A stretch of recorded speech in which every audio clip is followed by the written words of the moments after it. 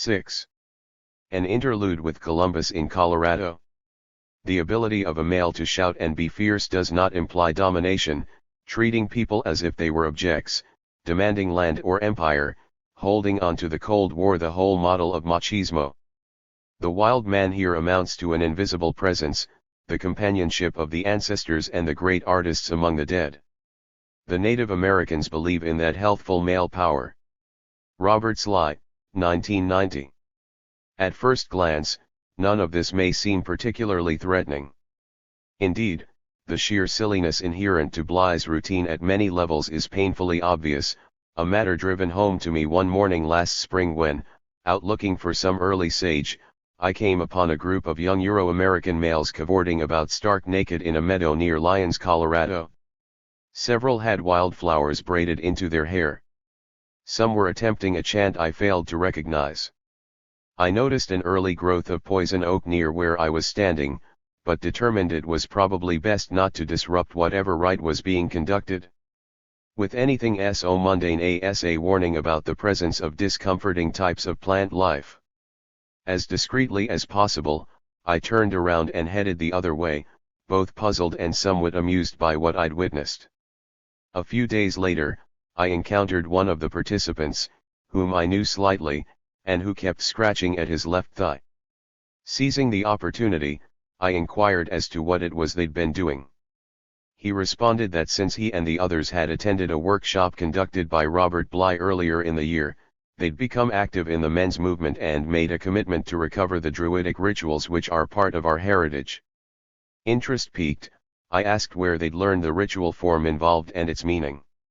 He replied that, while they'd attempted to research the matter, it turns out there's not really a lot known about exactly how the Druids conducted their rituals.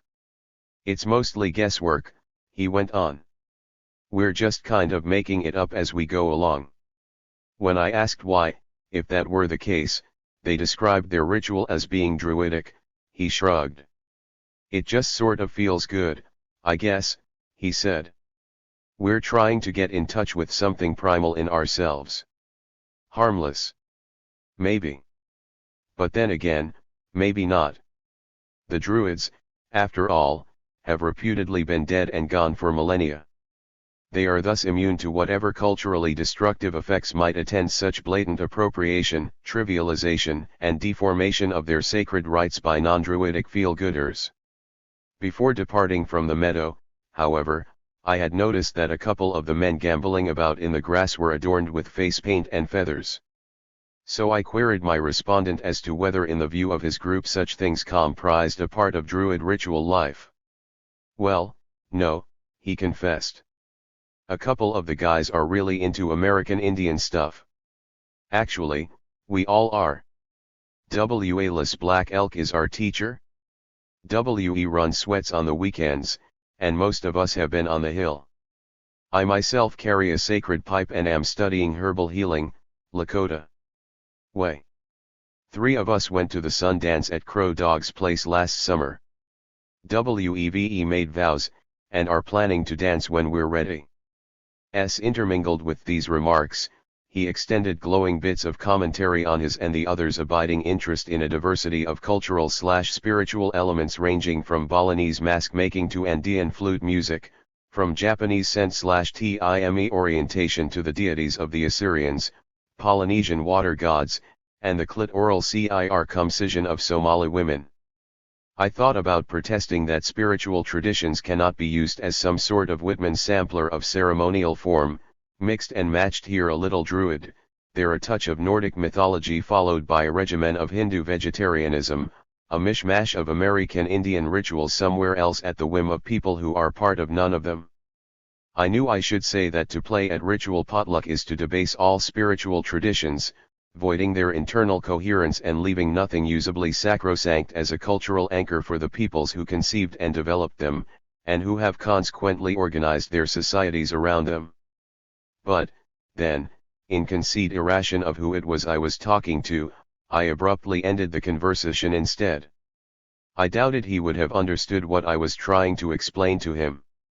More importantly, I had the distinct impression he wouldn't have cared, even if he had. Such observations on my part would most likely have only set loose the warrior in him, a flow of verbal diarrhea in which he asserted his and his peers' inalienable right to take anything they found of value in the intellectual property of others, converting it to whatever use suited their purposes at the moment. I was a bit tired, having just come from a meeting with a white environmental group where I'd attempted unsuccessfully to explain how their support of native land rights might bear some positive relationship to their announced ecological concerns, and felt it just wasn't my night to deal with the ghost of Christopher Columbus for a second time, head on. That's an excuse, to be sure. Probably, I failed in my duty. Perhaps, regardless of the odds against success, I should have tried reasoning with him. More likely, I should have done what my ancestors should have done to Columbus himself when the great discoverer first 372 brought his embryo of the men's movement to this hemisphere. But the amount of prison time assigned these days to that sort of appropriate response to aggression is daunting, to say the least. And I really do lack the wall space to properly display his tanned hide after skinning him alive. So I did nothing more than walk out of the coffee shop in which we'd been seated, leaving him to wonder what it was that had made me upset. Not that he's likely to have gotten the message. The result of my inaction is that, so far as I know, the man is still out there cruising the cerebral seas in search of spiritual landscapes to explore and pillage. Worse, he's still sending his booty back to his buddies in hopes of their casting some new synthesis of paganism advancement of civilization as we know it, in which they will be able to continue their occupancy of a presumed position at the center of the universe. Indians are us. We must get out of ourselves, or, more accurately, the selves we have been conned into believing are us. We must break out of the cage of artificial self in which we have been entrapped as men by today's society. We must get in touch with our true selves, recapturing the wild man, the animal, the primitive warrior being which exists in the core of every man. We must rediscover the meaning of maleness, the art of being male, the way of the warrior priest. In doing so, we free ourselves from the alienating tyranny of being what it is we're told we are, or what it is we should be. We free ourselves to redefine the meaning of man, to be who and what we can be, and what it is we ultimately must be. I speak here, of course, of genuine liberation from society's false expectations and thus from the false selves these expectations have instilled in each and every one of us here in this room. Let the wild man loose, I say. Free our warrior spirit. Robert Bly, 1991. In retrospect, it seems entirely predictable that, amidst Robert Bly's welter of babble concerning the value of assorted strains of imagined primitivism and warrior spirit, a substantial segment of his following and he himself in the workshops he offers on practical ritual would end up gravitating most heavily toward things Indian. After all, Native Americans and our ceremonial life constitute living, ongoing entities. We are therefore far more accessible in terms. Indians are U.S. 373. OF both time and space than the Druids are the Old Norse Odinists. Further, our traditions offer the distinct advantage of seeming satisfyingly exotic to the average Euro-American yuppie male, even while not forcing them to clank about in the suits of chainmail and heavy steel armor which would be required if they were to opt to act out their leaders' hyper-literate Arthurian fantasies. I mean, really. Justing, anyone. A warrior-type fella could get seriously hurt that way. 9. A main sticking point, of course, rests precisely in the fact that the cultures indigenous to America are living, ongoing entities. Unlike the Druids or the ancient Greek man cults who thronged around Hector and Achilles, Native American societies can and do suffer the socioculturally debilitating effects of spiritual trivialization and appropriation at the hands of the massively larger Euro-immigrant population which has come to dominate literally every other aspect of our existence. As Margot Thunderbird, an activist of the Shinnecock Nation, has put it, they came for our land, for what grew or could be grown on it, for the resources in it, and for our clean air and pure water. They stole these things from us, and in the taking they also stole our free ways and the best of our leaders, killed in battle or assassinated. And now, after all that, they've come for the very last of our possessions. Now they want our pride, our history, our spiritual traditions. They want to rewrite and remake these things, to claim them for themselves. The lies and thefts just never end.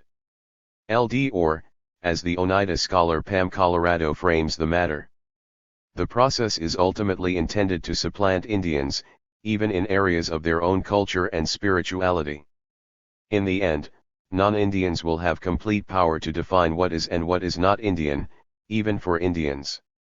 We are talking here about a complete ideological, conceptual subordination of Indian people in addition to the total physical subordination they already experience. When this happens, the last vestiges of real Indian society and Indian rights will disappear. Non-Indians will then claim to own our heritage and ideas as thoroughly as they now claim to own our land and resources. LL. From this perspective, the American Indian Movement passed a resolution at its 1984 Southwest Leadership Conference condemning the laissez-faire use of native ceremonies and/or ceremonial objects by anyone not sanctioned by traditional indigenous spiritual leaders. 12. 374. The AIM position also echoed an earlier resolution taken by the Traditional Elders Circle in 1980, condemning even Indians who engage in use of Indian people as such will cease to exist. By definition, the causing of any culture to cease to exist is an act of genocide. 19. Noted Hunkpapa Lakota author Vine Deloria, Jr., agrees in principle, finding that, as a result of the presumption of groups like the men's movement, as well as academic anthropology, the realities of Indian belief and existence have become so misunderstood and distorted at this point that when a real Indian stands up and speaks the truth at any given moment, he or she is not only unlikely to be believed, but will probably be publicly contradicted and corrected by the citation of some non-Indian and totally inaccurate expert. 20. Moreover, young Indians in universities are now being trained to view themselves and their cultures in the terms prescribed by such experts rather than in the traditional terms of the tribal elders. The process automatically sets the members of Indian communities at odds with one another, while outsiders run around picking up the pieces for themselves. In this way are perfecting a system of self-validation in which all semblance of honesty and accuracy are lost. This is absolutely devastating to Indian societies. 21. Even Sherman Alexie, while choosing to treat the men's movement phenomenon with scorn and ridicule rather than open hostility, is compelled to acknowledge that there is a serious problem with the direction taken by Bligh's disciples. Peyote is not just an excuse to get high, Alexie points out. A vision quest cannot be completed in a convention room rented for that purpose. He sweat lodge is a church, not a free clinic or something. A warrior does not have to scream to release the animal that is supposed to reside inside every man. A warrior does not necessarily have an animal inside him at all. If there happens to be an animal, it can be a parakeet or a mouse just as easily as it can be a bear or a wolf. When a white man adopts an animal, he the largest animal possible. Whether this is because of possible phallic connotations or a kind of 376 from a native son. Spiritual steroid abuse is debatable. I can imagine a friend of mine, John, who is white, telling me that his spirit animal is the Tyrannosaurus Rex. 22. The men's movement seems designed to appropriate and mutate so many aspects of native traditions. I worry about the possibilities. Men's movement chain stores specializing in portable sweat lodges, the Indians are us commodification of ritual and artifact, white men who continue to show up at powwows in full regalia and to dance. 23. Plainly, despite sharp differences in their respective temperaments and resultant stylistic approaches to dealing with problems, Alexie and many other Indians share Russell Means' overall conclusion that the culture vultures of the men's movement are not innocent or innocuous, cute, groovy, hip, enlightened or any of the rest of the things they want to project themselves as being. No, what they're about is cultural genocide. And genocide is genocide, no matter how you want to quality it. So some us are starting to react to these folks accordingly. 24. VIU from a foreign shore. Western man's connection to THIRD man has been disturbed for centuries now, and a lot of fear has been built up. Wild man is part of a company or a community in a man's psyche. The wild man jives in complicated interchanges with other interior beings. A whole community of beings is what is called a grown man. Moreover, when we develop the inner wild man, he keeps track of the wild animals inside us, and warns when they are liable to become extinct. The wild one in you is the one which is willing to leave the busy life, and able to be called away. Robert Bly, 1990. In many ways, the salient questions which present themselves with regard to the men's movement center on motivation. Why, in this day and age, would any group of well-educated and self-proclaimedly sensitive men, the vast majority of whom may be expected to exhibit genuine outrage at my earlier comparison of them to Columbus, elect to engage in activities which can be plausibly categorized as culturally genocidal? Assuming initial ignorance in this regard, why do they choose to persist in these activities, often escalating their behavior after its implications have been explained by its Indians are U.S. 377 victims repeatedly and in no uncertain terms? And, perhaps most of all, why would such extraordinarily privileged individuals as those who flocked to Robert Bly, a group marked by nothing so much as the kind of ego-driven self-absorption required to insist upon its right to impose itself on a tiny minority, even to the point of culturally exterminating it, to do so in a manner which makes them appear not only repugnant, but also utterly ridiculous to anyone outside their ranks?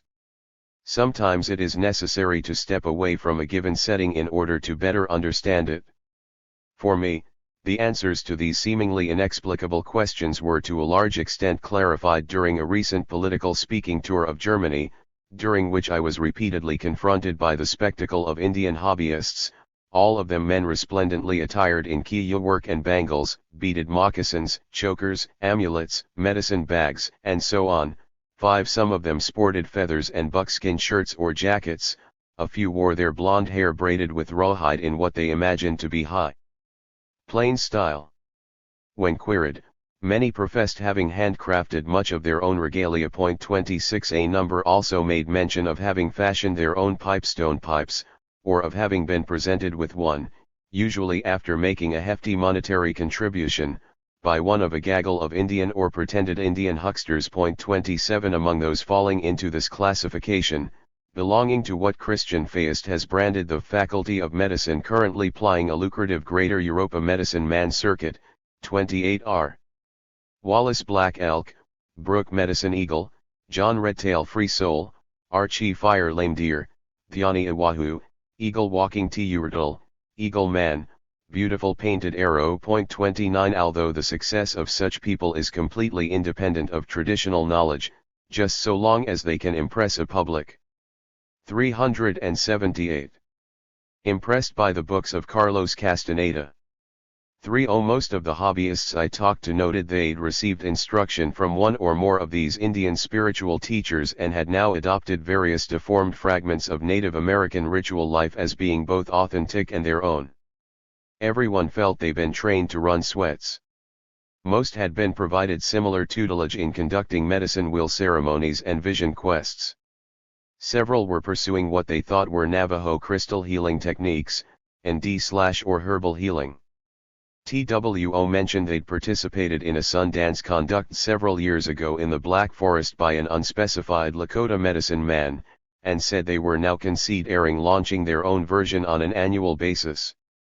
Half a dozen more inquired as to whether I could provide them entree to the sun dances conducted each summer on stateside reservations. 31.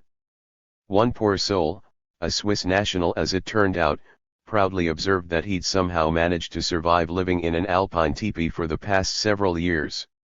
32. All of them maintained that at this point they actually consider themselves to be Indians, at least in spirit. 33. These Indians of Europe, as Feist has termed them, were uniformly quite candid as to why they felt this way. 4. Bluntly put, and the majority were precisely this harsh in their own articulations. They absolutely hate the idea of being Europeans, especially Germans. Abundant mention was made of their collective revulsion to the European heritage of colonization and genocide, particularly the ravages of Nazism. Some went deeper, addressing what they felt to be the intrinsically unacceptable character of European civilization's relationship to the natural order in its entirety. Their response, as a group, was to try and disassociate themselves from what it was/is they object to by announcing their personal identities in terms as diametrically opposed to it as they could conceive. Becoming American Indians in their own minds apparently fulfilled this deep-seated need in the most gratifying fashion. 35. Yet, when I delved deeper, virtually all of them ultimately admitted they were little more than weekend warriors, or cultural transvestites, to borrow another of Faist's descriptors. 36.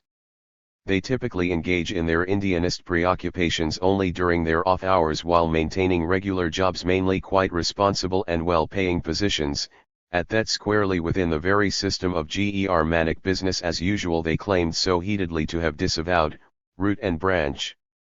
The most candid respondents were even willing to admit, when pushed, that were it not for the income accruing from their daily roles as good Germans, they'd not be able to afford their hobby of imagining themselves as being something else, or to pay the fees charged by imported Native American spirit leaders to validate this impression. Further, without exception, when I inquired as to what they might be doing to challenge and transform the fundamental nature of the German culture, society, and state they profess to detest so deeply, they observed that they had become spiritual people and are therefore apolitical. Queries concerning whether they might be willing to engage in activities to physically defend the rights and territories of indigenous peoples in North America drew much the same reply. The upshot of German hobbyism, then, is that, far from constituting the sort of radical divorce from a Germanic context its adherents assert, part-time impersonation of American Indians represents a means through which they can psychologically reconcile themselves to it. By pretending to be what they are not and in fact can never be, because the objects of their fantasies have never existed in real life, the hobbyists are freed to be what they are, and to feel good about themselves in the process. 37. And, since this sophistry allows them to contend in all apparent seriousness that they are somehow entirely separate from the oppressive status quo upon which they depend, and which their real-world occupations do so much to make possible, they thereby absolve themselves of any obligation whatsoever to materially confront it. Voila! Wildmen and primitives carrying out the most refined functions of the German corporate state, warriors relieved of the necessity of doing battle other than in the most metaphorical of 380 senses, and then always in service to the very structures and traditions they claim and may even have convinced themselves to believe at some level or another their perverse posturing negates. 8. The dynamics of denial. Contemporary business life allows competitive relationships only, in which the major emotions are anxiety, tension, loneliness, rivalry, and fear. Zeus energy has been steadily disintegrating decade after decade in the United States. Popular culture has been determined to destroy respect for it, beginning with the Maggie and Jiggs and Dagwood and Blondie comics of the 1920s and 1930s, in which the man is always weak and foolish. The recovery of some form of initiation is essential to the culture. The United States has undergone an unmistakable decline since 1950, and I believe if we do not find the decline will continue. Robert B., 1990. Obviously, the liberatory potential of all this for actual American Indians is considerably less than zero. Instead, hobbyism is a decidedly parasitical enterprise, devoted exclusively to the emotional edification of individuals integrally and instrumentally involved in perpetuating and perfecting the system of global domination from which the genocidal colonization of Native America stemmed and by which it is continued. Equally obvious, there is a strikingly close, if somewhat antecedent, correspondence between German hobbyism on the one hand, and the North American men's movement on the other. The class and ethnic compositions are virtually identical, as are the resulting social functions, internal dynamics, and external impacts. 9. So close is the match, not only demographically, but motivationally and behaviorally as well, that Robert Bly himself has scheduled a tour of Germany during the summer of 1993 to bring the old WORLD's Teutonic sector into his burgeoning fold. 4. Perhaps the only significant difference between the men's movement at home and hobbyism abroad is just that, the hobbyists at least are over there, but the men's movement is right here, where we live. Hobbyism in Germany may contribute to what both Adolf Hitler and George Bush called the New World Order, and thus yield a negative, but somewhat indirect effect upon native people in North America, but the men's movement is quite directly connected to the ever more efficient imposition of that order upon Indian lands and lives in the United States and Canada. The mining engineer who joins the men's movement and thereafter spends his weekends communing with nature in the manner of an Indian does so in precisely the same fashion as his German colleagues in order to exempt himself from either literal or emotional responsibility for the fact that, to be who he is and live at the standard he does, he will spend the rest of his week making wholesale destruction of the environment an operant reality. Not infrequently, the land being strip-mined under his supervision belongs to the very Indians whose spiritual traditions he appropriates and reifies in the process of finding inner peace. 41. By the same token, the corporate lawyer, the Wall Street broker, and the commercial banker who accompany the engineer into a sweat lodge do so because, intellectually, they understand quite well that, without them, his vocation would be impossible. The same can be said for the government bureaucrat, the corporate executive, and the marketing consultant who keep sacred pipes on the walls of their respective offices.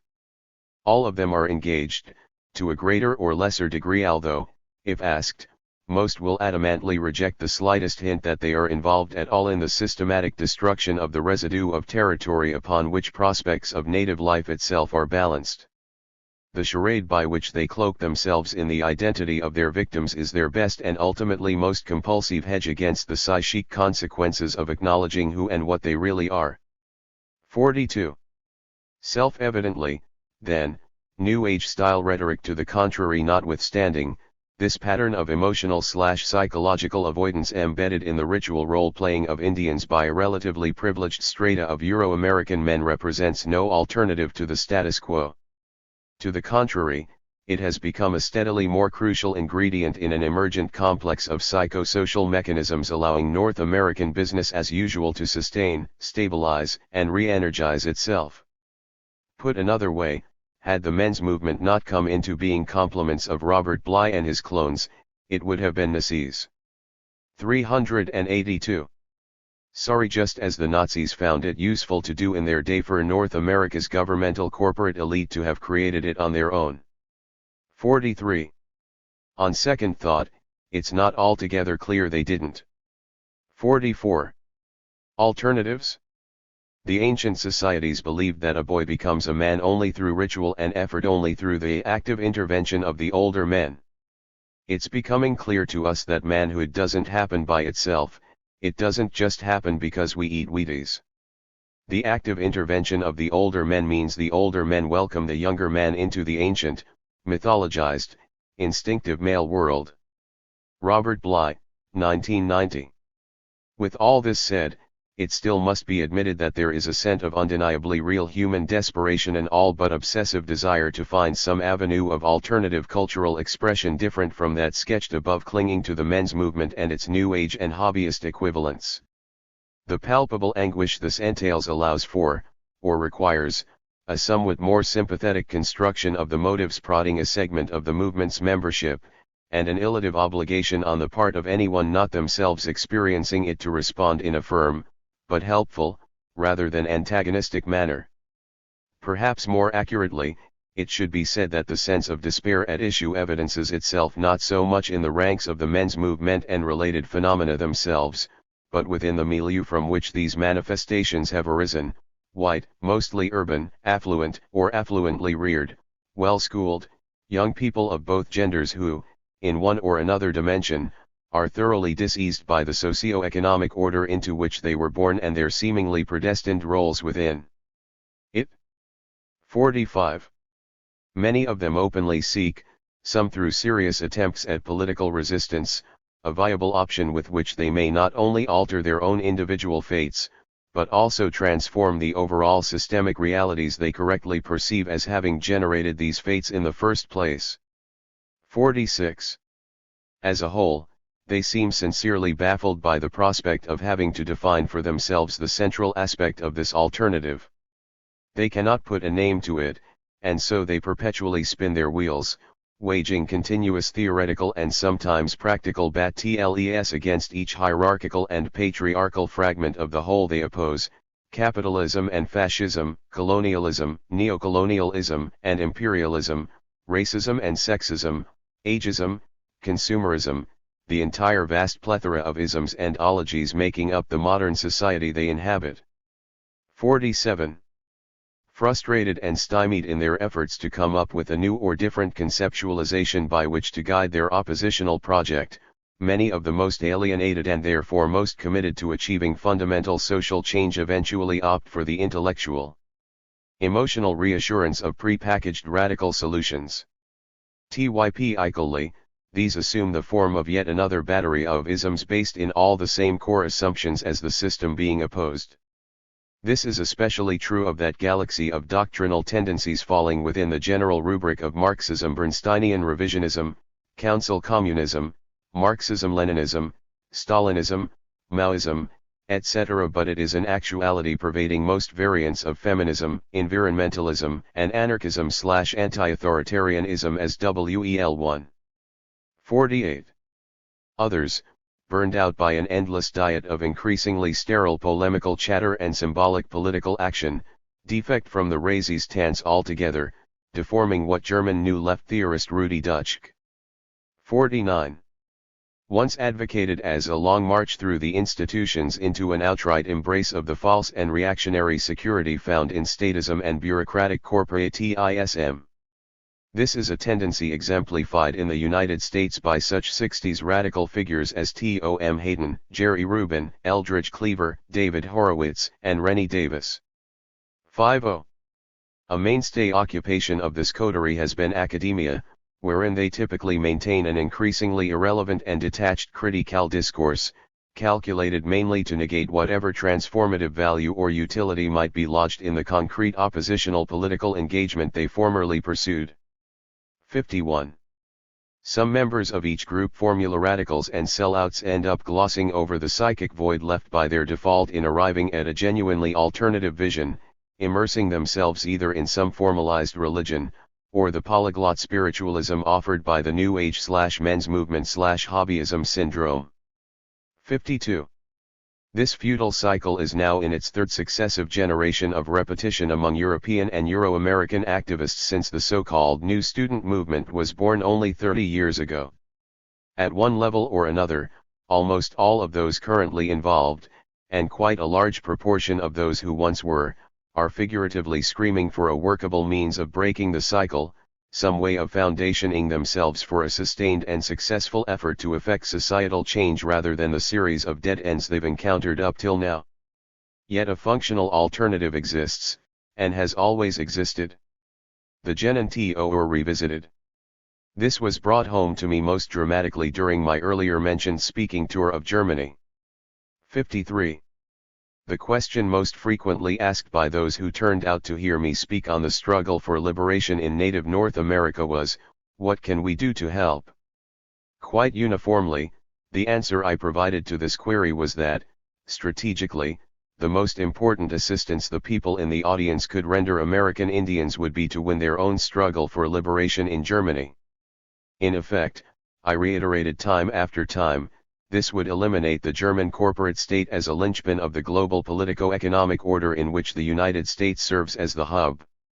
You must understand, I stated each time the question arose, that I really mean it when I say we are all related. Consequently, I see the mechanisms of our oppression as being equally interrelated. Given this perspective, I cannot help but see a victory for you as being simultaneously a victory for American Indians, and vice versa, that a weakening of your enemy here in Germany necessarily weakens ours there, in North America, that your liberation is inseparably linked to our own, and that you should see ours as advancing yours. Perhaps, then, the question should be reversed: what is it that we can best do to help you succeed? As an expression of solidarity, these sentiments were on every occasion roundly applauded. Invariably, however, they also produced a set of rejoinders intended to qualify the implications of what we'd said to the point of negation. The usual drift of these responses was that the German and American Indian situations and resulting struggles are entirely different, and thus not to be compared in the manner I'd attempted. This is true, those making this point argued, because Indians are colonized peoples while the Germans are colonizers. Indians, they went on, must therefore fight to free our occupied and underdeveloped land base, while the German opposition, effectively landless, struggles to rearrange social and economic relations within an advanced industrial society. Most importantly, they conclude, native people in America hold the advantage of possessing cultures separate and distinct from that which we oppose, while the German opposition, by contrast, must contend with the circumstance of being essentially cultureless and disoriented. 54. After every presentation, I was forced to take strong exception to such notions. As long-term participants in the national liberation struggle of American Indians, I said, we have been forced into knowing the nature of colonialism very well. Along with you, we understand that the colonization we experience finds its origin in the matrix of European culture. But, apparently unlike you, we also understand that in order for Europe to do what it has done to us, in fact, for Europe to become Europe at all, it first had to do the same thing to all of you. In other words, to become a colonizing culture, Europe had first to colonize itself. 55. To the extent that this is true, I find it fair to say that if our struggle must be explicitly anti-colonial in its form, content, and aspirations, yours must be even more so. You have, after all, been colonized far longer than we, and therefore much more completely. In fact, your colonization has by now been consolidated to such an extent that with certain notable exceptions, like the Irish and Euskadi nationalists, you no longer even see yourselves as having been colonized. 56. The result is that you've become self-colonizing, conditioned to be so self-identified with your own oppression that you've lost your ability to see it for what it is, much less to resist it in any coherent way. You seem to feel that you are either completely disconnected from your own heritage of having been conquered and colonized, or 386. That you can and should disconnect yourselves from it as a means of destroying that which oppresses you. I believe, on the other hand, that your internalization of this self-hating outlook is exactly what your oppressors want most to see you do. Such a posture on your part simply perfects and completes the structure of your domination. It is inherently self-defeating because in denying yourselves the meaning of your own history and traditions, you leave yourselves with neither an established point of departure from which to launch your own struggle for liberation, nor any set of goals and objectives to guide that struggle other than abstractions. You are thereby left effectively enchawless and rudderless, adrift on a stormy sea. You have lost your maps and compass, so you have no idea where you are or where to turn for help. Worst of all, you sense that the ship on which you find yourselves trapped is rapidly sinking. I can imagine no more terrifying situation to be in, and, as relatives, we would like to throw you a life preserver. So here it is, I went on. It takes the form of an insight offered by our elders. To understand where you are, you must know where you've been, and you must know where you are to understand where you are going. 57 For Indians, you see, the past, present, and future are all equally important parts of the same indivisible whole. And I believe this is as true for you as it is for us. In other words, you must set yourselves to reclaiming your own indigenous past. You must come to know it in its own terms, the terms of its internal values and understandings, and the way these were applied to living in this world, not the terms imposed upon it by the order which set out to destroy it. You must learn to put your knowledge of this heritage to use as a lens through which you can clarify your present circumstance, to know where you are, so to speak. And, from this, you can begin to chart the course of your struggle into the future. Put still another way, you, no less than we, must forge the conceptual tools that will allow you to carefully and consciously orient your struggle toward regaining what it is that has been taken from you, rather than presuming a unique ability to invent it all anew. You must begin with the decolonization of your own minds, with the restoration of your understanding of who you are, where you come from, what it is that has Indians or U.S. 387 been done to you to take you to the place in which you now find yourselves. Then, and only then, it seems to us, will you be able to free yourselves from your present dilemma. Look at us, and really hear what we're saying, I demanded. We are not unique in being indigenous people. Everyone is indigenous somewhere. You are indigenous here. You, no more than we, are landless. Your land is occupied by an alien force, just like ours. You, just like us, have an overriding obligation to liberate your homeland. You, no less than we, have models in your own traditions upon which to base your alternatives to the social, political, and economic structures now imposed upon you.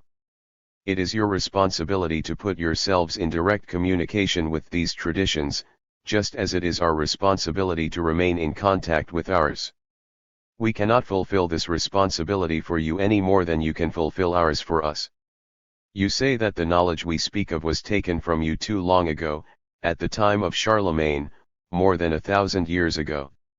Because of this, you say, the gulf of time separating then from now is too great, that what was taken then is now lost and gone.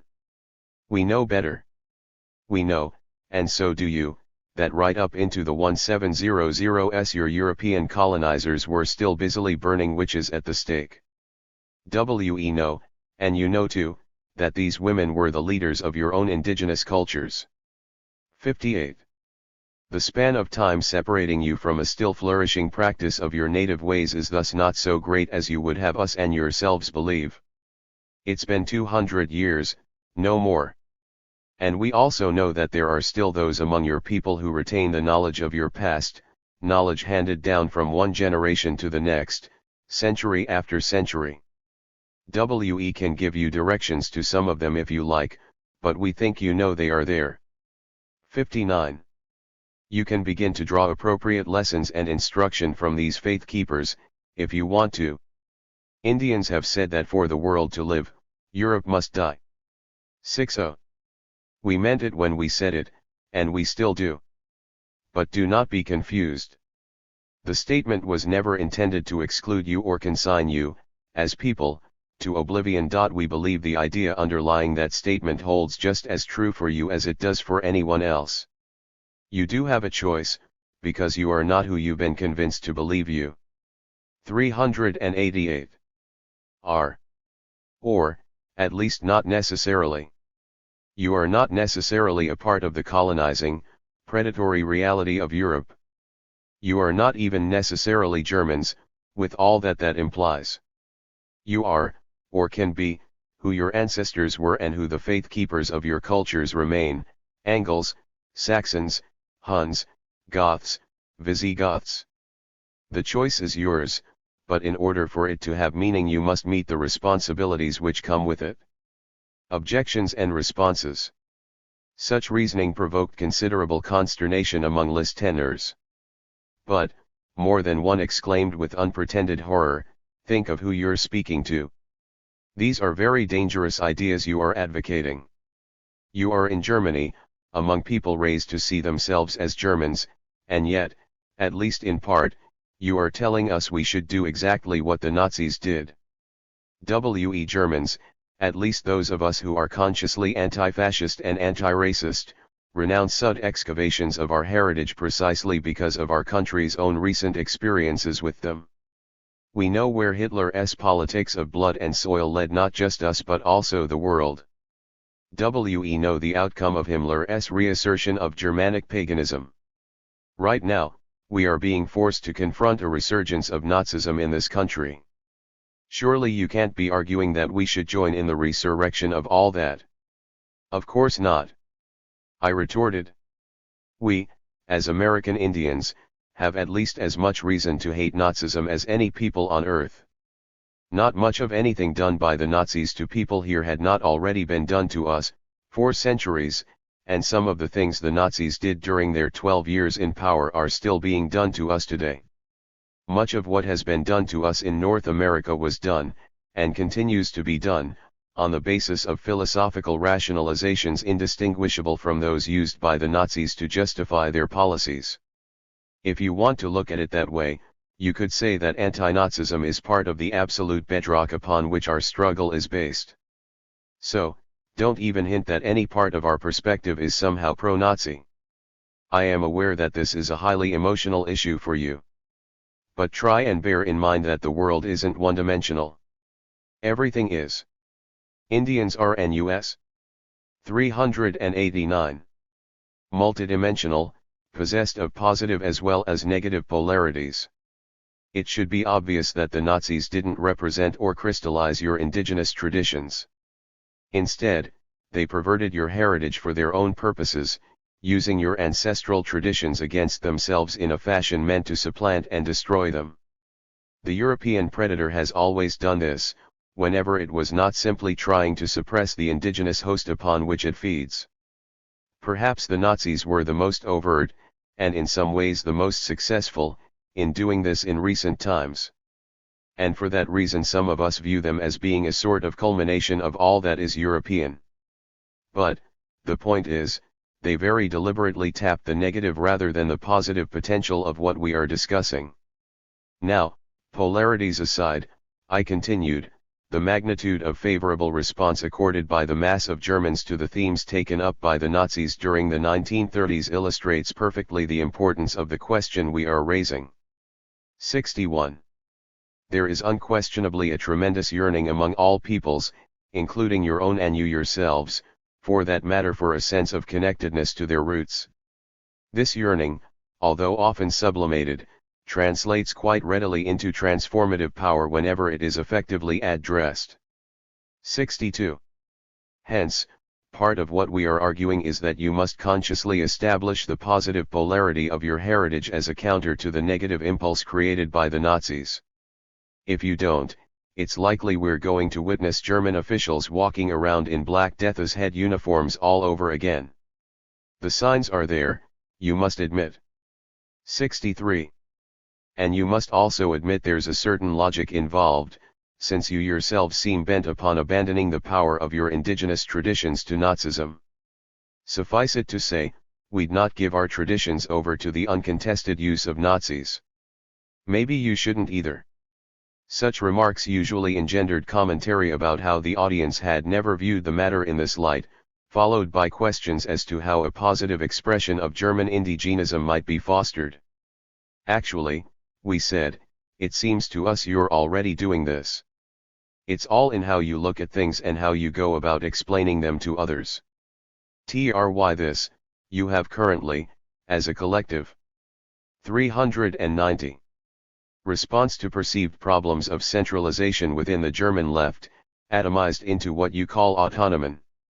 These we understand to be a panorama of autonomous affinity groups bound together in certain lines of thought and action by a definable range of issues and aspirations. 64. Correct. So, instead of trying to explain this development to yourselves and everyone else as some new and revolutionary tendency, which it certainly is not, how about conceiving of it as an effort to recreate the kinds of social organization and political consensus marking your ancient tribal cultures? Making such an effort to connect what you are doing to what was done quite successfully by your ancestors, and using that connection as a mode through which to prefigure what you wish to accomplish in the future, would serve to contextualize your efforts in a way you've never before attempted. It would allow you to obtain a sense of your own cultural continuity which, at present, appears to be conspicuously absent from your struggle. It would allow you to experience the sense of empowerment which comes with reaching into your own history at the deepest level and altering outcomes you've quite correctly decided are unacceptable. This is as opposed to your trying to invent some entirely different history for yourselves. We predict a project of this sort, if approached carefully and with considerable flexibility from the outset, would revitalize your struggle in ways which will astound you. Here's another possibility: you are at the moment seriously engaged in efforts to redefine power relations between men and women, and in finding ways to actualize these redefined relationships. Instead of trying to reinvent the wheel in this respect, why not see it as an attempt to reconstitute in the modern setting the kind of gender balance that prevailed among your ancestors? Surely this makes as much sense as attempting to fabricate a whole new set of relations. And, quite possibly, it would enable you to explain your intentions in this regard to a whole range of people who are frankly skeptical right now, in a manner which would attract them rather than repelling them. Indians are U.S. 39-1. Again, you are primarily an urban-based movement in which squatting plays a very prominent role. Why not frame this in terms of liberating your space in very much the same way we approach the liberation of our land? The particulars are very different, but the principle involved would seem to us to be quite similar. And it looks likely to me that thinking of squatting in this way would tend to lead you right back toward your traditional relationship to land/space. This seems even more probable when squatting is considered in combination with the experiments in collectivism and communalism which are its integral aspects. A lot of translation is required to make these connections, but that too is exactly the point. Translation between the concrete and the theoretical is always necessary in the formation of praxis. What I'm recommending is no different from any other approach in this respect. The question is whether these translations will serve to link political activity to reassertion of indigenous traditions, or to force an even further disjuncture in that regard. That's true in any setting, whether it's yours or ours. As we said, there are choices to be made. These are merely a few preliminary possibilities we've been able to observe during the short time we've been here, we concluded. We're sure there are many others. What's important, however, is that we can and must all begin wherever we find ourselves. Start with what already exists in terms of resistance, link this resistance directly to your own native traditions, and build from there. The sequence is a bit different, but that's basically what we in the American Indian movement have had to do. And we can testify that the process works. You end up with a truly organic and internally sustainable framework within which to engage in liberatory struggle. Plainly, this is something very different from Adolf Hitler's conducting of blood rituals on the playing fields of Nuremberg. 66. Or Heinrich Himmler's convening of some kind of mystic order of the 55 in a castle at Wewelsburg. 67. Just as it's something very different from tripped-out hippies prancing about in the grass every spring pretending they're rediscovering the literal ceremonial forms of the ancient Celts, or a bunch of yuppies spending their off hours playing at being American Indians. All of these are facets of the negative polarity you so rightly. 392. Reject. I am arguing, not that you should drop your rejection of the negative, but that you should pursue its positive alternative. Let's not confuse the two. And let's not throw the baby out with the bath water. Okay. Applications to North America. It is not necessary for crows to become eagles. Sitting Bull, 1888. Much of what has been said with regard to Germany can be transposed for application in North America, albeit there can be no suggestion that Euro-Americans are in any way indigenous to this land. What is meant is that the imperative of reconnecting themselves to their own traditional roots pertains as much, and in some ways more, to this dislocated segment of the European population as it does to their cousins who have remained in the Old World. By extension, the same point can be made with regard to the descendants of those groups of European invaders who washed up on the beach in other quarters of the planet these past 500 years, in various locales of South and Central America, for instance, and in Australia, New Zealand, South Africa, and much of Polynesia and Micronesia.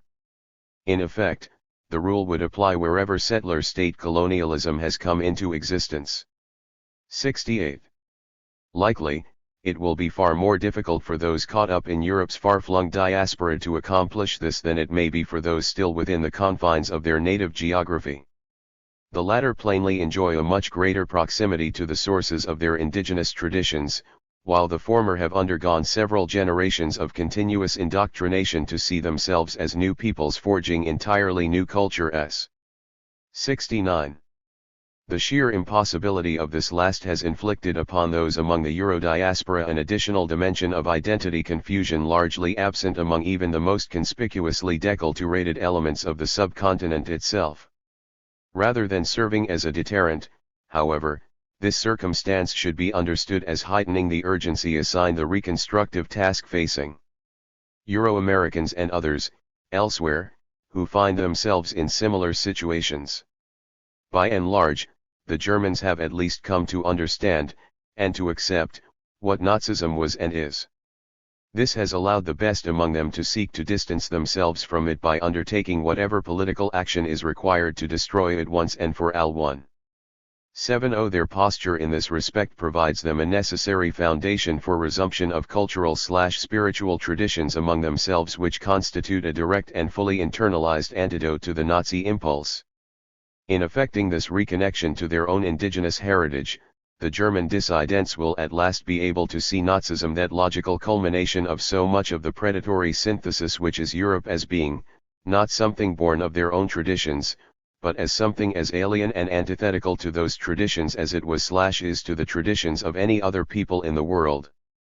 In this way, by reintegrating themselves with their indigenous selves, they simultaneously reintegrate themselves with the rest of humanity itself.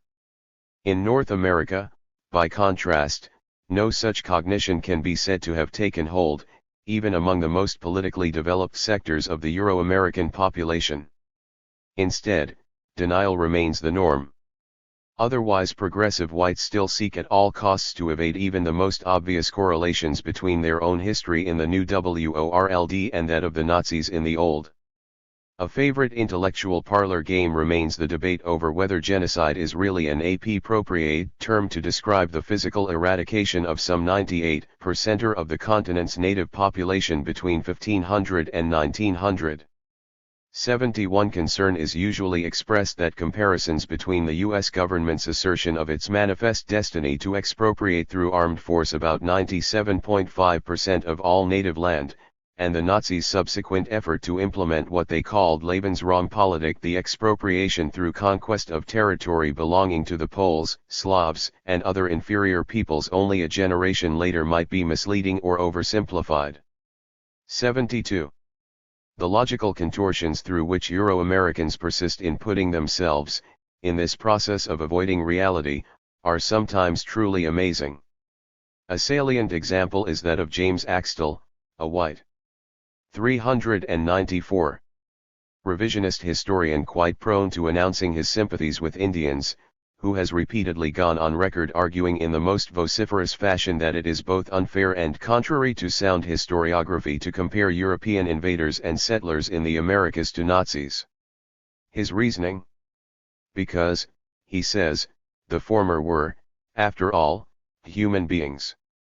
They were husbands, fathers, brothers, uncles, sons and lovers. And we must try to reach back in time to understand them as such. 73. Exactly what he thinks the Nazis were, if not human beings fulfilling identical roles in their society, is left unstated. For that matter, Axtell fails to address how he ever arrived at the novel conclusion that either the Nazis or European invaders and Euro-American settlers in the New World consisted only of men.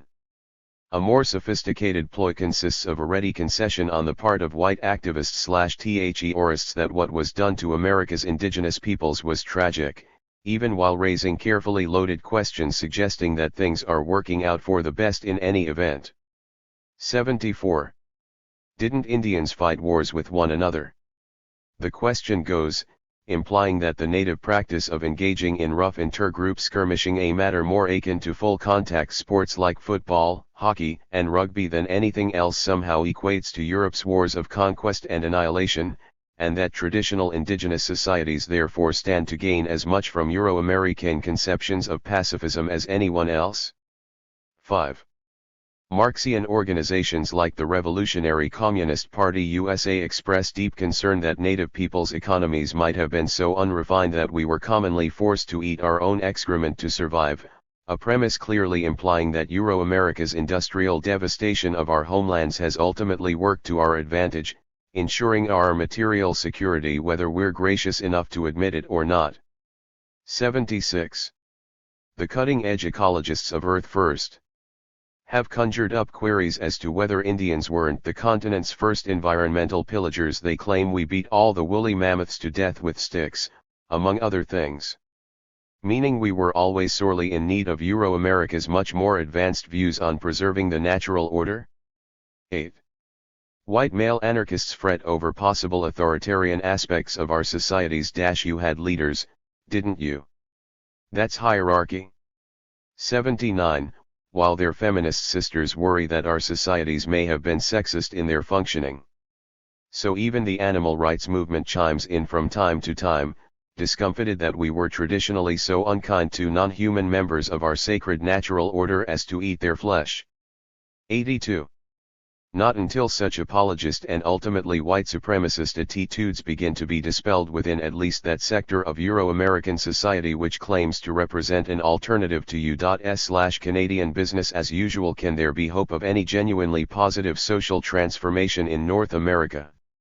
And only in acknowledging the real rather than invented nature of their history, as the German opposition has done long since, can they begin to come to grips with such things. 83.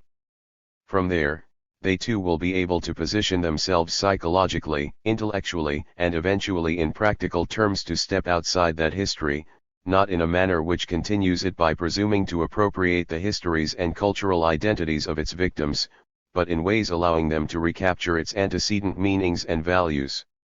Restated, Euro-Americans, like their European counterparts, will then be able to start reconnecting themselves to their indigenous traditions and identities in ways which instill pride rather than guilt, empowering themselves to join in the negation of the construct of Europe which has temporarily suppressed their cultures as well as ours.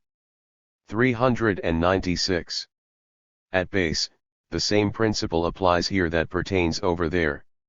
As our delegation put it repeatedly to the Germans in our closing remarks, the indigenous peoples of the Americas can, have, and will continue to join hands with the indigenous peoples of this land, just as we do with those of any other.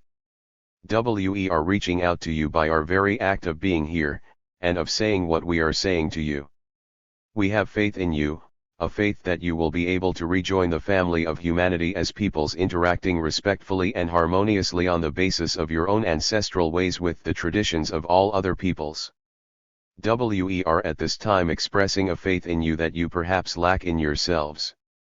But, and make no mistake about this, we cannot and will not join hands with those who default on this responsibility, who instead insist upon wielding an imagined right to stand as part of Europe's synthetic and predatory tradition, the tradition of colonization, genocide, racism, and ecocide. The choice, as we've said over and over again, is yours to make. It cannot be made for you.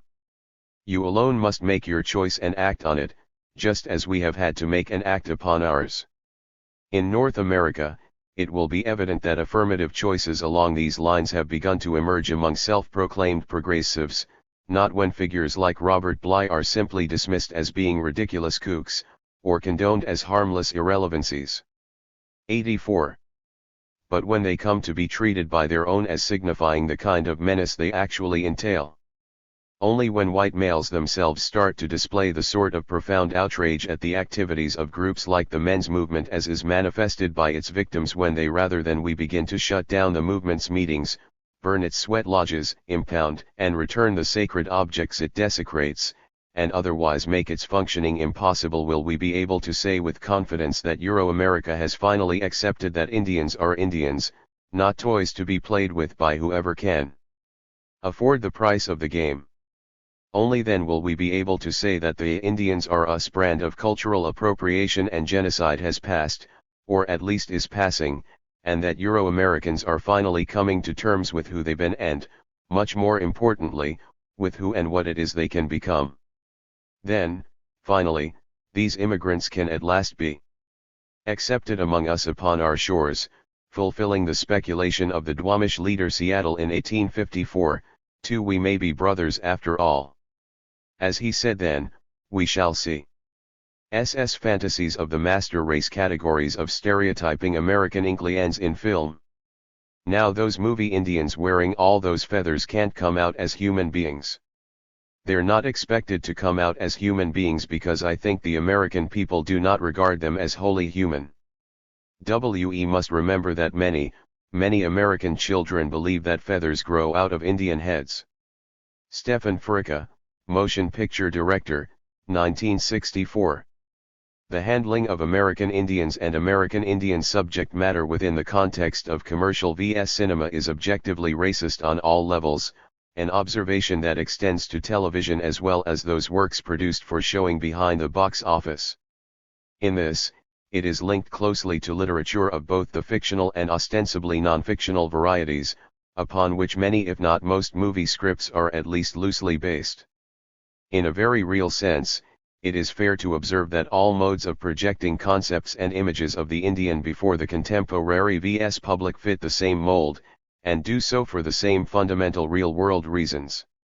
In this paper, we will attempt to come to grips with both the method and the motivation for this, albeit within a given medium and by way of a somewhat restricted range of the tactics employed. The medium selected for this purpose is commercial film, the technique examined that of stereotypic projection. The matter divides itself somewhat automatically into three major categories of emphasis. These may be elucidated as follows. The Anti-Rican Indian as a creature of another till one. We are all aware of the standard motion picture technique of portraying the Native American with galloping pony and flowing headdress. We have seen the teepee and the buffalo hunt, the attack on the wagon train and the ambush of the stagecoach until they are seen so totally ingrained in the American consciousness as to be synonymous with the very concept of the American Indian.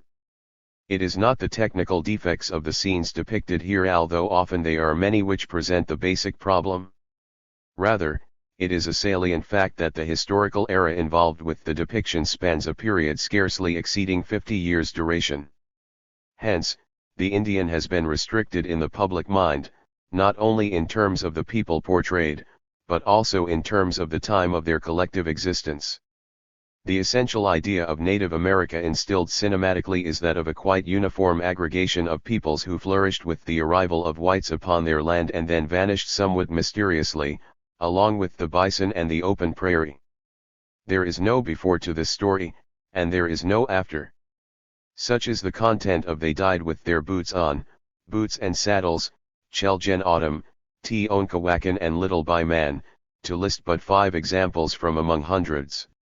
Of course, commercial film has through a vastly reduced number of titles slightly expanded the scope of the stereotype at hand. The existence of the peoples of the Northeast receive recognition in such epics as Drums Along the Mohawk and the Deer Slayer. The peoples of the Southwest have been included to some extent in scattered fare such as Broken Arrow, Fort Apache, and Tellm Willie Boy Is Here.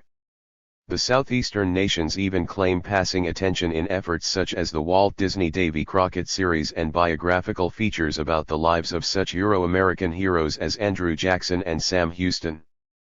The latter deviations from the plain stereotype, which has assumed proportions of a valid archetype in the public consciousness, drive the timeline back some 75 years at most. AC Inturian Quarter selected for depiction is hardly less a focus on a particular time than is a 50-year span. Further, it should be noted that, costuming aside, literally all the geographical/cultural groups presented are portrayed in exactly the same manner, a matter we will consider in the following 2 sections. The point of the historical confines involved in this category is, however, that indigenous people are defined exclusively in terms of certain interactions with Euro-Americans. There is no cinematic recognition whatsoever of a white free and autonomous native past. Similarly, no attention is paid at all to the myriad indigenous nations not heavily and dramatically involved in the final period of Anglo-Indian warfare. US audiencias no Aztec, Inca, or Anasazi parallel to Cleopatra, the Robe, or Ben-Hur. Small wonder the public views the native as some briefly extant, mythic, and usually hostile apparition. As a consequence, the public perception of the historical existence of Native Americans is of beings who spent their time serving as little other than figurative pop-up targets for non-Indian guns. Nor is there any abundance of films attempting to deal with contemporary Indian realities. In effect, the native ceased to exist at the onset of the reservation period of the Plains peoples. This is evidenced by the fact that the author could find only 2 films listed biographies of Jim Thorpe and Ira Hayes, both starring Burt Lancaster, released prior to 1980, which featured the indigenous experience after 1880 in any meaningful way at all. As to current events, well, there's always the Billy Jack series, Born Losers, Billy Jack, the TREL of Billy Jack and Billy Jack Goes to Washington, utilizing the vehicle of an ex-Special Forces mixed-blood karate expert to exploit the grisly mystique of Shaft and Superfly-type superheroes. The result is a predictably shallow and idiotic parallel to the Batman television series. The single attempt by Hollywood to equal for American Indians what Sounder and Lady Sings the Blues have achieved for African Americans was rapidly withdrawn from circulation as an embarrassment. So steeped in celluloid myopia are filmdoms crit ICS so full, that is, of their own self-perpetuating stereotyping that they pan Journey Through Rosebud's characters as being wooden Indians. This, despite these characterizations being ranked by most Native Americans viewing them as being the most accurate and convincing ever to come from the studios.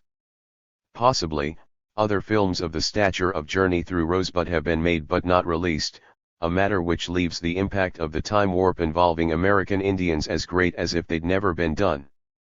A result is that the U.S. mainstream population finds itself under no particular moral or 412 psychic obligation to confront the fact of Native America, as either an historical or topical reality. Native cultures defined by Eurocentric V.A. Louise, an Anishinaabe friend of mine, once visited the Field Museum in Chicago.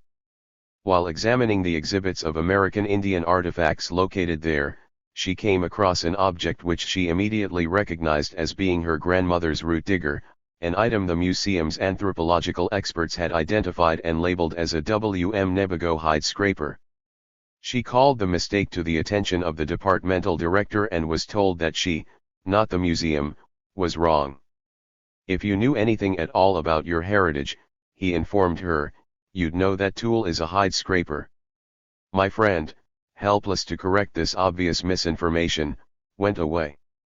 They never listen to the people who really know these things, SHC said later.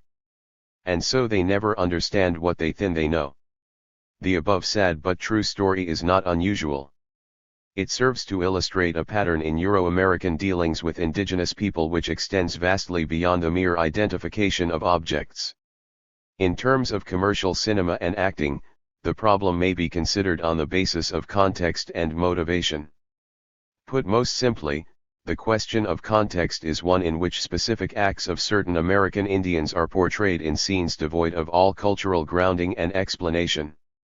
From whence is comprehension of the real nature of these acts to come? The viewing audience is composed overwhelmingly of non-Indians who obviously hold no automatic insight into native cultures and values, yet somehow they must affix meaning to the actions presented on the screen before them. Thus, the real acts of indigenous people, even when depicted more or less accurately, often appear irrational, cruel, unintelligent, or silly when displayed in film. Scenes such as those presented in the John Ford classic, Stagecoach, are fine examples of this stereotyping approach. Motivation is a more sophisticated, and consequently more dangerous, consideration. Here, a cultural context of sorts is provided, at least to some degree, but it is a context comprised exclusively of ideas, values, emotions, and other meanings assigned by Euro-America to the native cultures portrayed. Insofar as indigenous American and Euro-derived worldviews are radically and demonstrably different in almost every way, such a projection can only serve to dramatically misrepresent the native cultures involved and, at best, render them nonsensical. Such misrepresentation serves two major stereotyping functions.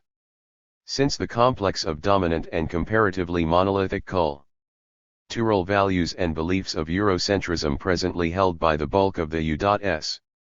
population are utilized to provide motivation for virtually all American Indians portrayed in commercial film. All native values and beliefs appear to be lumped together into a single homogeneous and consistent whole, regardless of actual variances and distinctions.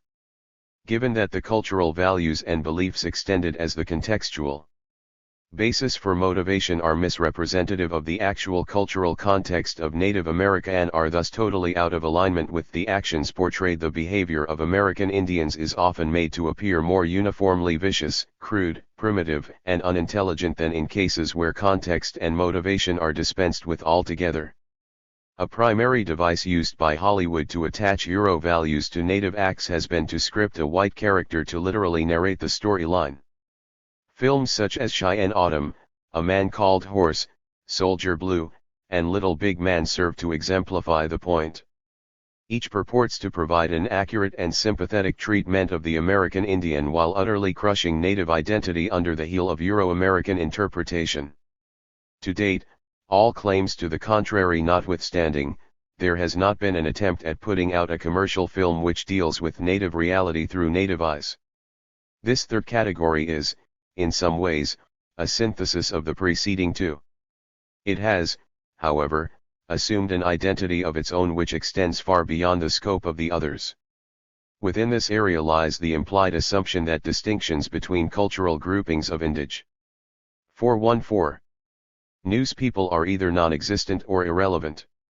Given this attitude regarding the portrayal of Indians in film, it is inevitable that the native be reduced from reality to a strange amalgamation of dress, speech, custom, and belief. All vestiges of truth and thereby of intercultural understanding give way here before the onslaught of Movieland's mythic creation.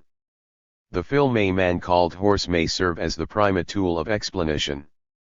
This droll adventure, promoted as the most authentic description of North American Indian life ever filmed, provides its audience with the depiction of a people whose language is Lakota, whose hairstyles range from Assiniboine through Nez Perce to Comanche, whose teepee design is Crow, and whose sun dance ceremony and the lodge in which it is held are both typically Mandan.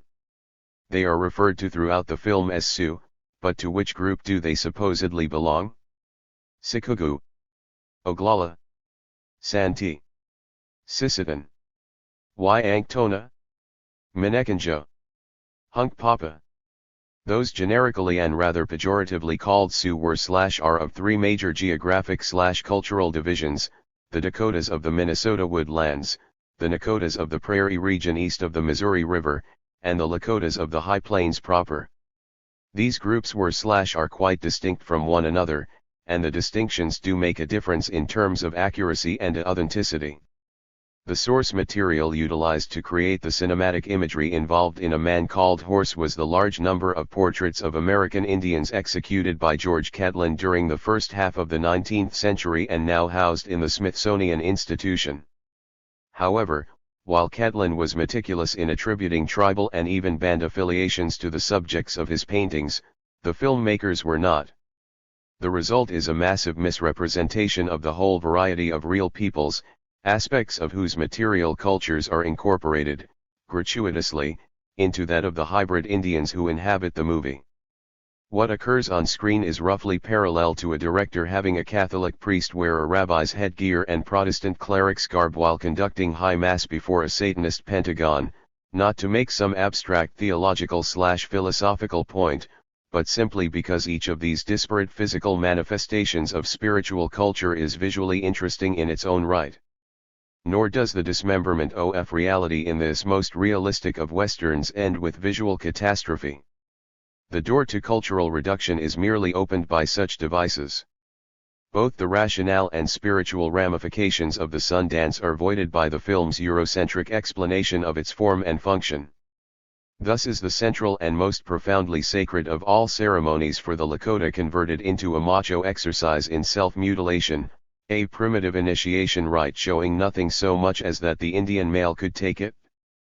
It follows that all the film's Anglo lead, played by Richard Harris, must do is prove that he is as tough as the Sioux by eagerly seeking out his fair share of pain during a Sundance. He does this in order to be accepted as one of them. Just bloody up your chest, and no further questions will be asked. How quaint. This, of course, paves the way for the Harris character to become leader of the group. The Sioux, once they have been reduced to little more than a gaggle of prideful masochists, can be readily shown as not being possessed of the highest of collective intellects. Hence, it becomes necessary for the Anglo captive to save his savage captors from an even more ferocious group of primitives coming over the hill. He manages this somewhat spectacular feat by instructing his aboriginal colleagues in the finer points of using the longbow, a weapon in uninterrupted use by the people in question for several hundred generations, and out of use by the English for about 200 years at the time the events in the film supposedly occur. But no matter, the trivial details. The presumed inherent superiority of Eurocentric minds has once again been demonstrated for all the world to witness. All that was necessary to accomplish this was to replace a bona fide native culture with something else. The technique deployed in A Man Called Horse is by no means novel or unique. Even the highly touted Billy Jack series could never lock in any specific people it sought to portray. The Indians depicted remain a weird confluence of Navajos and various Pueblos, occasionally practicing what appear to be bastardizations of Cheyenne and Kiowa ceremonies. All the better to trot them around as props serving as proponents. 416. Of every non-Indian fad from the benefits of macrobiotic cookery to those of Aikido karate. It requires elementary logic to realize that when the cultural identity of a people is symbolically demolished, the achievements and very humanity of that people must also be disregarded. The people, as such, disappear, usually to the benefit both material and psychic of those performing the symbolic demolition. There are accurate and appropriate terms by which the phenomena at issue may be described. Dehumanization, obliteration, or appropriation of identity, political subordination, and material colonization are all elements of a common process of imperialism. The meaning of Hollywood's stereotyping of American Indians can be truly apprehended only against this backdrop. Conclusion. It should be relatively easy at this point to identify film stereotyping of American Indians as an accurate reflection of the actual conduct of the Euro-American population vis-a-vis Native America in both historical and topical senses. North American indigenous peoples have been reduced in terms of cultural identity within the popular consciousness through a combination of movie treatments, television programming, and distortive literature to a point where the general public perceives them as extinct for all practical intents and purposes. Given that they no longer exist, that which was theirs, whether that be land and the resources on and beneath it, or their heritage, can now be said, without pangs of guilt, to belong to those who displaced and ultimately supplanted them. Such is one function of cinematic stereotyping within North America's advanced colonial system. Another is to quell potential remorse among the population at large with regard to how it was that things ever reached the present state. Genocide is, after all, an extremely ugly word. Far better that the contemporary mainstream believe their antecedents destroyed mindless and intrinsically warlike savages, devoid of true culture and humanity, rather than that they systematically exterminated whole societies of highly intelligent and accomplished human beings, desiring nothing so much as to be left in peace. Far better it be accepted by their descendants that the Euro-American invader engaged in slaughter only in self-defense, when confronted with hordes of irrationally bloodthirsty heathen beasts, rather than coldly and calculatedly committing mass murder, planning step by step the eradication of the newest born infants. Nates make lice, to quote U.S. Colonel John M. Chivington. Filmdom's handling of history in this regard is, with only a few marginal exceptions, nothing more or less than an elaborate denial of an essentially uniform European/Euro-American criminality on this continent over the past 350 years. Implicitly then, it is an unbridled justification and glorification of the conquest and subordination of Native America.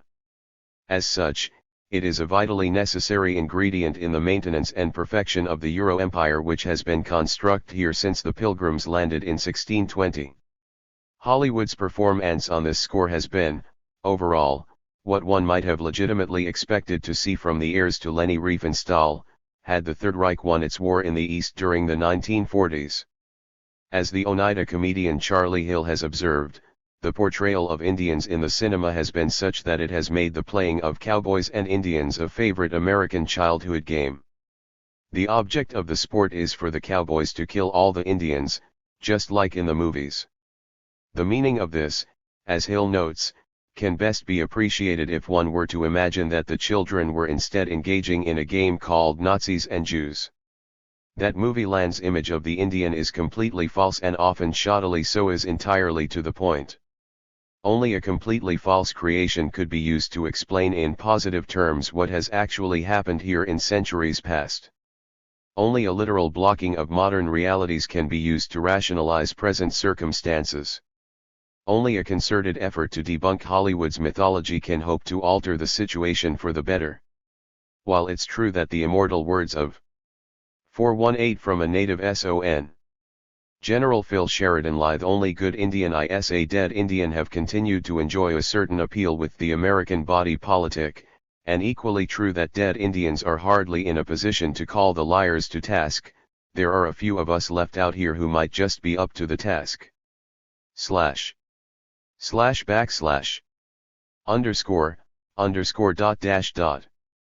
La WR Ince of South Dakota dances with wolves and the maintenance of the American empire.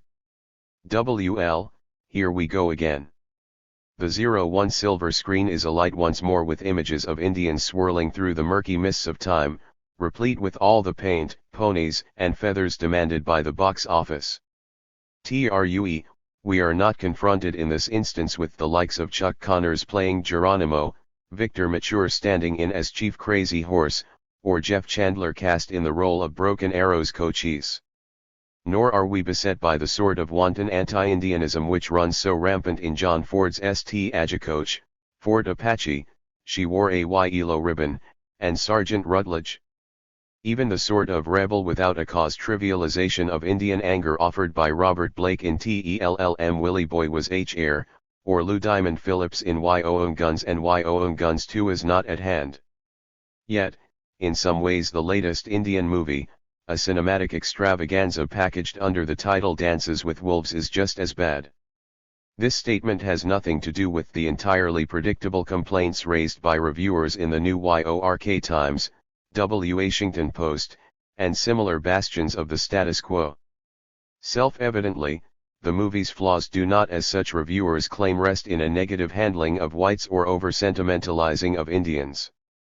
Rather, although he tries harder than most, producer-director star Kevin Costner holds closely to certain sympathetic stereotypes of Euro-American behavior on the frontier, at least insofar as he never quite explains how completely, systematically, and persistently the invaders violated every conceivable standard of human decency in the process of conquest. As to those media pundits who have sought to debunk the film's positive portrayal of native people, they may be seen quite simply as liars, deliberately and often wildly inaccurate on virtually every point they've raised. Theirs is the task of asserting the 419, 420 reactionary core of racist mythology so important to conventional justifications for America's winning of the West. Contrary to the carping of such paleocritics, Costner did attain several noteworthy breakthroughs in his production. For instance, he invariably cast Indians to fill his script's Indian roles, a Hollywood first.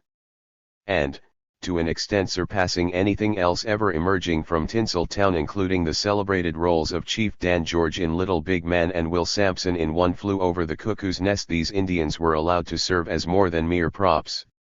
Throughout the movie, they were called upon to demonstrate motive and emotion, thereby assuming the dimensions of real human beings. Further, the film is technically and geographically accurate, factors superbly captured in the cinematography of photographic director Dean Semler and his crew. But let's not overstate the case.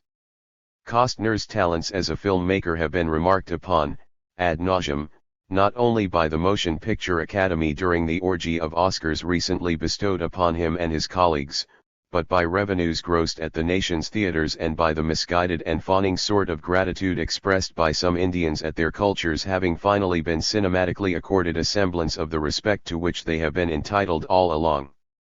The vaunted achievements of Dances with Wolves in this regard should, by rights, be commonplace. That they are not says all that needs saying in this regard. In any event, the issue is not the manner in which the film's native characters and cultures are presented. The problems lie elsewhere, at the level of the context in which they are embedded. Stripped of its pretty pictures and progressive flourishes in directions like affirmative action hiring, Dances with Wolves is by no means a movie about Indians. Instead, it is at base an elaboration of Movieland's Great White Hunter theme, albeit one with a decidedly different personality than the usual example of the genre, and much more elegantly done. Above all, it follows the formula established by Lawrence of Arabia, Arabs and Arab culture handled in a superficially respectful manner, and framed by some of the most gorgeous landscape photography imaginable. So much the LAW rents of Sioux Th Dakota 421. Better for sophisticated propagandists to render realistic the undeniably heroic stature of L.T. Lawrence, the film's central and ultimately most Eurocentric character. In order to understand the implications of this structural linkage between the two movies, it is important to remember that despite the hoopla attending Lawrence's calculated gestures to the Bedouins, the film proved to be of absolutely no benefit to the peoples of the Middle East. Ask the Palestinians and Lebanese. To the contrary, its major impact was to put a tragic but far more humane face upon the nature of Britain's imperial pretensions in the region, making colonization of the Arabs seem more acceptable or at least more inevitable than might otherwise have been the case. So too do we encounter this contrived sense of sad inevitability in the closing scenes of Dances with Wolves, as L.T. Dunbar and the female too captive he has recovered ride off into the proverbial sunset, leaving their Lakota friends to be slaughtered by and subordinated to the United States. Fate closes upon Indian and Arab alike, despite the best efforts of well-intentioned white men like the two good Lieutenants. It's all in the past, so the story goes, regrettable, obviously, but comfortably out of reach. Nothing to be done about it, really, at least at this point. Best that everyone Euro-Americans, at any rate pay a bit of appropriately maudlin homage to our heritage, feel better about themselves for possessing such lofty sentiments, and get on with business as usual. Meanwhile, native people are forced to live, right now, today, in abject squalor under the heel of what is arguably history's most seamlessly perfected system of internal colonization, out of sight, out of mind, their rights and resources relentlessly consumed by the dominant society. That is, after all, the very business as usual that a film like Dances with Wolves helps to perpetuate, by diverting attention to its sensitive reinterpretations of yesteryear. So much for Costner's loudly proclaimed desire to help. If Kevin Costner or anyone else in Hollywood held an honest inclination to make a movie which would alter public perceptions of Native America in some meaningful way, it would, first and foremost, be set in the present day, not the mid-19th century. It would feature, front and center, the real struggles of living Native people to liberate 422 themselves from the oppression which has beset them in the contemporary era, not the adventures of some fictional non-Indian out to save the savage. It would engage directly with concrete issues like expropriation of water rights and minerals, involuntary sterilization, and FBI repression of Indian activists.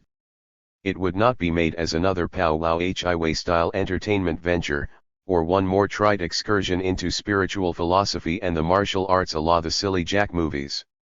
Cinema focusing on socio-political and economic realities were developed with regard to Latin America in Salvador, El Norte, and Under Fire. Such efforts around Native American realities are woefully long overdue. On second thought, maybe it wouldn't be such a good idea.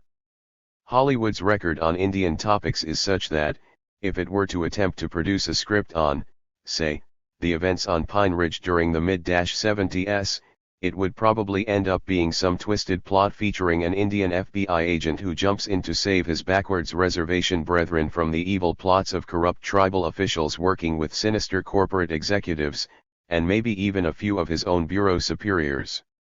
They'd probably cast a nice blonde guy like Val Kilmer as the agent hero, have it directed by someone like Michael Apted, and call it something really Indian sounding, like Thunderheart.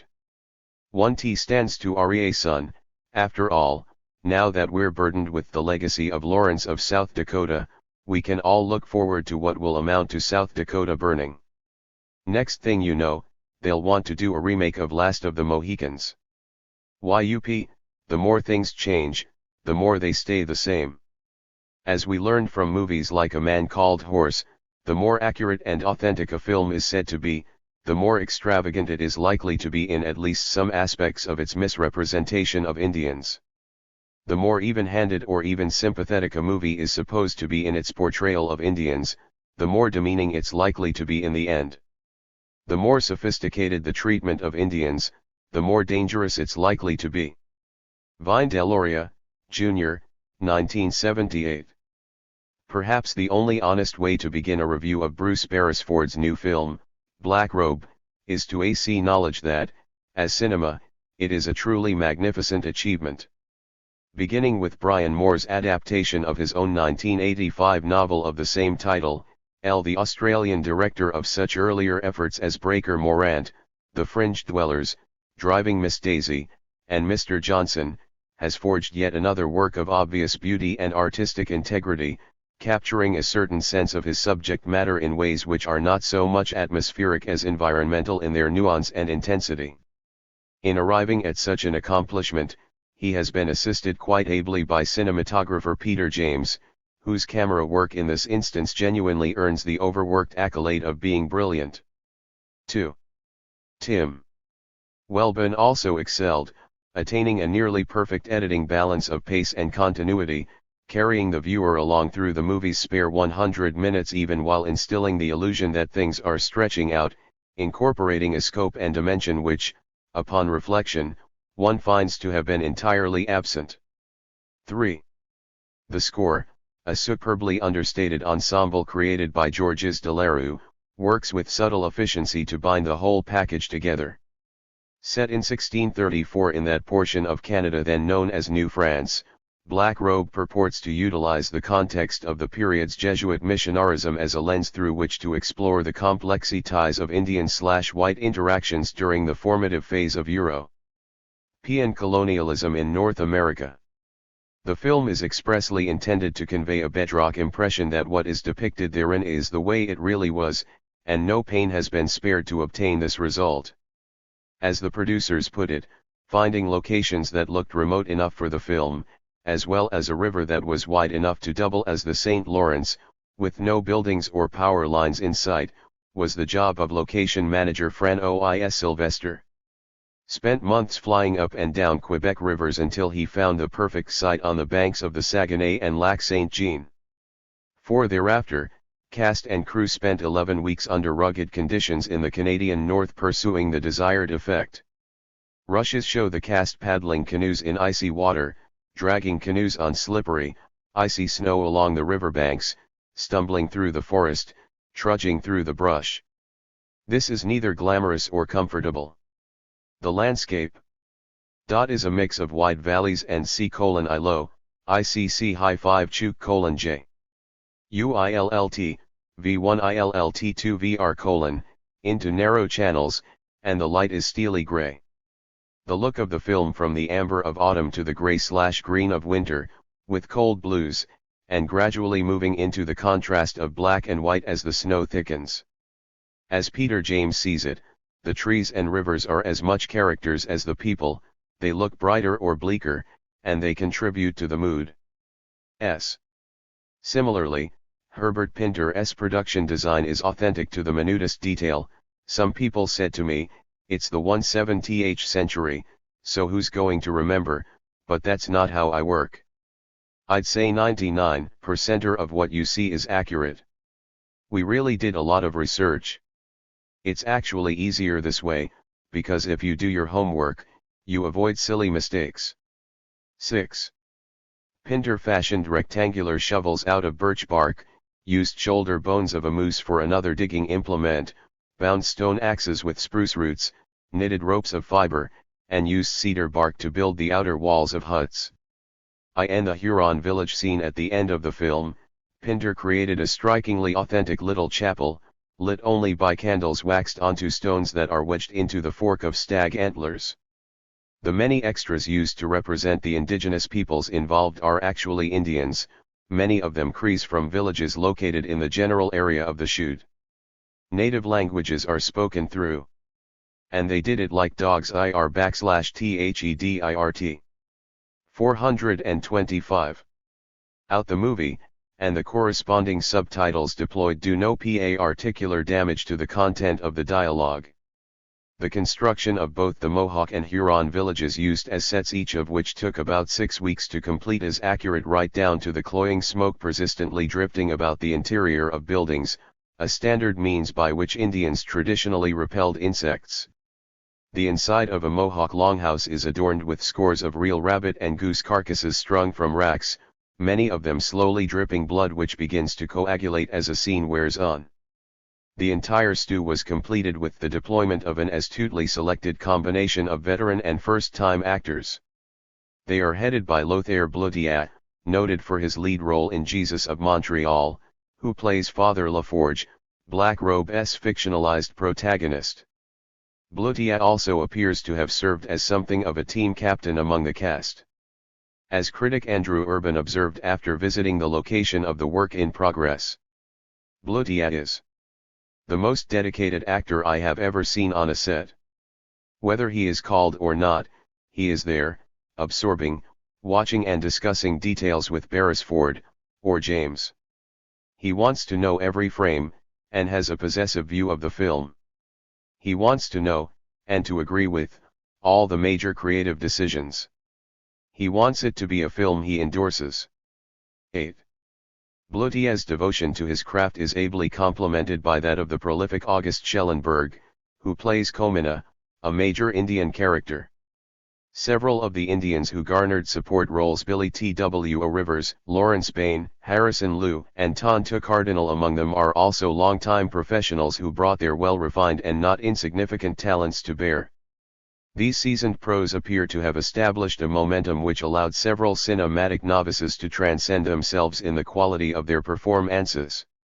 This is particularly true of Adon Young, an IS-year-old Canadian-born actor picked up during a casual audition in Australia to play Daniel, and Sandrine Holt, a 7-year-old Eurasian from Toronto who was cast as Anyuka, the Indian female lead. All told, the competence in acting displayed throughout the film lends an essential weight and substance to the sheer technical acumen embodied in its production. 426 From a native son. MHJMN or TNUSTA Ovile. It should be noted that the production of Black Robe was made possible only by virtue of a formal treaty allowing for large-scale cinematic collaboration between Canadian and Australian concerns. As Robert Lantis, whose Alliance Entertainmentis, the largest production and independent distribution house in Canada, put it, we pursued, lobbied, and pressured both governments to get it signed, and we got good cooperation from Canada's Department of Communication. 9. This allowed the project to be underwritten with a budget of $12 million, the highest ever by a margin of more than 20% for a Canadian undertaking. 10. Given the sort of deadly seriousness with which the making of Black Robe was approached by all concerned, it was predictable that it would be treated as something more than just another movie by analysts. Indeed, from the outset, the mainstream media have rushed to accept at face value the pronouncements of Australian producer Sue Millican, that the film is meant as an important tool for the understanding of social history, and Lantis, that, because Black Robe was intended to be at least as much a work of history as of art, no attempt had been made to tamper with its heart, its honesty.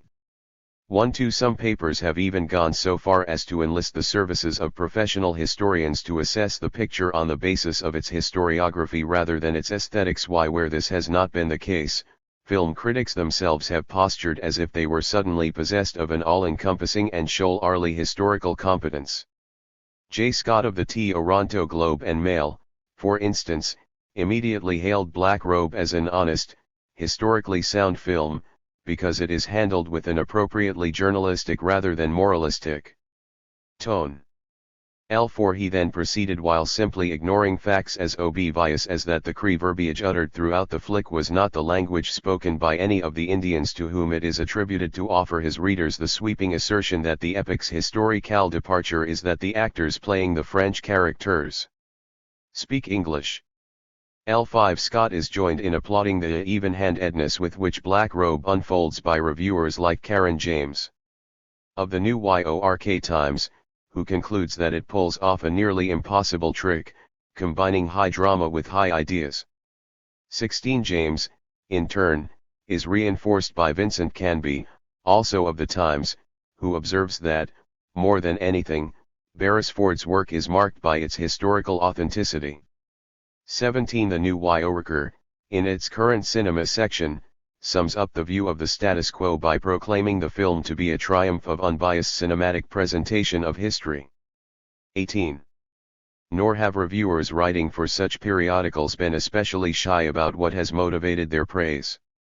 James, for example, is unequivocal in her contention that Black Robe stands as a useful and necessary counterbalance against what she describes as a wave of Columbus bashing, by which she means the assignment of some degree of tangible responsibility to Europeans and Euro-Americans for their conduct during the conquest and colonization of the Americas over the past 5 centuries currently sweeping the continent.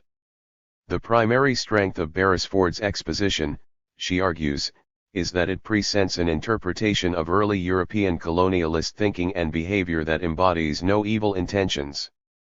While one is free to disagree with or regret it in retrospect, one is compelled to acknowledge that, because they were sincere, the colonists must be respected for motives in perpetrating genocide, both cultural and physical, against American Indians. 19. Left conspicuously unmentioned in such formulations, of course, is the proposition that with only a minor shift in the frame of reference, the same logic might be applied with equal validity to the Nazis and their implementation of Lebensraumpolitik during the 1940s. Such use of Black Robe as a device in an establishmentarian drive to sanitize and rehabilitate the European heritage in America has been coupled directly to a similar effort to keep Indians in their place in the popular imagination.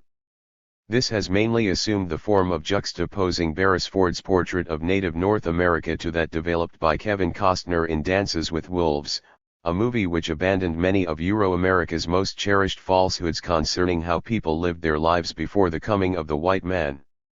Washington Post reporter Paul Valentine, to name one prominent example, took Costner to task in the most vituperative possible fashion. 428. Ion for having presented what he called a romantic view of Native Americans, 20 which lacked, among other things, reference to the following invented facts.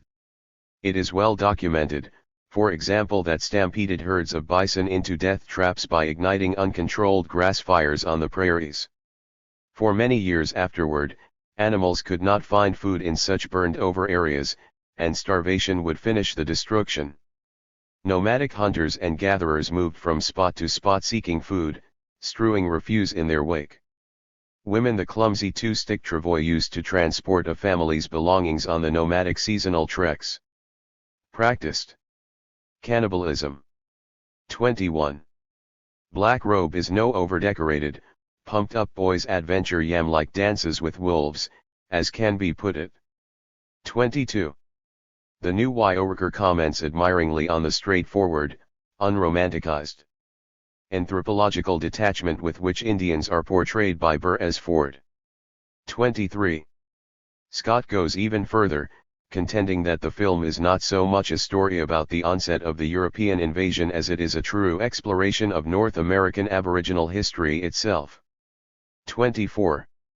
Having thus equipped his audience with the inside scoop on traditional Indian realities, Beresford can, as Variety put it, lead us into unknown territory, and keep on pushing us further and further on, until, by the end, we find ourselves deep in the wilderness of the 17th century consciousness. 25 There, we find, not good guys or bad guys, not right or wrong, but rather well-meaning but ultimately devastating European invaders doing various things to a native population which, through its own imperfections and mystical obstinacy, participates fully in bringing its eventual fate upon itself. 2.6.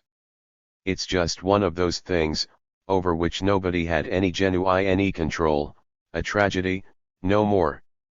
No one actually did anything to anyone, at least not with any discernible sense of malice. No one is culpable, there is no one to blame. Even at the level of cultural presumption, it's 6 of one, half a dozen of the other. The entire process was as natural, inevitable, and as free of human responsibility, as glaciation. Or an earthquake. As James sums up, her own infatuation with Black Robe derives precisely from its accomplishment, through the most popular of all media, of the most desirable objective. Assigned to responsible historiography in contemporary North American society, spin control. In effect, Beresford successfully rationalizes the past in such a way as to let her, and everyone like her, off the hook, criticizes cultural imperialism, she says with evident satisfaction, without creating villains. 2.7. No villains. James' smug accolade is, to be sure, partly true. But it is at least equally false. What she really means is that Black Robe contains no white villains, and that this is what counts in her ever so balanced scheme of things.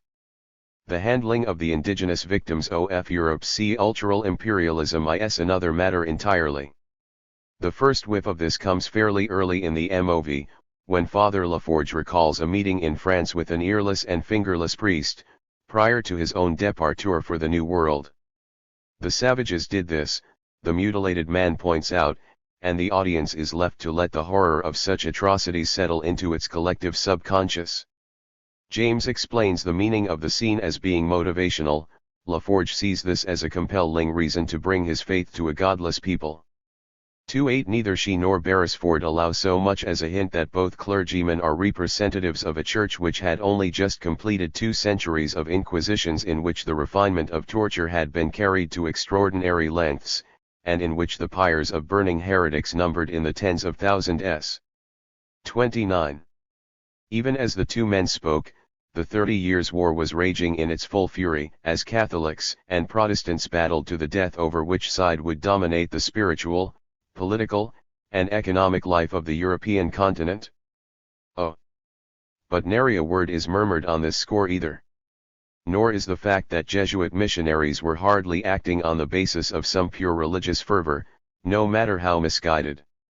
Instead, as their own writings compiled in the Jesuit Relations and elsewhere make patently clear, they were consciously, one is tempted to say, cynically using their faith as a medium through which to transform Indians, not just into ostensibly Catholics, but also into surrogate troops deployed as fodder by 430. The French crown in its struggle with Great Britain for imperial hegemony in North America. 3.1.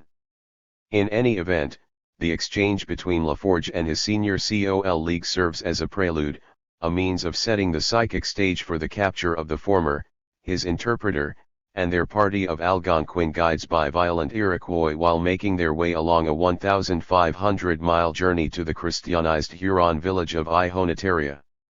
32. First, the captive men are forced to run the gauntlet between 2 lengthy lines of blood-crazed warriors who beat them severely with all manner of stone clubs. Then, a leering Mohawk chieftain, a young male, brutally slashes the throat of an Algonquin child, announcing that the adults, men and women alike, will be ritually tortured to death in the moming. To further make his point, he calmly saws off one of Laforge's fingers with a clamshell. The condemned are at this point left to spend their last night under guard in a longhouse stuffed with the Mohawks' larder of recently killed game, most of it steadily oozing blood. Under the circumstances, the fire-lit interior scenes which follow take on an aura of nothing so much as a sequence from the Texas Chainsaw Massacre. Only a sexual deception by Anyuka allows the guard to be overpowered, and the survivors to escape their desperate plight. Actually, Beresford softened portions of his characterization of the Mohawks in the interest of not driving away even moderately squeamish viewers.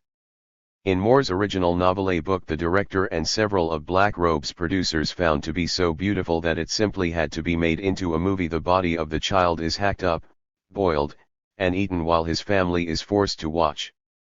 33. Even in its revised form, however, the matter is very far from representing the sort of anthropological accuracy, distance, and integrity attributed to it by most reviewers. It is, for starters, well established in even the most arcane anthropological sources that Iroquois village life was controlled, not by young men, but by elder women who fail to appear anywhere in the film, known as clan mothers. The latitude of the women's decision-making included the disposition of captives, a circumstance which led invariably to children being adopted and raised as Mohawks rather than gratuitously slaughtered. By and large, the same rule would have applied to a young woman such as Anyuka. She would have been mated to a Mohawk man, perhaps an unkind fate in the estimation of some, but certainly a substantially different fate than being dismembered and burned alive. 34. In a project as exhaustively researched as Beresford's, it is unlikely to the point of impossibility that errors of such magnitude were unintentional. Hence, it is difficult to conclude that the extent to which the Mohawks were misrepresented, and the nature of that misrepresentation, were anything other than a deliberate exercise in vilification. Such a view is amply reinforced by the employment of more subtle means to convey the impression that these are, indeed, the bad guys. For example, all scenes of the Mohawk village are framed against an overcast and threatening sky, the pervasive darkness evoking a strong sense of the sinister. By contrast, when LaForge finally reaches Leonataria, despite the fact that it is now much later in the winter than when the Mohawk sequence occurs, the setting is bathed in sunlight. To suggest that these subliminal cues were just accidents on the part of a veteran director, who is known to do the most detailed storyboarding well in advance of his shoots, would be insulting. Ultimately, the Mohawks are used as mere props in a broader theme which is developed throughout the film. Beresford's play of good and evil goes much deeper than a simplistic notion that one particular group of Indians was bad. Rather, the Mohawks are deployed only as the most dramatic illustration of a more or less subterranean message holding that which is most emphatically resistant to the imposition of European values and belief systems, or, put another way, that which is most decisively Indian is by definition evil. This is manifested most clearly in a confrontation between LaForge and an overtly anti-Christian Montagnais spiritual leader.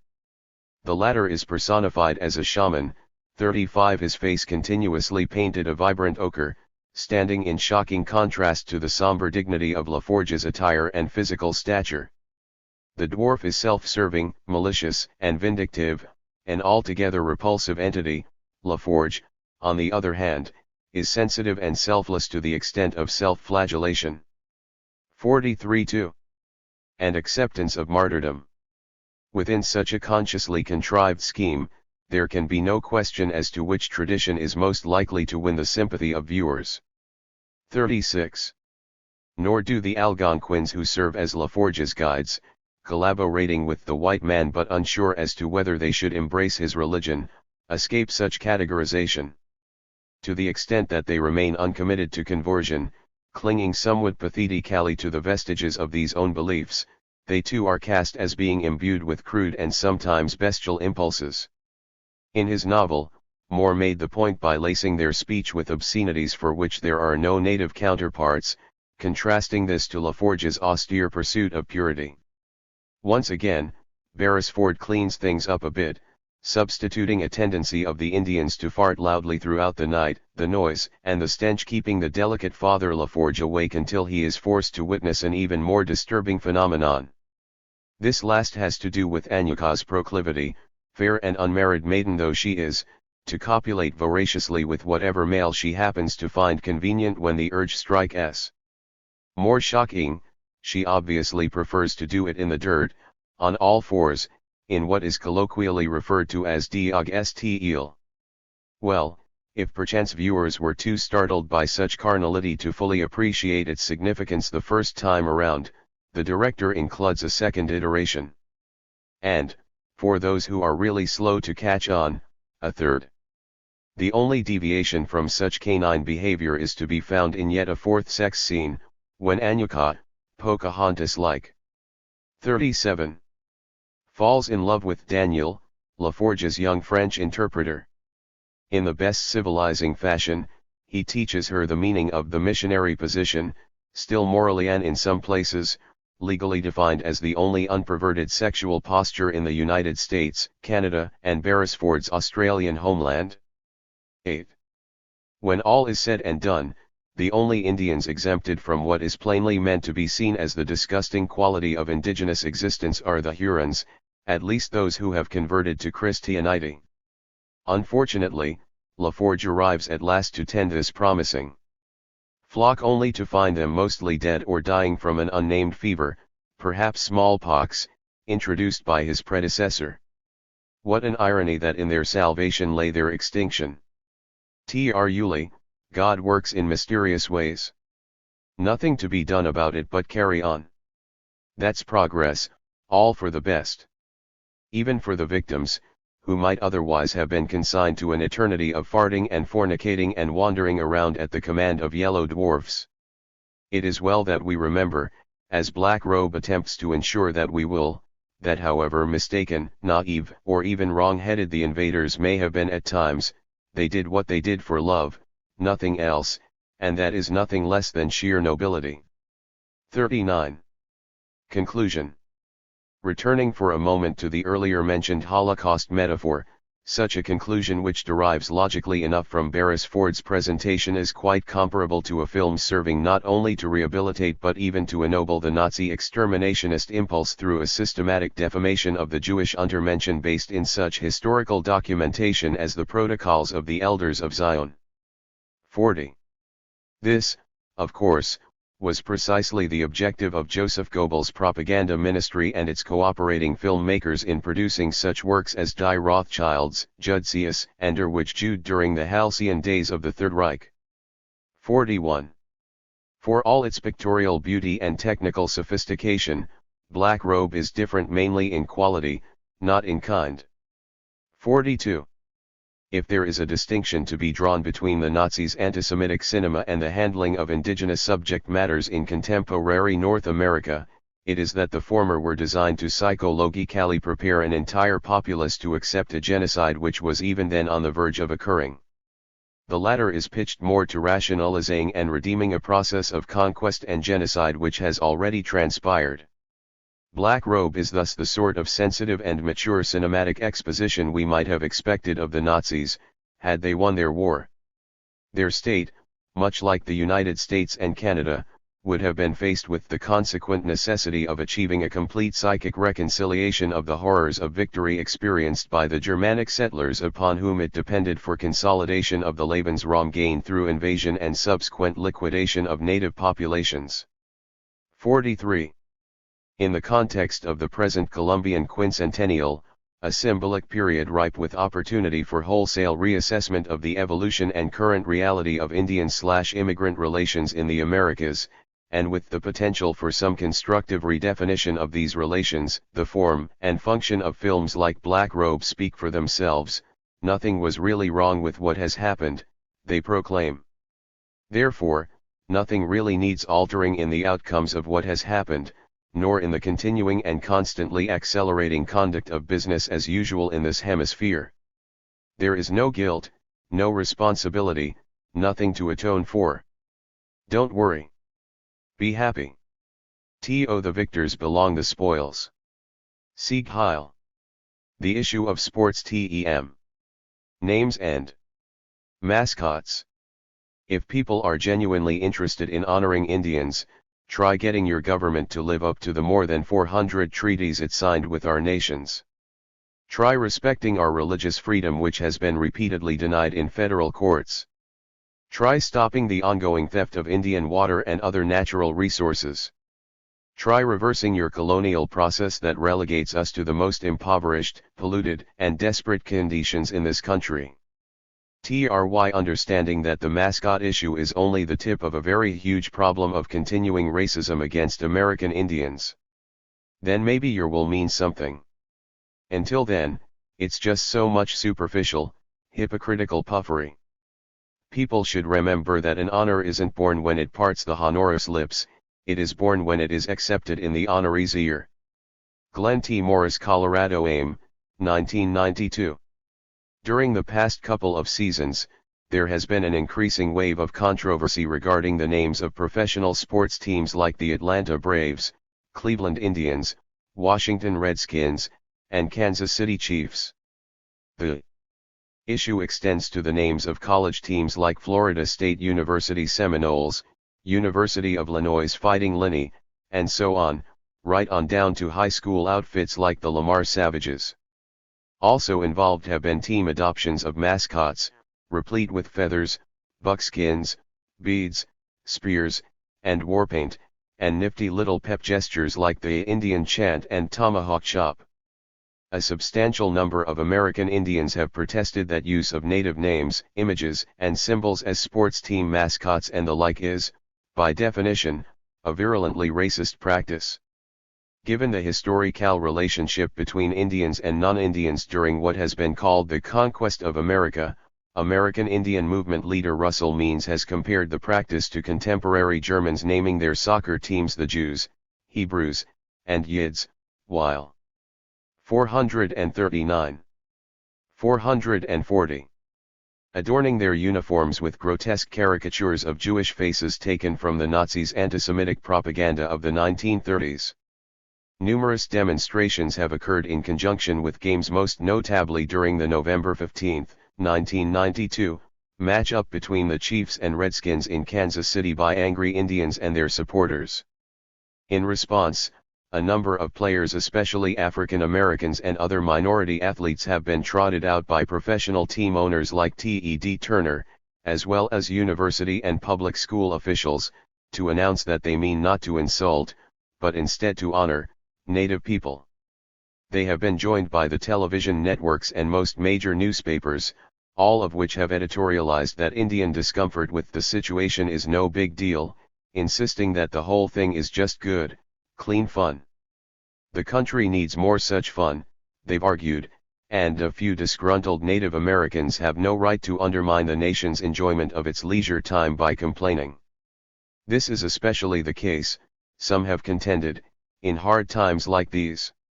It has even been contended that Indian outrage at being systematically degraded rather than the degradation itself creates a serious barrier to the sort of intergroup communication so necessary in a multicultural society such as ours. Okay, let's communicate. We may be frankly dubious that those advancing such positions really believe in their own rhetoric, but, just for the sake of argument, let's accept the premise that they are sincere. If what they are saying is true in any way at all, then isn't it time we spread such inoffensiveness and good cheer around among all groups so that everybody can participate equally in fostering the round of national laughs they call for? Sure, it is the country can't have too much fun or intergroup involvement, so the more, the merrier. Simple consistency demands that anyone who thinks the tomahawk chop is a swell pastime must be just as hearty in their endorsement of the following ideas, which by the logic used to defend the defamation of American Indians should help us all really start yucking it up. First, as a counterpart to the Redskins, we need an NFL team called Niggers to honor African America. Halftime festivities for fans might include a simulated stewing of the opposing coach in a large pot while players and cheerleaders dance around it, garbed in leopard skins and wearing fake bones in their noses. This concept obviously goes along with the kind of gaiety attending Tee Chop, but also the actions of the Kansas City Chiefs, whose team members, prominently including black team members, lately appeared on a poster looking fierce and savage by way of wearing Indian regalia. Just a bit of harmless morale boosting, says the Chiefs front office. You bet. So that the newly formed Niggers Sports Club won't end up too out of sync while expressing the spirit and identity of African Americans in the above fashion, a baseball franchise, let's call this one the Sambos, should be formed. How about a basketball team called the Five-Pair Chuckers? A hockey team called the Jungle Bunnies? Maybe the essence of these teams could be depicted by images of tiny black faces adorned with huge pairs of lips. The players could appear on television every week or so gnawing on chicken legs and spitting watermelon seeds at one another. Catchy, eh? Well, there's nothing to be upset about, according to those who love wearing war bonnets to the Super Bowl or having Chief Illiniwek dance around the sports arenas of Urbana, Illinois. And why stop there? There are plenty of other groups to include. Hispanics. They can be represented by the Galveston Greasers and San Diego Spics, at least until the Wisconsin Wetbacks and Baltimore Beaners get off the ground. Asian Americans. How about the Slopes, Oinks, Gooks, and Zipperheads? Owners of the latter teams might get their logo ideas from editorial page cartoons printed in the nation's newspapers during World War II, slant eyes, buck teeth, big glasses, but nothing racially insulting or derogatory, according to the editors and artists involved at the time. Indeed, this Second World War vintage stuff can be seen as just another barrel of laughs, at least by what current editors say are their local standards concerning American Indians. Let's see. Who's been left out? Teams like the Kansas City Kikes, Hanover Honkies, San Leandro Shylocks, Daytona Dagos, and Pittsburgh Polacks will fill a certain social void among white folk. Have a religious belief? Let's all go for the gusto and gear up the 442. Milwaukee Mackerel Snappers and Hollywood Holy Rollers. The Fighting Irish of Notre Dame can be rechristened the Drunken Irish or Papist Pigs. Issues of gender and sexual preference can be addressed through creation of teams like the Street Louis Sluts, Boston Bimbos, Detroit Dykes, and the Fresno Faggots. How about the Gainesville Gimps and Richmond Retards, so the physically and mentally impaired won't be excluded from our fun and games? Now, don't go getting overly sensitive out there. None of this is demeaning or insulting, at least not when it's being done to Indians.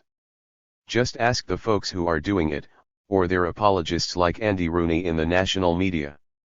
They'll tell you, as in fact they have been telling you, that there's been no harm done, regardless of what their victims think, feel, or say. The situation is exactly the same as when those with precisely the same mentality used to insist that Step and Fetch It was okay, or Rochester on the Jack Benny Show, or Amos and Andy, Charlie Chan, the Frito Bandito, or any of the other cutesy symbols making up the lexicon of American racism. Have we communicated yet? Let's get just a little bit real here. The notion of fun embodied in rituals like the Tomahawk chop must be understood for what it is. There's not a single non-Indian example deployed above which can be considered socially acceptable in even the most marginal sense. The reasons are obvious enough. So why is it different where American Indians are concerned? One can only conclude that, in contrast to the other groups at issue, Indians are perceived as being too few, and therefore too weak, to defend themselves effectively against racist and otherwise offensive behavior. The sensibilities of those who take pleasure in things like the chop are thus akin to those of schoolyard bullies and those twisted individuals who like to torture cats. At another level, their perspectives have much in common with those manifested more literally and therefore more honestly by groups like the Nazis, Aryan Nations, and Ku Klux Klan. Those who suggest this is okay should be treated accordingly by anyone who opposes Nazism and comparable belief systems.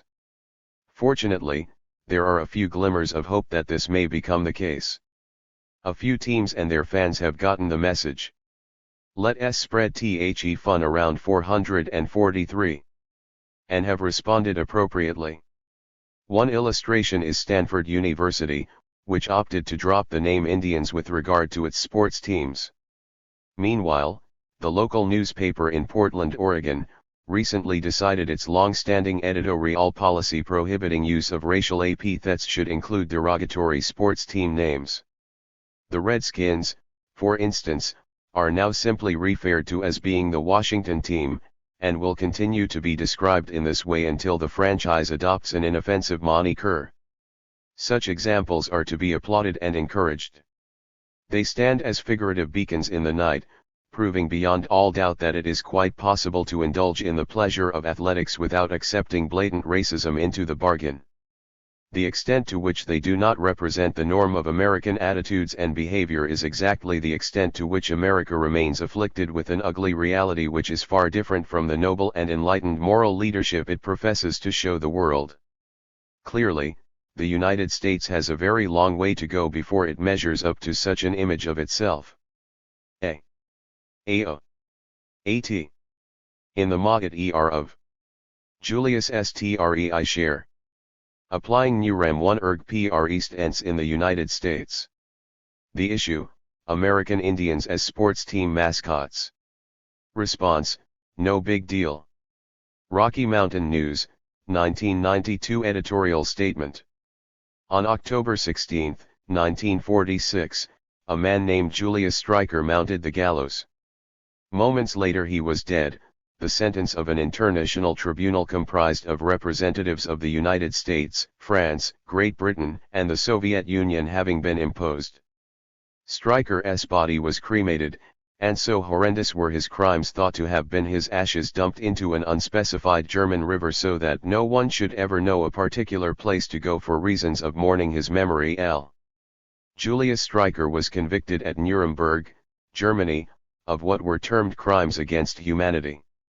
To the lead prosecutor in his case, Justice Robert Jackson of the United States Supreme Court did not argue that the defendant had killed anyone, nor that he had committed any especially violent act. Nor was it contended that Streicher held any particularly important position in the German government during the period when the Third Reich exterminated 6 million Jews, as well as several million Gypsies, Poles, Slavs, homosexuals, and other undermention.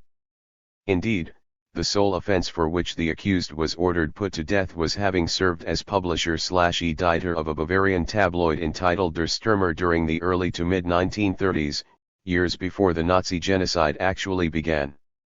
In this capacity, he had penned a long series of virulently anti-Semitic editorials and news stories, usually accompanied by cartoons and images graphically depicting Jews in an extraordinarily derogatory fashion. For this, the prosecution asserted, had done much to dehumanize the Jews in the mind of the German public. Such dehumanization had made it possible, or at least easier, for average Germans to later indulge in the outright liquidation. 445. 446. Of Jewish vermin. The tribunal agreed, holding that Streicher was therefore complicit in genocide and deserved death by hanging. During the trial, Justice Jackson observed that, in implementing its sentences, the participating powers were morally and legally binding themselves to adhere forever after to the same standards of conduct being applied to Streicher and other Nazi leaders.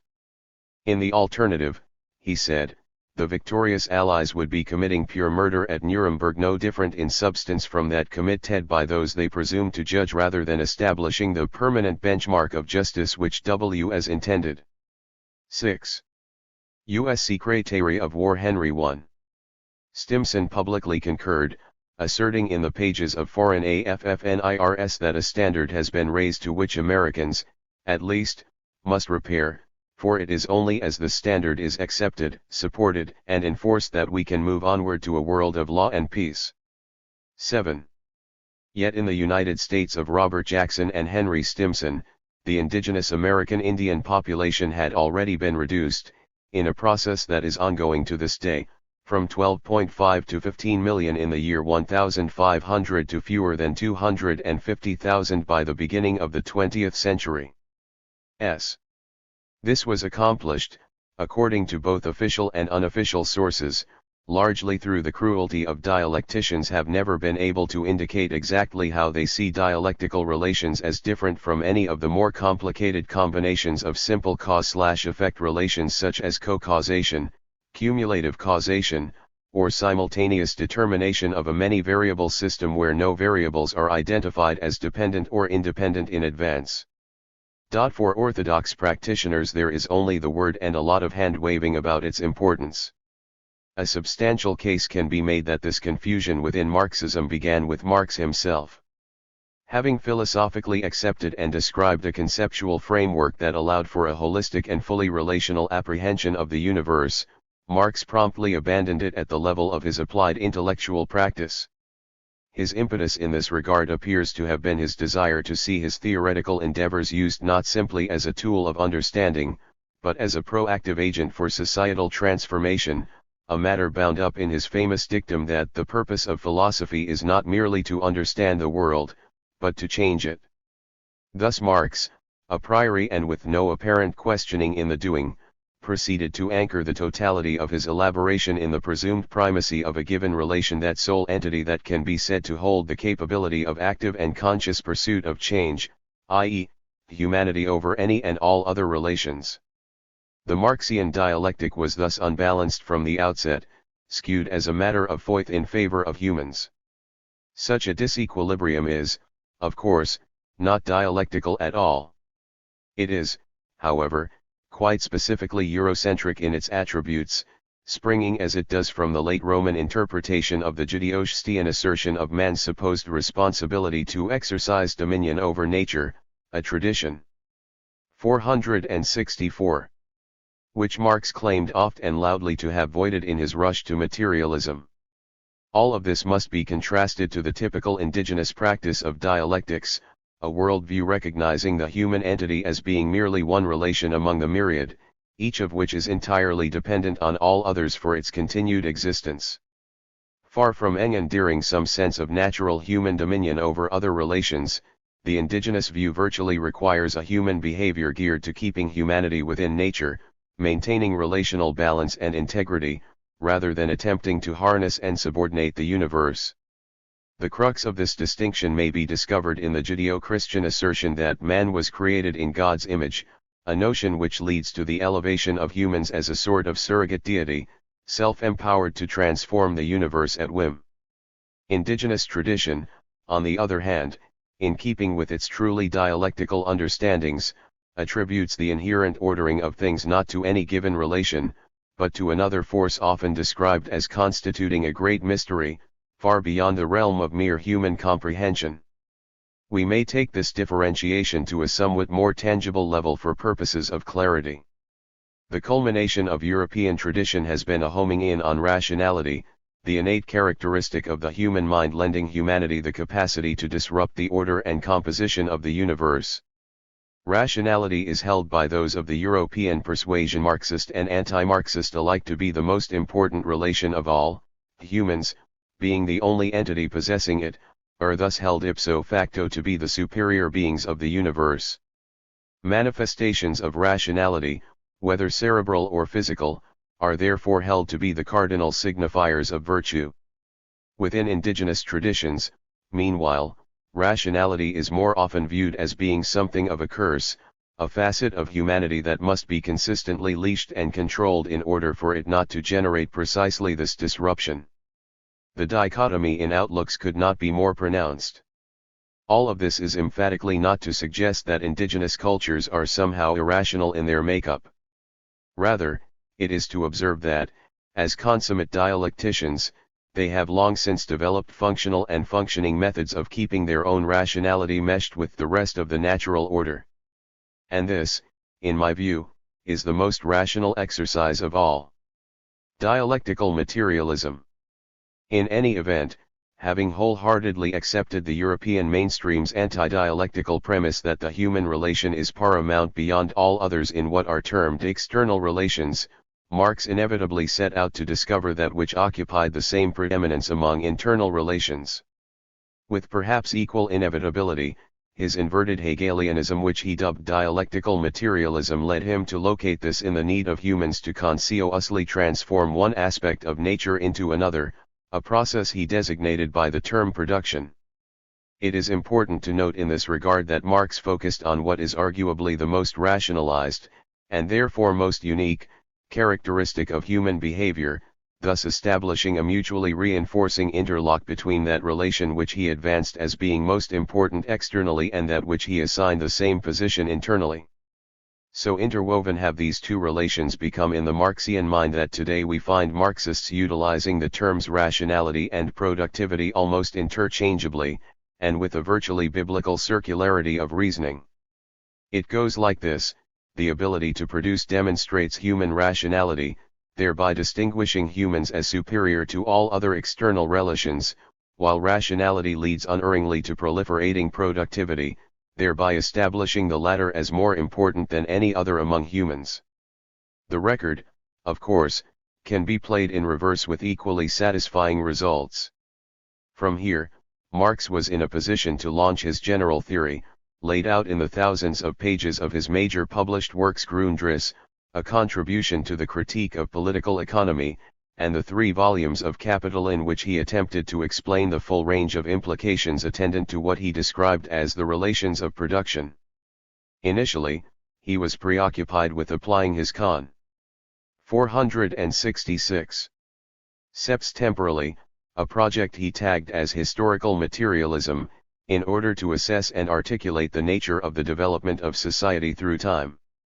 In Capital, he theorized that the various relations of society e.g., ways of holding land, kinship structures, systems of governance, spiritual beliefs, and so on represented not a unified whole, but a complex of contradictions to the central, productive relation. All history, for Marx, become a stream of conflict within which these contradictions were increasingly reconciled with production. As such reconciliation occurred over time, various transformations in sociocultural relations correspondingly took place. Hence, Marx sketched history as a grand progression, beginning with the prehistory of the Stone Age and advancing to the emergent capitalism of his own day. Productive relations, in such a schema, determine all and everything. One of Marx's theoretical heirs, the 20th-century French structuralist Marxist Louis Althusser, summed up historical materialism up quite succinctly when he defined production as being the overdetermined contradiction of all human history, and observed that, from a Marxian standpoint, society would not, in fact could not, exist as a unified whole until the process had worked its way through to culmination, a point at which all other social relations would stand properly reconciled to the productive mission of humanity. In a more critical vein, we might note another summation offered by Albert and Hahnel. Orthodox doesn't stop at downgrading the importance of the creative aspect of human consciousness and the role it plays in historical development. According to the orthodox materialists, of all the different objective material conditions, those having to do with production are always the most critical. Production is the prerequisite to human existence. Productive activity is the basis for all other activity. Therefore, consciousness rests primarily on the nature of objective production relations. Cut to the bone, this is the essence of the orthodox materialist argument. It is difficult to conceive of a more economistic or deterministic ideological construction than this. Indeed, the post-structuralist French philosopher Jean Baudrillard has pointed out in his book, The Mirror of Production, that Marx never so much offered a critique or false pro mises 467. Alternative to the capitalist mode of political economy he claimed to oppose as he completed it, plugging its theoretical loopholes. This, in turn, has caused indigenous spokespersons such as Russell Means to view Marxism not as a potential revolutionary transformation of world capitalism, but as a continuation of all of capitalism's worst vices in a more efficient form. 4.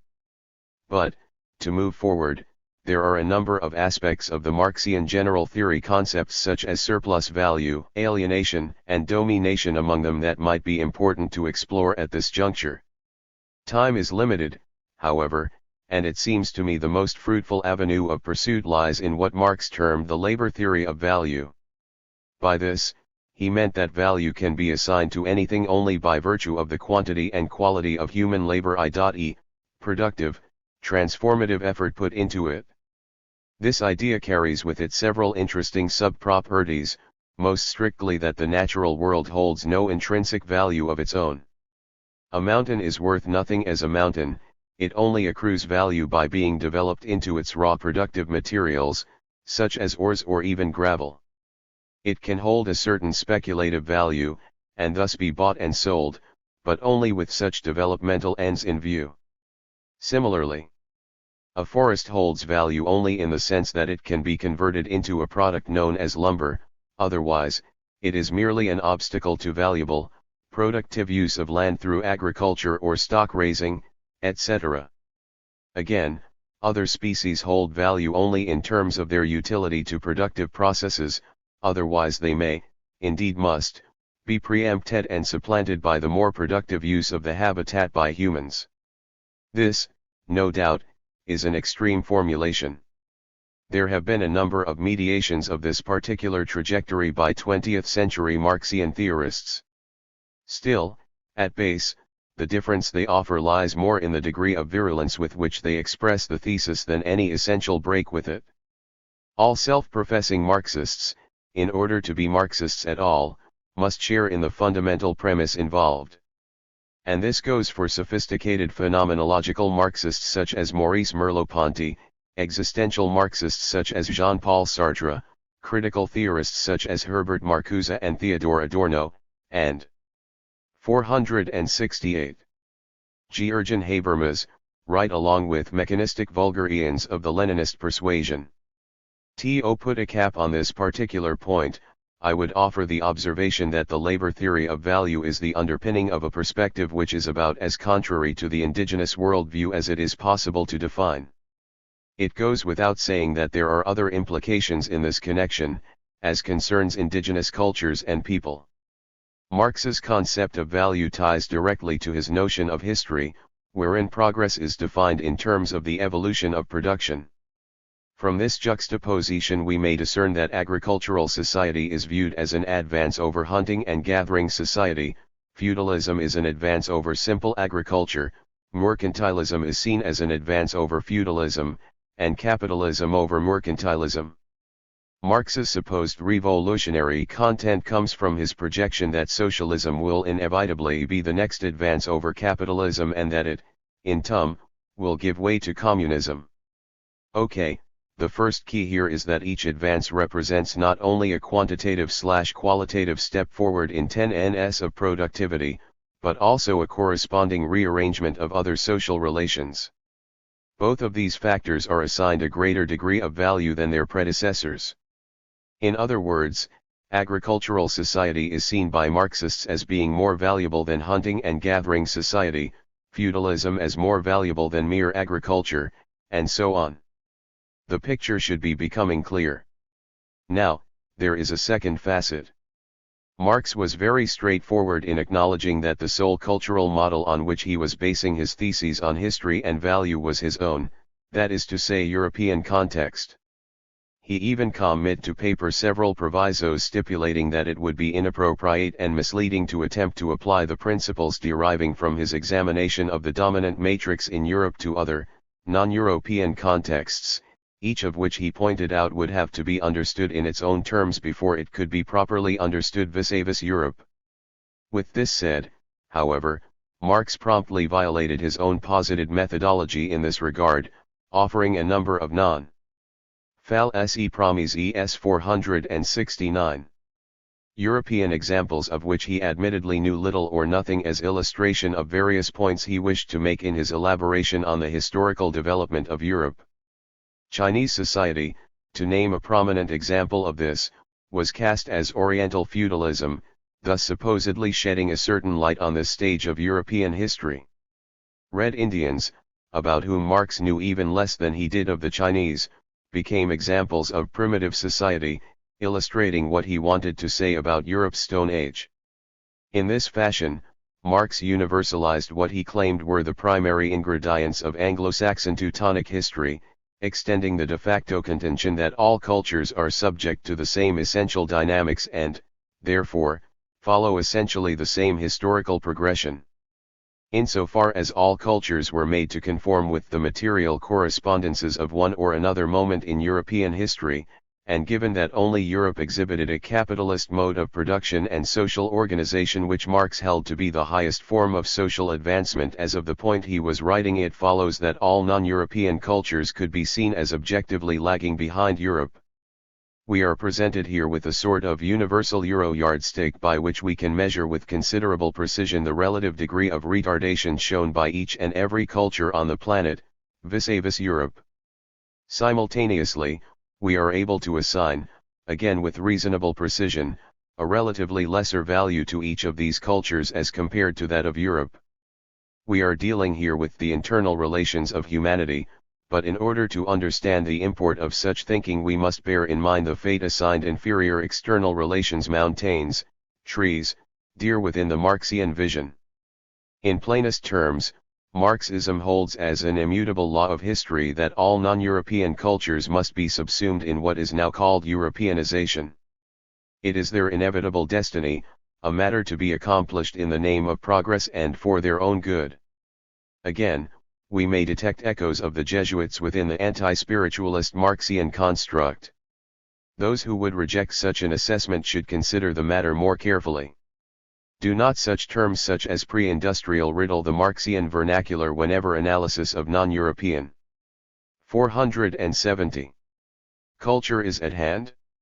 What possible purpose does the qualifier pre-serve in this connection other than to argue that such societies are in the process of becoming capitalist? And is this not simply another way of stating that they are lagging behind those societies that have already become industrialized? Or, to take another example, to what end do Marxists habitually refer to those societies that have failed to even enter a productive progression as being ahistorical or outside of history? Is this to suggest that such cultures have no history, or is it to say that they have the wrong kind of history, that only a certain sense of history is true? And again, do Marxists not hold that the socialist revolution will be the outcome of history for all humanity? Is there another sense in which we can understand the term world revolution? Did Marx himself not proclaim and in no uncertain terms that the attainment of the capitalist stage of development is an absolute prerequisite for the sociale transformation he yield, and what, LL spoke of the socialist revolution? I suggest that, given the only possible honest answers to these questions, there really are no other conclusions to be drawn from the corpus of Marxist theory than those I am drawing here. The punchline is that Marxism as a worldview is not only diametrically opposed to that held by indigenous peoples, it quite literally precludes their right to a continued existence as functioning socio-cultural entities. This, I submit, will remain true despite the fact that we may legitimately disagree on the nuance and detail of precisely how it happens to be true. The national question. Up to this point, our discussion has been restricted to the consideration of Marxist theory. It is one thing to say that there are problems with a set of ideas, and that those ideas carry unacceptable implications if they were to be put into practice.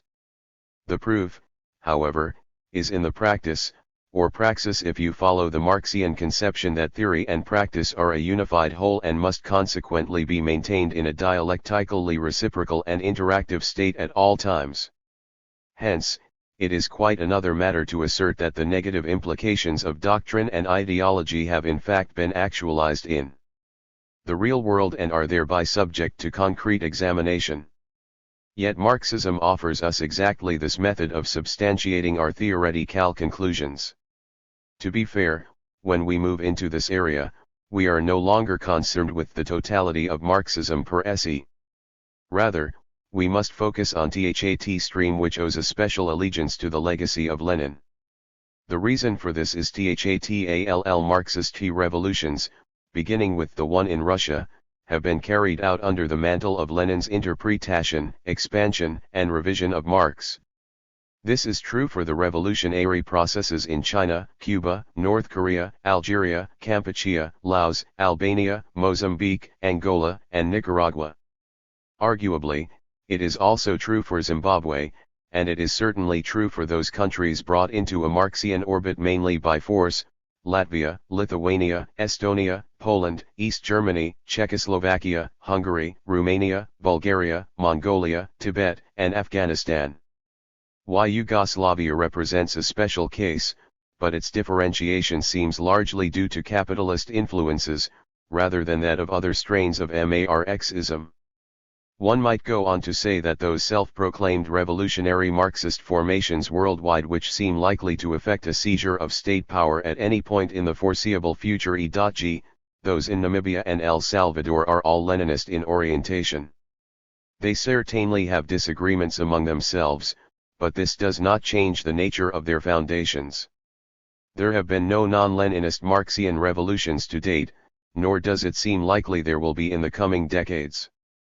Be this as it may, there are again a number of aspects of Marxist-Leninist post-revolutionary practice that we might consider, example the application of Lenin's concept of the dictatorship of the proletariat, centralized state economic planning, the issue of forced labor, the imposition of frigid state parameters on political discourse of all types, and so forth.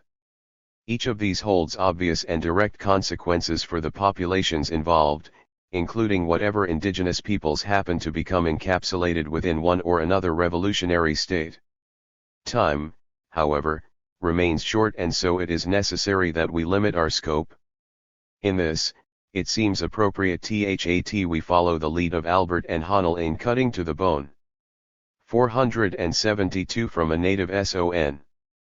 We will therefore take up that aspect of Marxist-Leninist praxis which has led to indigenous peoples being encapsulated in revolutionary states at all. In the vernacular, this centers on what is called the national question. The principle at issue here devolves from a concept which has come to be known as the right to self-determination of all peoples, codified in international law by the United Nations during the 60s, but originally espoused by Marx and his colleague, Friedrich Engels, during the London Conference of the First International in 1864.5. In essence, the right to self-determination has come to mean that each people, identifiable as such, is inherently entitled to decide for itself whether or not and to what extent it wi to merge itself culturally, politically, territorially, and economically with any other group. The right to self-determination thus accords to each identifiable people on the planet the prerogative of establishing and/or continuing themselves as culturally distinct, territorially and economically autonomous, and politically sovereign entities. Correspondingly, no nation has the right to preempt such rights on the part of another.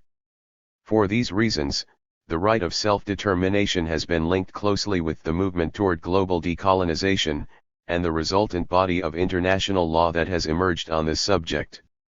All this, to be sure, is very much in line with the stated aspirations of American Indians and other indigenous peoples around the world. But Marxism's handling of the right to self-determination has not followed the general development of the concept.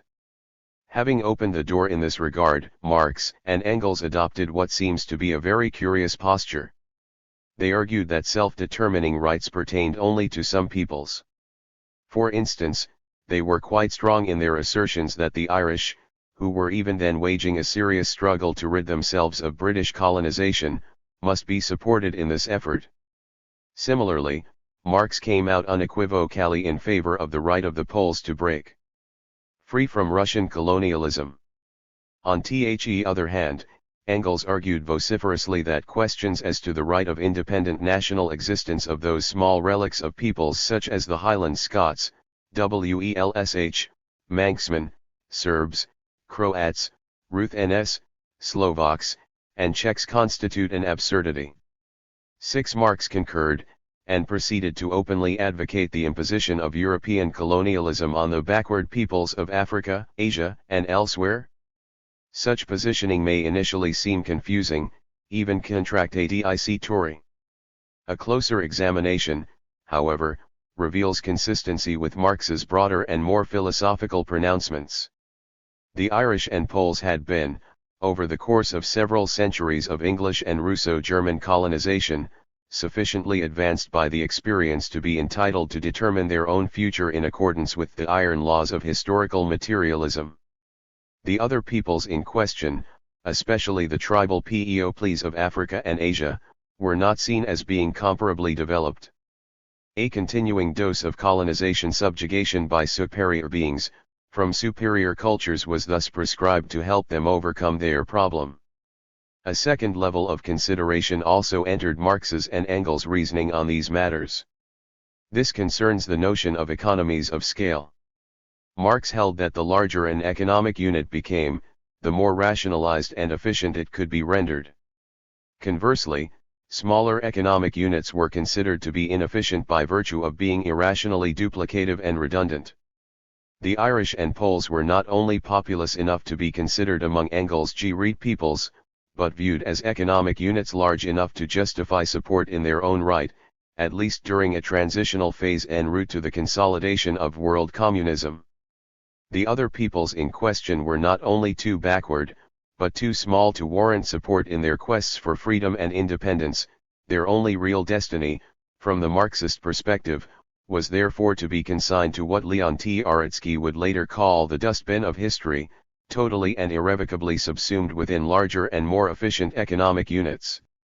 474 from AL/Ativ/Sol/. The national question thus emerged for Marxists as a problem in determining precisely which peoples were entitled to enjoy even a transient national existence along the way to the true internationalism of world communism, and which should have such rights foreclosed out of hand.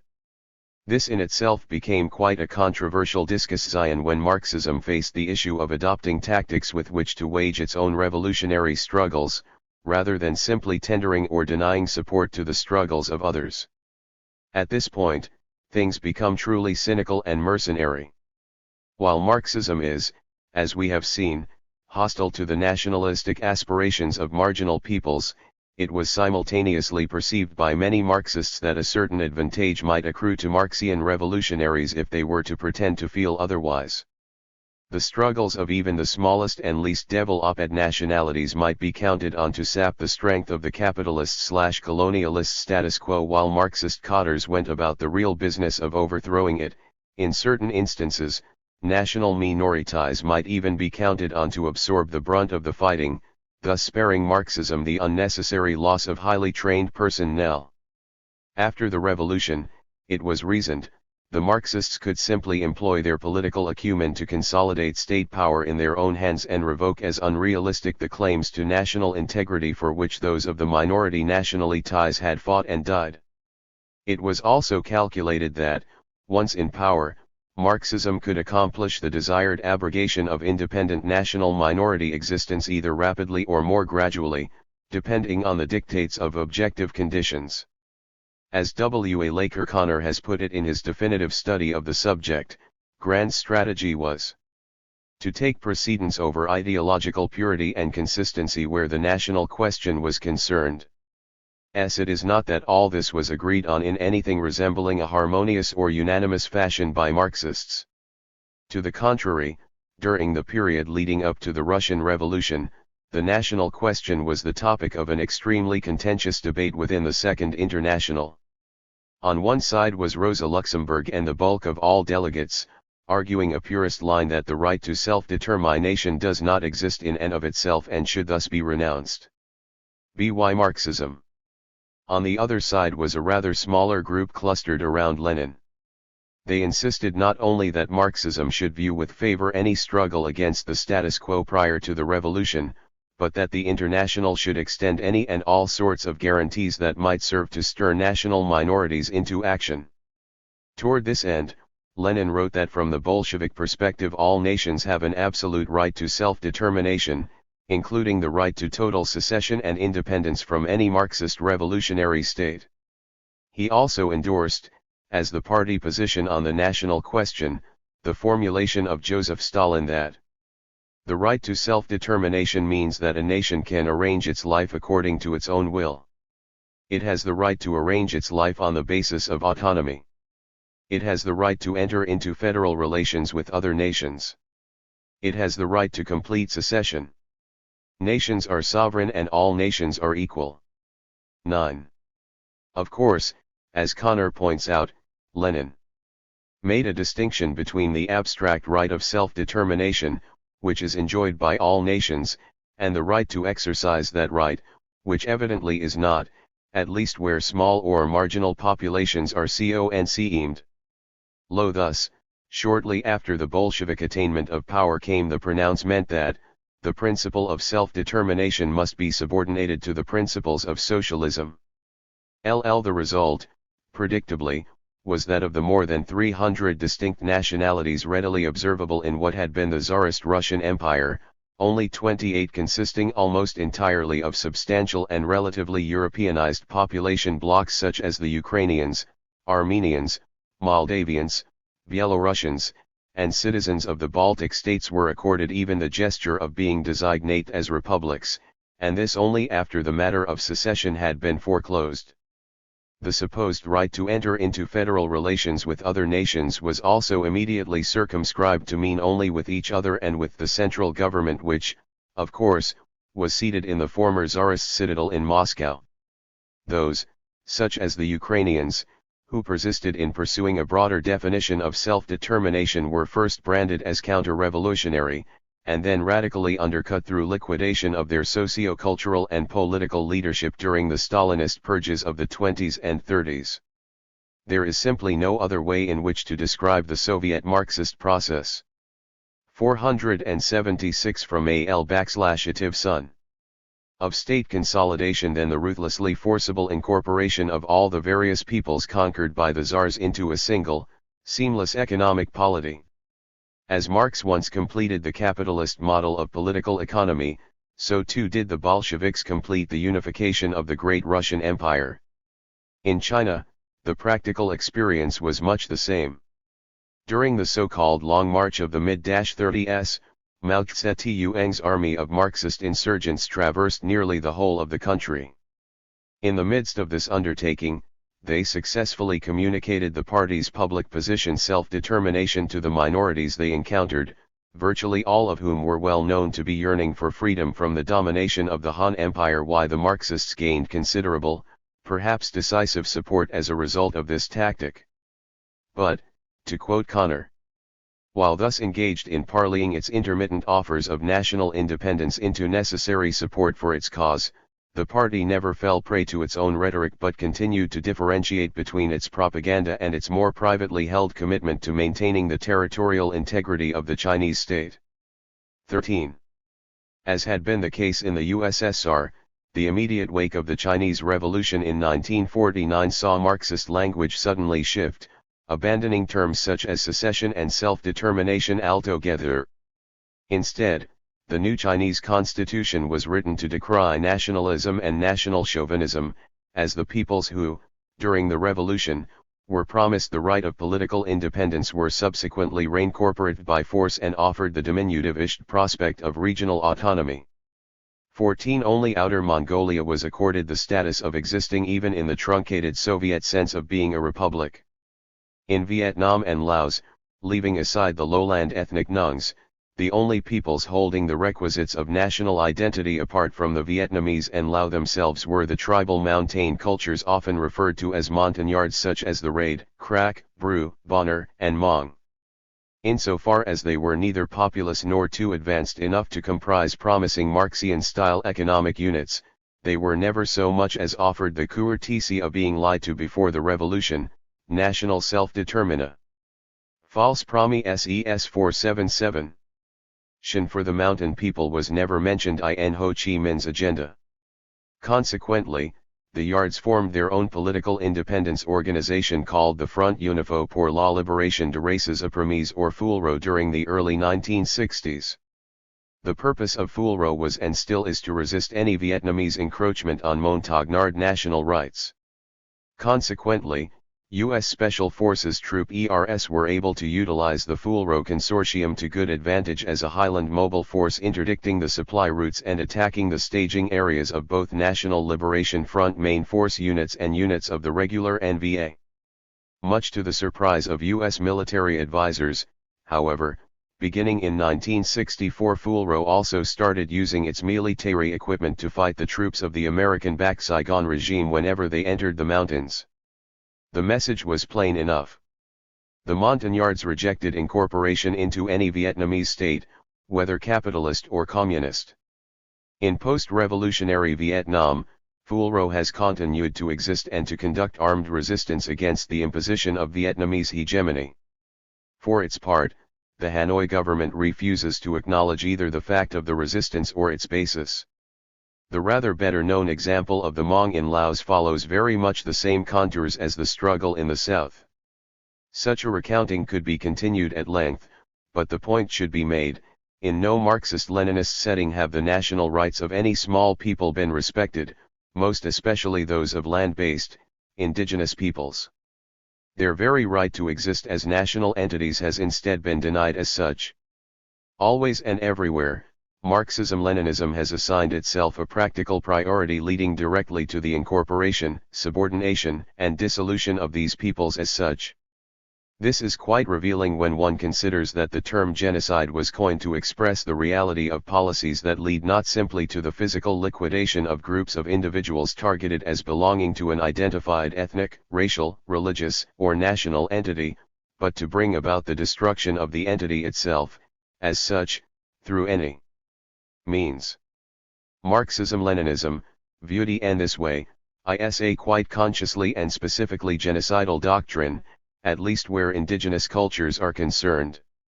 There has been no relaxation or deviation in this circumstance during the 1980s. Most notably, during the present decade there has been the situation in Nicaragua where three Indian peoples, the Mosquitos, Sumas, and Ramas, are resisting their forced incorporation into yet another revolutionary state, tacitly acknowledged by two of its principal leaders to be guided by Marxist-Leninist principles.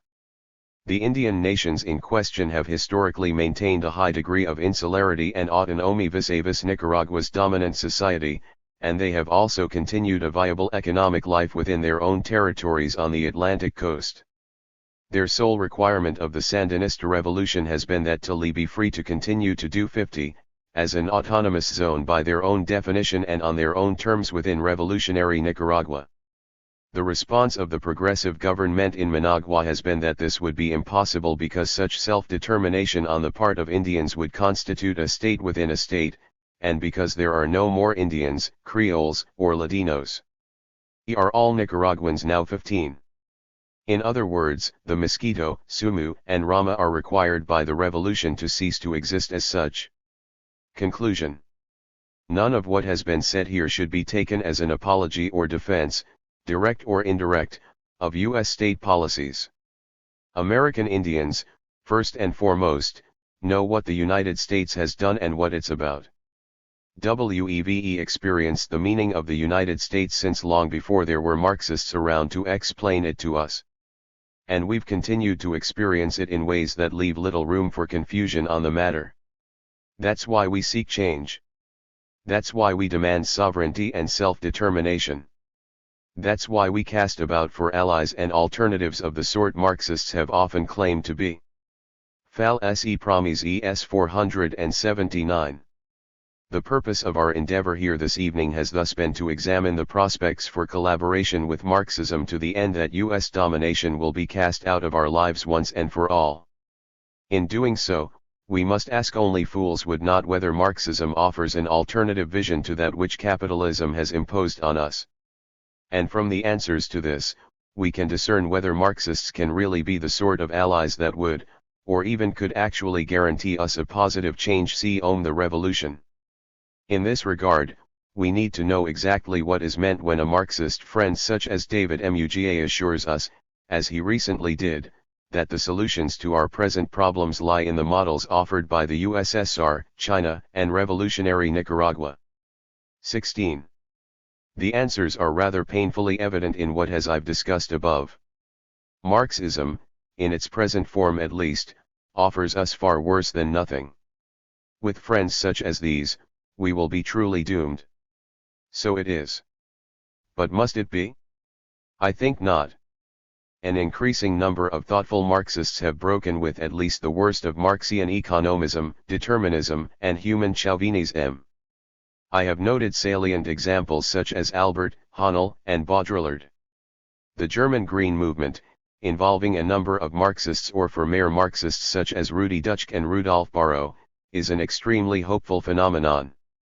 All in all, there is sufficient basis to suggest that at least some elements of the Marxian tradition are capable of transcending dogma to the extent that they may possess the potential to forge mutually fruitful alliances with American Indians and other indigenous peoples. The key for us, it would seem to me, is to remain firm in the values and insights of our own traditions. We must hold true to the dialectical understanding embodied in the expression metakayayasi and reject anything less as an unbalanced and imperfect view, even a mutilation of reality. We must continue to pursue our traditional vision of a humanity within rather than upon the natural order. We must continue to insist on, as an absolutely fundamental principle, the right of all. 480. Peoples, each and every one, no matter how small and primitive, to freely select the fact and form of their ongoing national existence. Concomitantly, we must reject all contentions by any state that it has the right for any reason to subordinate or dissolve the inherent rights of any other nation. And, perhaps most importantly of all, we must choose our friends and allies accordingly. I submit that there's nothing in this game plan that contradicts any aspect of what we've come to describe as the Indian way. In conclusion, I must say that I believe such an agenda, which I call indigenist, can and will attract real friends, real allies, and offer real alternatives to both Marxism and capitalism. What will result, in my view, is the emergence of a movement predicated on the principles of what are termed deep ecology, soft path technology, anarchism, and global balkanization. But we are now entering into the topic of a whole different discussion. Nobody's pet poodle. Jimmy Durham, an artist for native North America. I've known Jimmy Durham for more than 20 years. He's personally never been anything but Stone Indian the whole time, and I mean that in the fullest possible way. He's never done anything but good for Indian people. Anybody who wants to mess with Jimmy better be ready to talk to me. And I mean that too. Russell Means, 1990. I have a vision, a recurrent hallucination, if you will, of an installation summing up the state of contemporary American Indian art. It is of a life-sized plastic Indian man, seated in a director's chair and outfitted in the high Santa Fe style, abundant taqua, fur and leather, genuine perfume-scented aftershave or cologne, fashionably long but neatly razor-cut black hair, a blanket vest over an open-neck silk shirt, his medicine bag filled with cocaine, a $5,000 antique concho belt and Gucci loafers. Sometimes he wears a Billy Jack hat. Altogether, looks like something of a combination of Rudy Gorman and Earl Biss, but thinner, sleeker, a bit firmer of jaw. In one hand, he holds a collection of sable artist's brushes, in the other, a wad of $100 bills. Tattooed in blue on his left buttock is the inscription "Government Inspected, U.S. Department of Interior Certified Grade A Prime Meat." Suspended from a genuine platinum Charles Liloma chain around his neck is a small laminated card reading Federal Certificate of Degree of Indian Blood. In my mind, the plastic Indian is flanked by a pair of stuffed poodles. Perhaps they are Afghan hounds. From chains around their necks, both dogs also sport their pedigree papers. Arrayed behind this triad is another, a row of rather shadowy and mysterious human forms. They are standing, heads bowed, representing, each in turn, certain other peoples, who have been officially defined in accordance with eugenics codes during the present century. Around each of their necks is a noose of the coarsest hemp rope from which hangs a small, spotlit plaque. One bears a yellow Star of David symbol and reads Jude. It was presented to the figure who wears it by the Ministry of Racial Purity of the Third Reich in 1936. The next, printed by South Africa's apartheid government in 1980, reads, with utter simplicity, colored. The third, more complex in design, offers its message in 3 languages. All translates as Palestinian. It was issued in Israeli-occupied Gaza in 1991. The plastic Indian in the foreground seems totally unaware of those standing behind him, whether human or canine. He may be conscious of them, but chooses to ignore their presence. He seems utterly resolute about focusing his attention elsewhere. After all, he has his money in hand and senses there is more to be had. Perhaps he will use some of it to buy another bracelet or some baskets from one of the old Pueblo women eking out a living down on the plaza.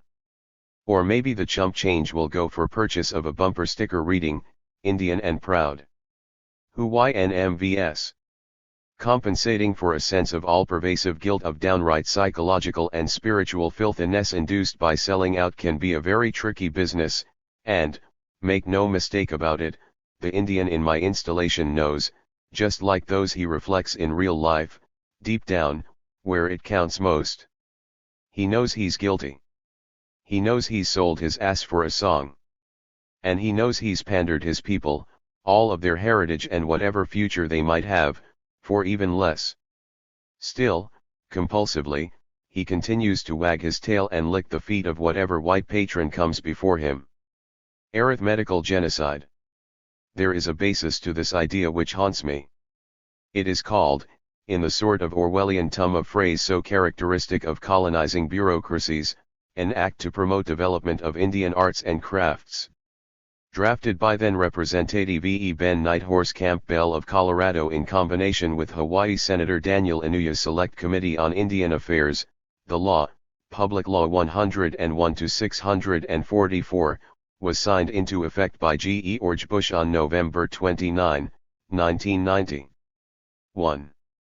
PL 101-644 makes it a crime punishable by up to $1 million in fines and up to 15 years in federal prison for anyone not federally recognized as being a Native American to offer to Nob Odys Petpo Odle 485. Display for sale or to sell any good, with or without a government trademark, which suggests it is Indian produced. For galleries, museums, and other private concerns, which might elect to market or display as Indian arts and crafts the work of any person not meeting the federal definition of Indianness, a fine of up to $5 million is imposed.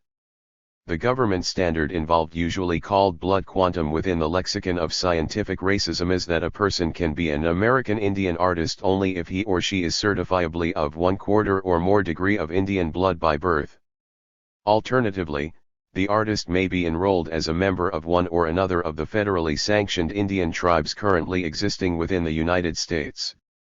These entities' membership rolls originated in the prevailing federal racial criteria of the late 19th century.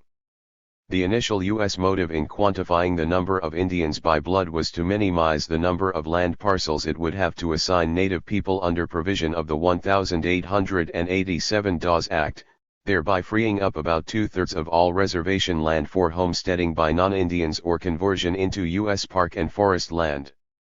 Tribal rolls have typically been maintained in this reductionist fashion ever since, a matter which has served to keep federal expenditures in meeting the government's obligations, often deriving from treaty relationships with indigenous nations, at a very low level. Obviously involved is a sort of statistical extermination whereby the government seeks not only to keep costs associated with its discharge of Indian affairs at the lowest possible level, but, to eventually resolve its Indian problem altogether. Point 2. The thinking is simple. As historian Patricia Nelson Limerick frames it, set the blood quantum at 1/4, hold to it as a rigid definition of Indians, let intermarriage proceed as it has for centuries, and eventually Indians will be defined out of existence. 3. Bearing out the validity of Limerick's observations is the fact that, in 1900, about half of all Indians in this country were full-bloods. By 1990, the proportion had shrunk to about 20%, and is dropping steadily. Among certain populous peoples, such as the Chippewas of Minnesota and Wisconsin, only about 5% of all tribal members are full-bloods. A third of all, 486, recognized Indians are at the quarter blood cut-off point. Cherokee demographer Russell Thornton estimates that, given continued imposition of purely racial definitions, Native America as a whole will have disappeared by the year 2080. 4. Probably the first consequence of the 1990 Indian Arts and Crafts Act was closure of the Cherokee National Museum in Muskogee, Oklahoma, a day after its passage.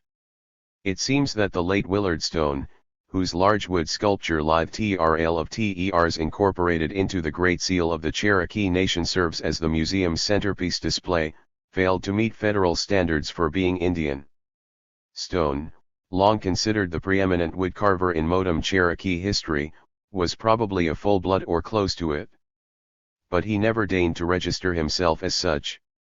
The Cherokees always accepted him as Cherokee, treated him as an integral and important part of the community, and that was all that was necessary for Willard Stone. Cherokee leader Wilma Mankiller says the current tribal government will do whatever is necessary, given Stone's stature, to convey formal membership upon him posthumously. S. But what of the thousands of other, lesser known but still living, individuals who fall into the same category of circumstance? 6. What of the 200-odd native peoples, the Abenakis of Vermont, for example, or the Lumbees and Cotoan of North Carolina, who continue to exist, but who have always been denied federal recognition? What of groups such as the Wanino of the San Diego area, who were once recognized by the government, but whose rolls were closed after they were unilaterally declared extinct as a matter of convenience by the Department of Interior during the 1970s? 7. These are questions of no small magnitude and import. All told, as Jack Forbes and others have pointed out, there are probably upwards of 7 million persons in the United States today with a legitimate claim to being American Indian by descent, by culture, or both. The U.S. Bureau of the Census admits to only about 1.6 million. What is at issue is arithmetical genocide, the diminishment and ultimate elimination of an entire human group by accounting procedures rather than outright physical liquidation. Nob Odys Petpo Odle 487. The Identity Police. What is ugliest about the Indian Arts and Crafts Act is that is being passed off as something demanded by native people themselves.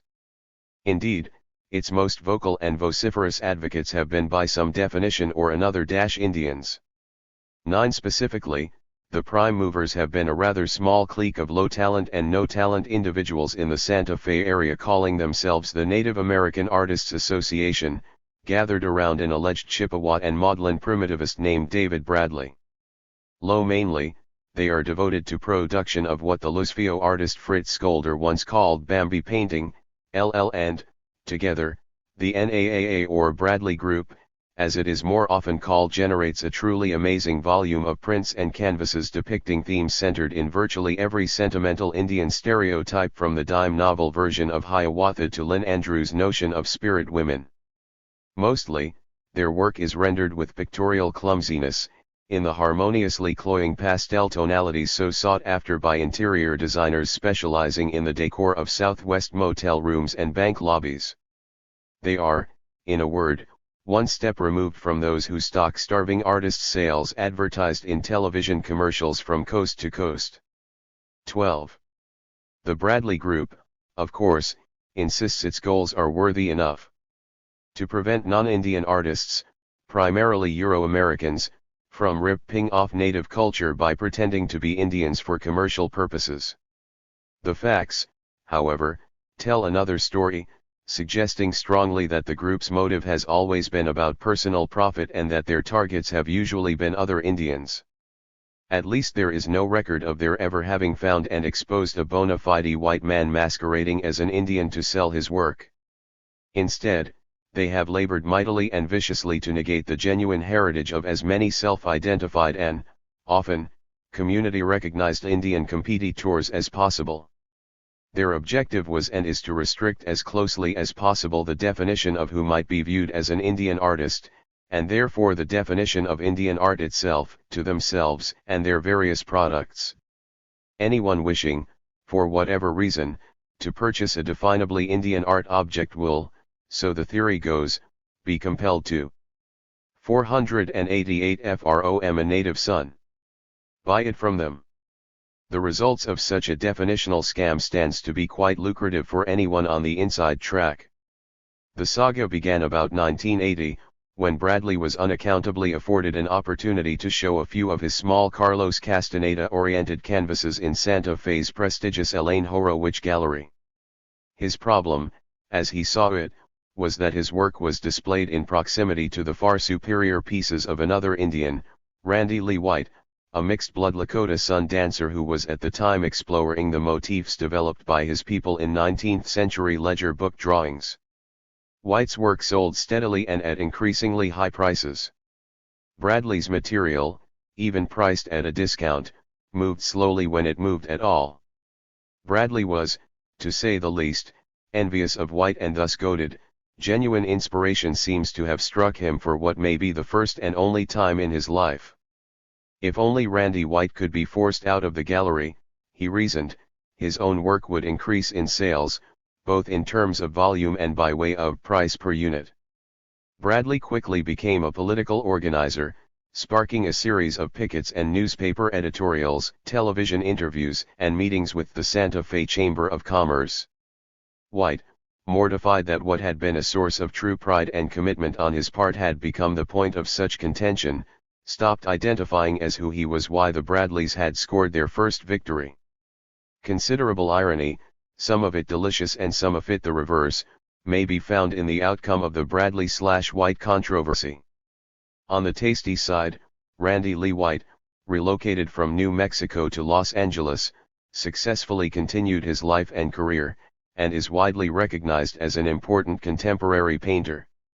For his part, David Bradley also left the Horowitz Gallery for a time, but for different reasons. His work continued to bomb most serious collectors declining to acquire such hack painting, regardless of the ethnic flavor attached to it, even after he had managed to eliminate what he saw as his major competitor. Sometimes a kind of natural justice does prevail. Much less palatable is the loss to Native America of White's substantial painterly talent, a loss which is balanced against nothing at all. Actually, the exchange amounts to much worse than nothing when it is considered that the schmaltz Bradley applies to canvases. The ostensible replacement for White's work in signifying the quality of art Native America is capable of generating these days. Meanwhile, the NAAA had already set out to clean up Santa Fe more generally, stopping in at local exhibitions to demand proof by way of federal documentation as to the genetic pedigrees of other Indians and threatening harassment in the event that real native work wasn't included in gallery inventories. Their position also evolved to hold that native people from south of the Rio Grande, most of them with blood quantity discernibly higher than that of many members of the Bradley group, but none of whom are endowed with federal credentials to that effect, shouldn't be classified as Indians. Even a full-blood and traditionally cultured Yaqui, Maya, or Tarahumara would be better categorized as Hispanic, from the Bradley point of view. This novel interpretation of reality was followed by a heated questioning of the authenticity of Indians from Canada. 14. This persistent and entirely self-serving narrowing of the criteria of Indianness conformed quite well with the earlier mentioned needs of federal policymakers eager to dispense with governmental obligations to Indians once and for all. Consequently, the Bradleys were noticed by those inhabiting the corridors of power. Shortly, they were anointed as expert consultants on matters of native art and identity to a new select committee, enjoying a degree of influence with their colonizers they doubtless never envisioned at the outset of their crusade to crush the competition. Is small wonder that PL 101 to 644 reads like a script the Bradleys themselves might have written. For all practical intents and purposes, they did. And, in the process, their people have been harmed, perhaps irreparably, as is always the case when important voices are stilled. The Bradley group has acted, figuratively at least, in precisely the same fashion as the hang-around the Fort Indians who helped assassinate Crazy Horse and Sitting Bull a century ago. The indigenous alternative. It's not that there are no Indians who understand the nature and dynamics of the colonizing and genocidal processes to which we are subjected. Nor is it true that no Indians retain the courage and integ. 490. Righty necessary to stand up and resist against tremendous odds, regardless of personal cost or consequence.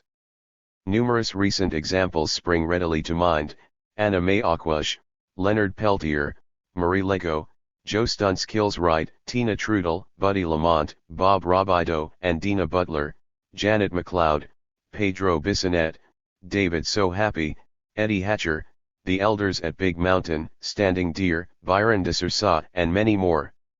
They, not the David Bradleys of the world, are the gut and sinew of that which has meaning in contemporary Indian life. These people, not some self-appointed identity police currying federal favor, represent the future of Native America. This is true, if indeed there is to be any native future at all.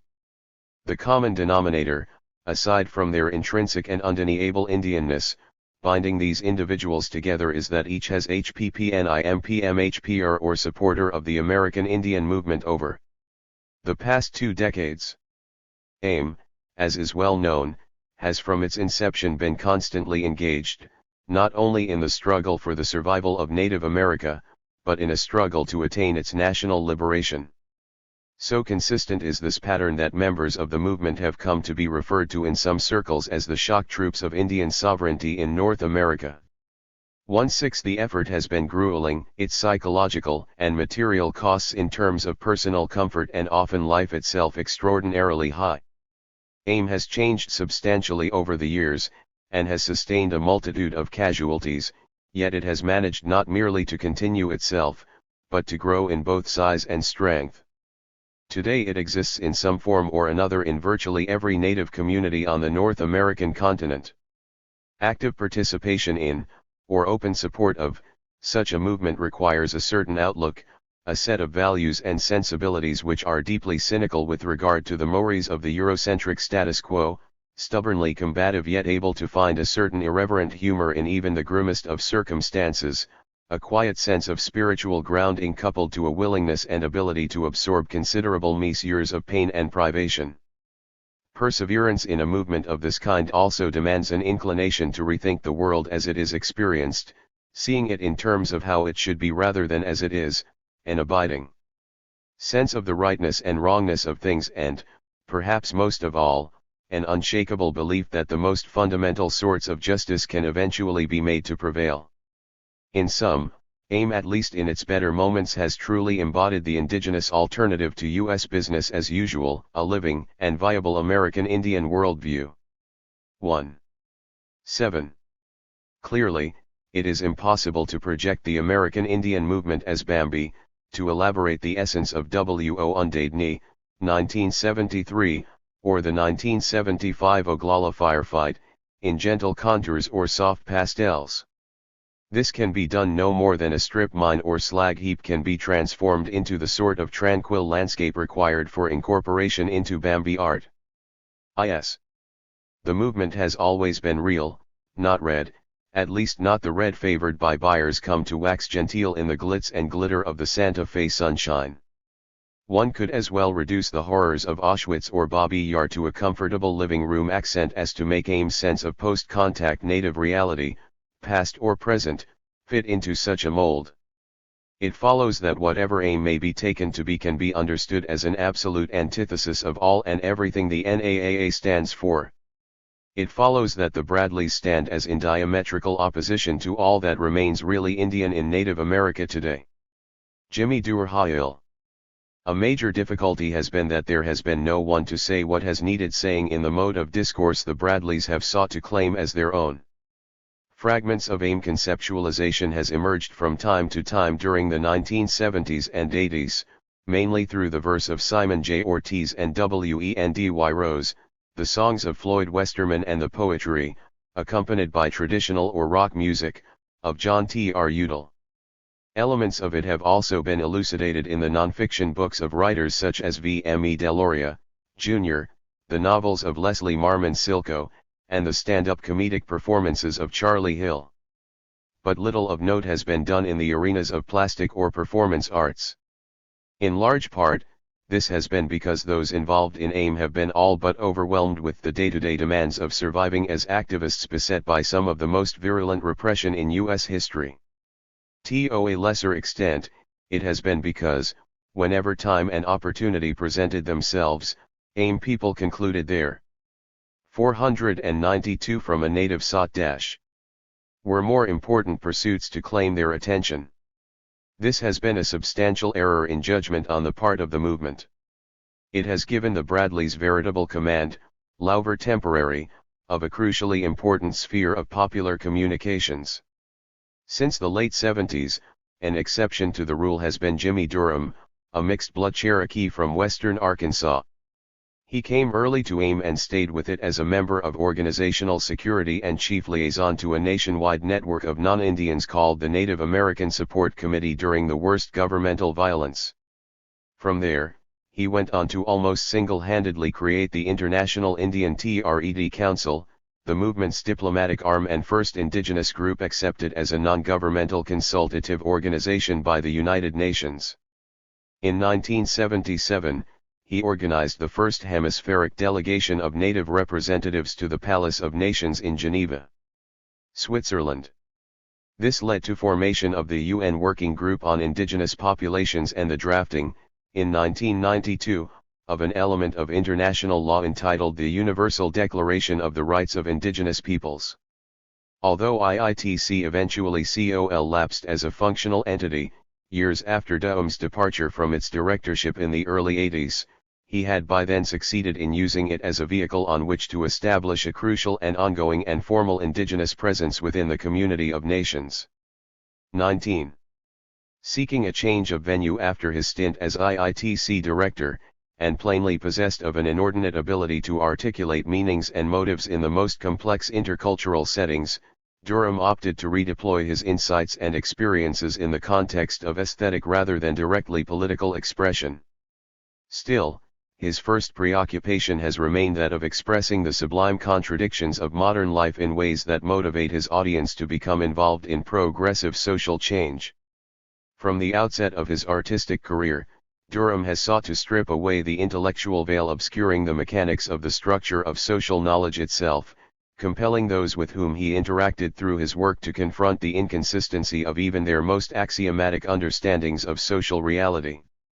The goal of this endeavor is, in the manner of semiotics and left deconstructionism, optimistically cerebral. What is intended is to induce a certain cognitive dissonance among participants with regard to sets of comfortably familiar assumptions about the meaning of things, societally speaking. Such dissonance generates a marked mental discomfort and compels participants, in order for psychic reconciliation to be attained, to engage in some degree of critical rethinking of their core values and beliefs. His method has been described as amounting to a conscious and deliberate, but merciful and constructive exercise in psychological terrorism designed to produce a positive disordering of the existing social consensus. 20. Towards this end, he has relied heavily upon a much polished craft facility in combination with abiding satirical wit and acute sense of irony. He also demonstrates an uncanny knack for accentuating the tensions inherent between various aspects of his work and a complete disregard for what are normally considered to be the rules of the game. His initial work was emphatically sculptural, and to a certain extent remains so, consisting mostly of the creation of objects, often painted, integrating traditional materials with aspects of modern contexts in which they presently find themselves. Juxtaposition of these objects as a means of examining their relationality and dialectical unity quickly assumed an increasing importance. Such investigations soon came to be enhanced by incorporation of found objects, drawings, or script, and photographs into the whole. Inevitably, this experimental coding of aggregations of objects led to their deployment in comprehensive mixed media installations. 2.1. Contextualization of the installations themselves, at least some of which have evolved to function as both literal and metaphorical environments, has dictated an ever more direct and active role for the artist himself in the presentation of his art. Such involvement often assumes the form of the artist symbolically acting out, either theatrically or in more concrete ways, behavioral and / or attitudinal concept ions integral to a completion of a given work's intent.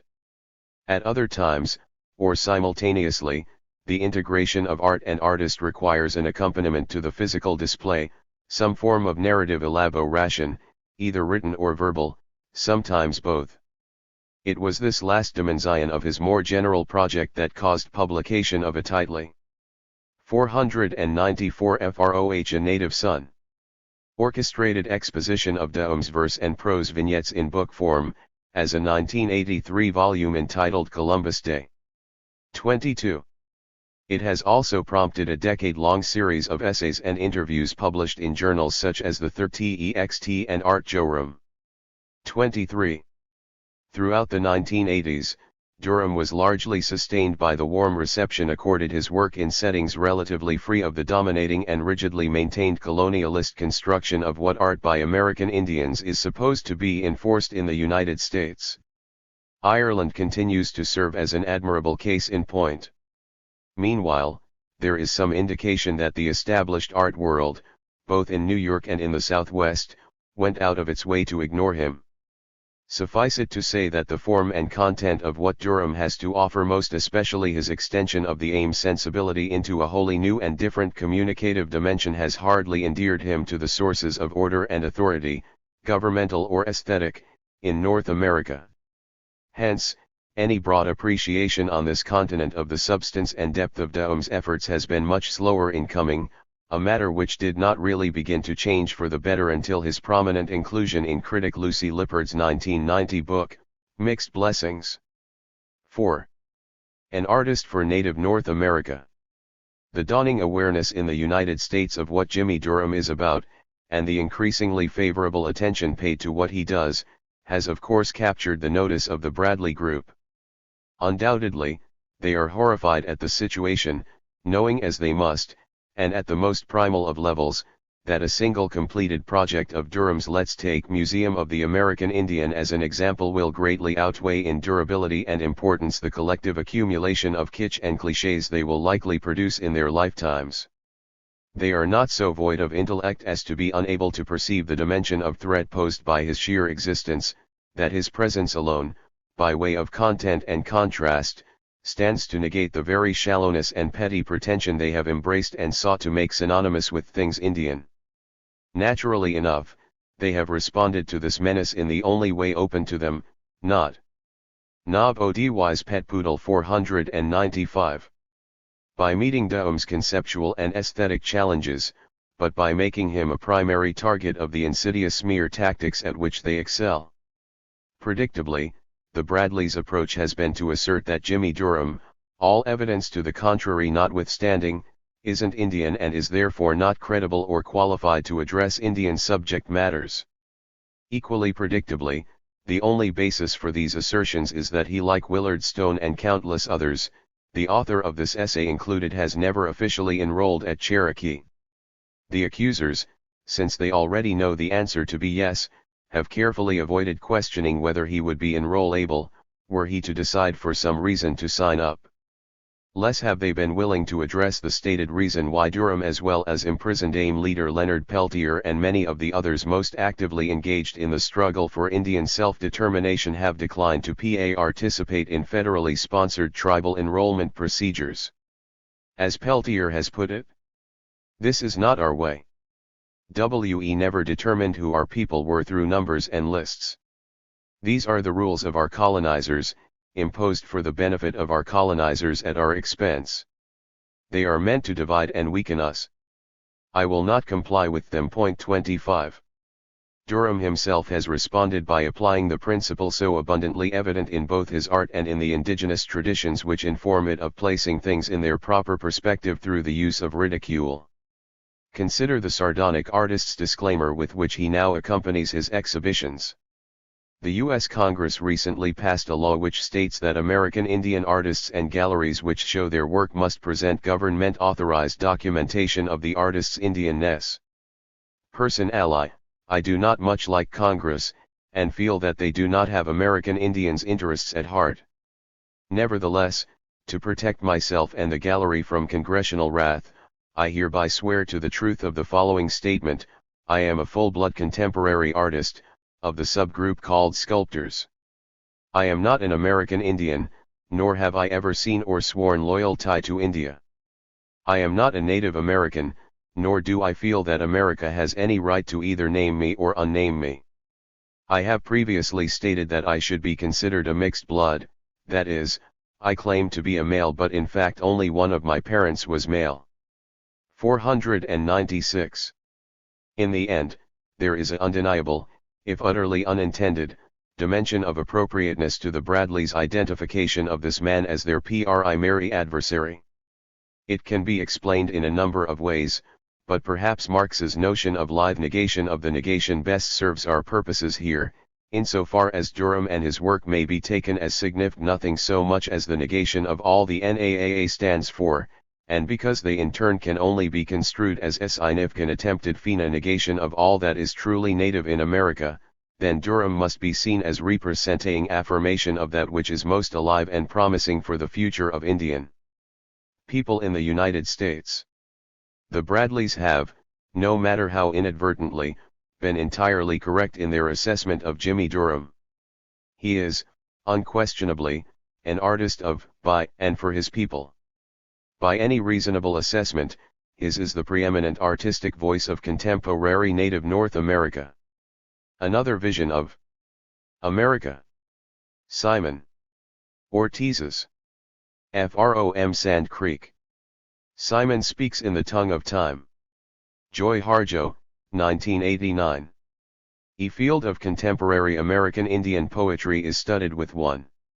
Luminous writers, among them Wendy Rose, Paula Gunn Allen, Adrian C. Lewis, Joy Harjo, James Welch, Christos, Peter Blue Cloud, Maurice Kenny, Linda Hogan, Dwayne Neodham, Elizabeth Woody, Dion Million, Barney Bush, Carter Reverd, Mary Tall Mountain, Pam Colorado Rado, Roberta Hill Whiteman, Geary Hobson, Bill Owendason, Leslie Marmon Silko, John T. R. Udall, the list goes on and on.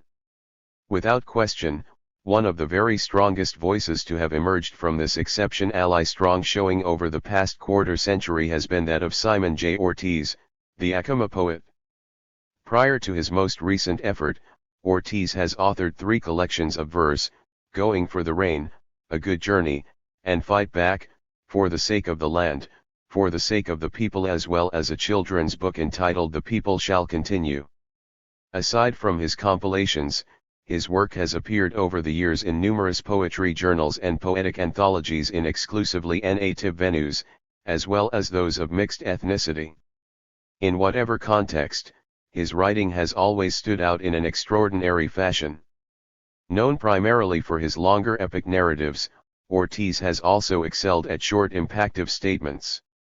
In either format, he has always opted to serve in the time-honored capacity of tribal storyteller/historian and to incorporate overt political analysis into his material.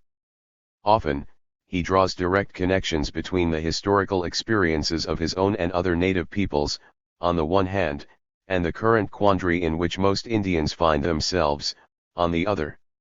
He has also been wont to draw clear parallels between the situation of Indians 501, 502, and the conditions suffered by other disenfranchised groups, including poor whites, in North America.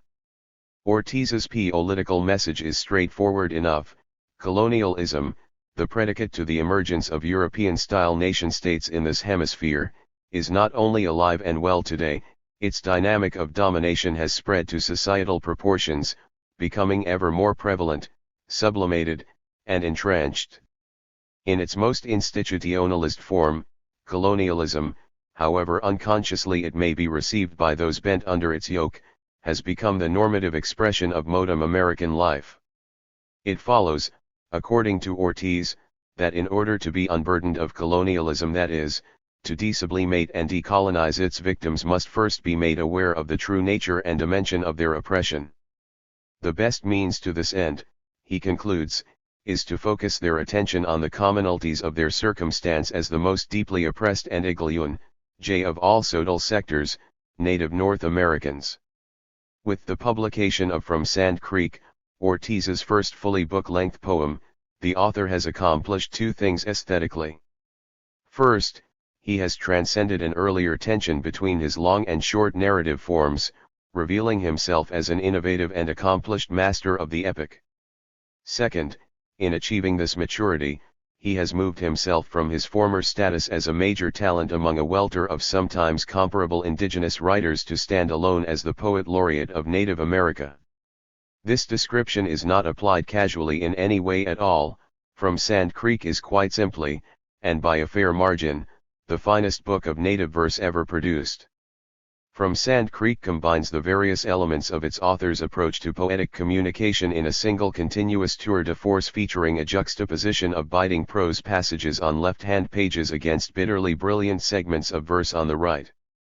The emotive quality of the latter contrasts in eerily balanced harmony to the former, and the effect is devastating.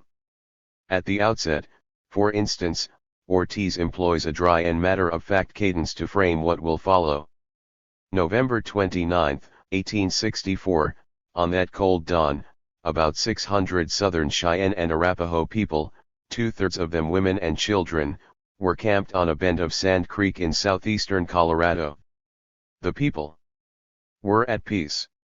The Reverend John Chivington and his volunteers and Fort Lyons troops, numbering more than 700 heavily armed men, slaughtered 105 women and 28 men.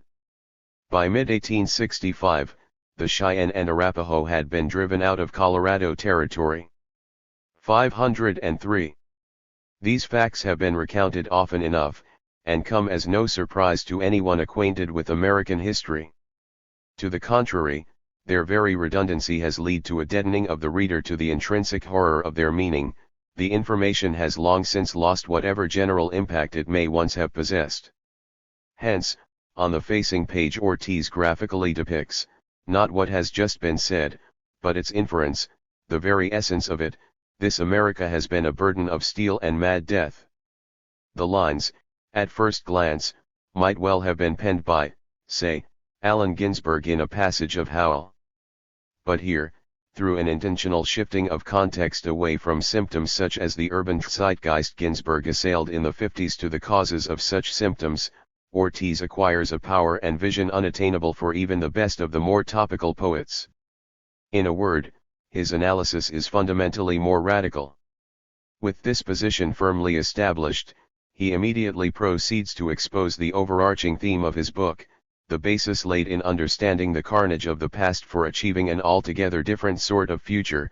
But, look now, there are flowers and new grass and a spring wind rising from Sand Creek.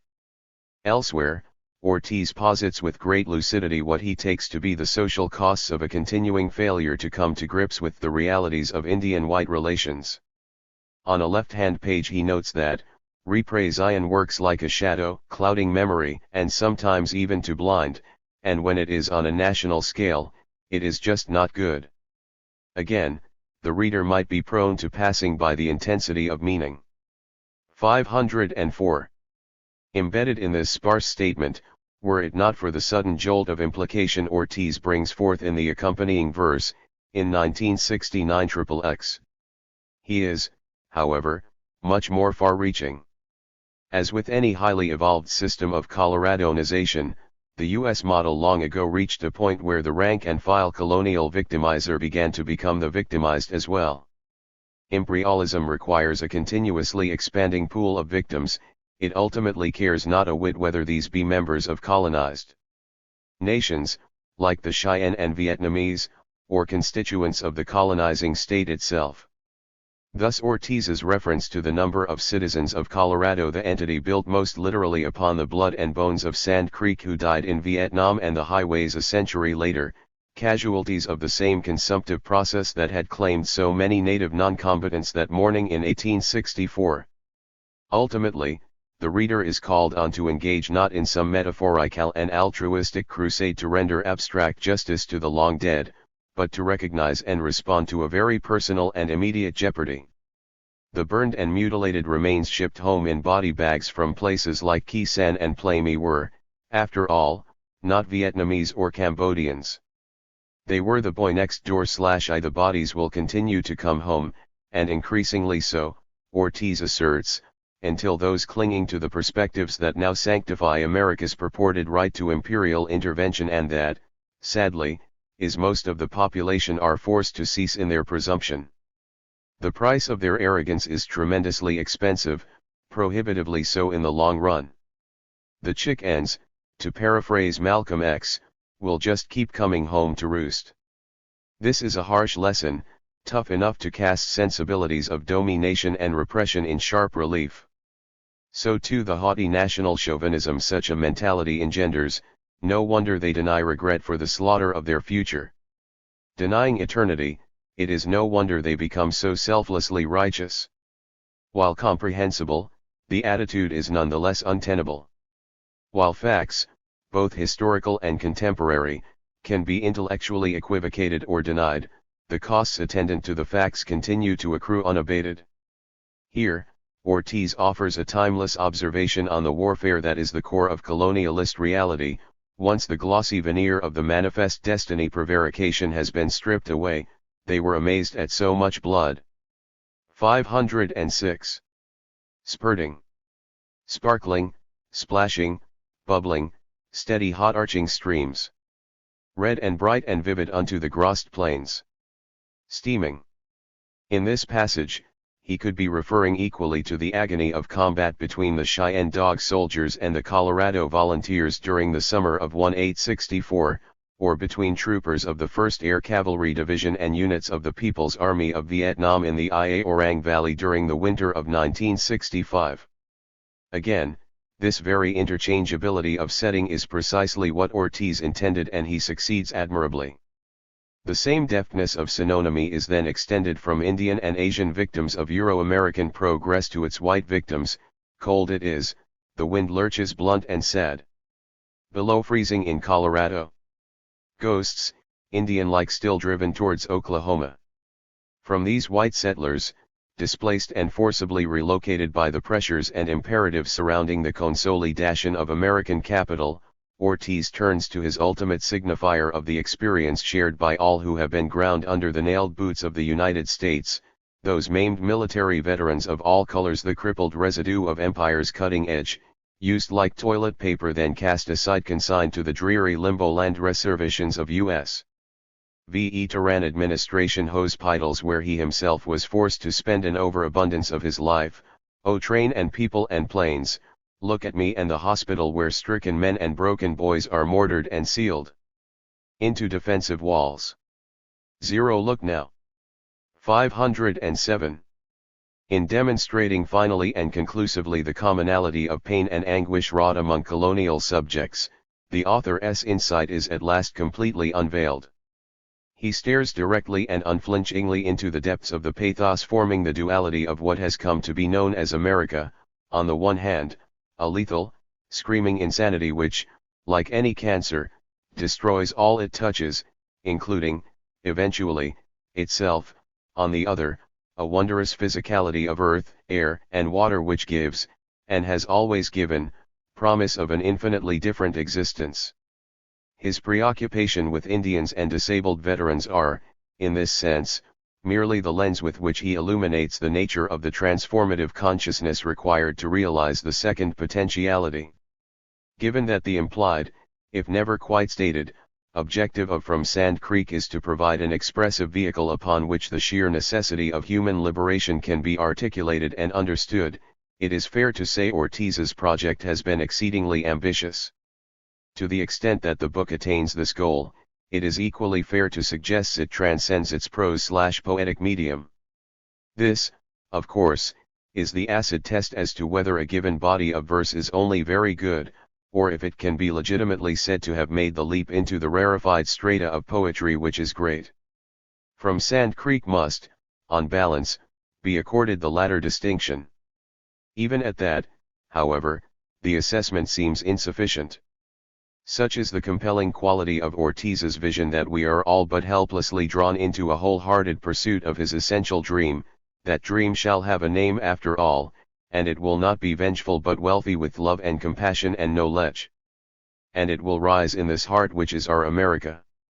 508. To Simon J. Ortiz we are obliged, collectively, to offer our sincerest thanks for having written From Sand Creek. And, because of the magnitude and nature of his achievement, we must at the same time enter a demand for more of the same. We are also desperately in need of it. I am indigenist. Notes on the ideology of the Fourth World. The growth of ethnic consciousness and the consequent mobilization of Indian communities in the Western Hemisphere since the early 1960s have been welcomed neither by government forces nor by opposition parties and revolutionary movements. The Indian question has been an almost forbidden subject of debate throughout the entire political spectrum, although racism, discrimination, and exploitation are roundly denounced on all sides. Roxanne Dunbar Ortiz, Indians of the Americas. Often in my writings and lectures, I have identified myself as being indigenist in outlook. By this, I mean that I am one who not only takes the rights of indigenous peoples as the highest priority of my political life, but who draws on the traditions, the bodies of knowledge and corresponding codes of value evolved over many thousands of years by native peoples the world over. This is the basis on which I not only advance critiques of, but conceptualize alternatives to, the present social, political, economic, and philosophical status quo. In this gives shape not only to the sorts of goals and objectives I pursue, but the kinds of strategy and tactics I advocate, the variety of struggles I tend to support, the nature of the alliances I'm inclined to enter into, and so on. Let me say, before I go any further, that I am hardly unique or alone in adopting this perspective. It is a complex of ideas, sentiments, and understandings that motivates the whole of the American Indian movement, broadly defined, in North America. This is true whether you call it AIM, Indians of all tribes, the W.A. Ryer Society, Women of all red nations, or whatever. 1. It is the spirit of resistance which shapes the struggles of traditional Indian people on the land, whether the struggle is down at Big Mountain, in the Black Hills, up at James Bay, in the Nevada desert, or out along the Columbia River in what is now called Washington State. 2. In the sense that I use the term, indigenism is also, I think, the outlook that guided our great leaders of the past, King Philip and Pontiac, Tecumseh and Creek Mary and Osceola, Black Hawk, Nancy Ward and Satanta, Lone Wolf and Red Cloud, Satank and Quanah Parker, Left Hand and Crazy Horse, Dull Knife and Chief Joseph, Sitting Bull, Roman Nose and Captain Jack, Louis Riel and Poundmaker and Geronimo, Cochise and Mangus, Victorio, Chief Seattle, and so on. 3. In my view, those Indian and non-Indian alike who do not recognize these names and what they represent have no sense of the true history, the reality, of North America. They have no sense of where they've come from or where they are, and thus can have no genuine sense of who or what they are. By not looking at where they've come from, they cannot know where they're going, or where it is they should go. It follows TLH at the A, NNCT undertond IH. At it is TRLETR to DC, ho, L to do it, or Y. In their confusion, they identify with the wrong people, the wrong things, the wrong tradition. They therefore inevitably pursue the wrong goals and objectives, putting last things first and often forgetting the first things altogether, perpetuating the very structures of oppression and degradation they oppose. Obviously, if things are to be changed for the better in this world, then this particular problem must itself be changed as a matter of first priority. In any event, all this is not to say that I think I'm one of the people I have named, or the host of others, equally worthy, who've gone unnamed. I have no New Age conception of myself as the reincarnation of someone who has come before.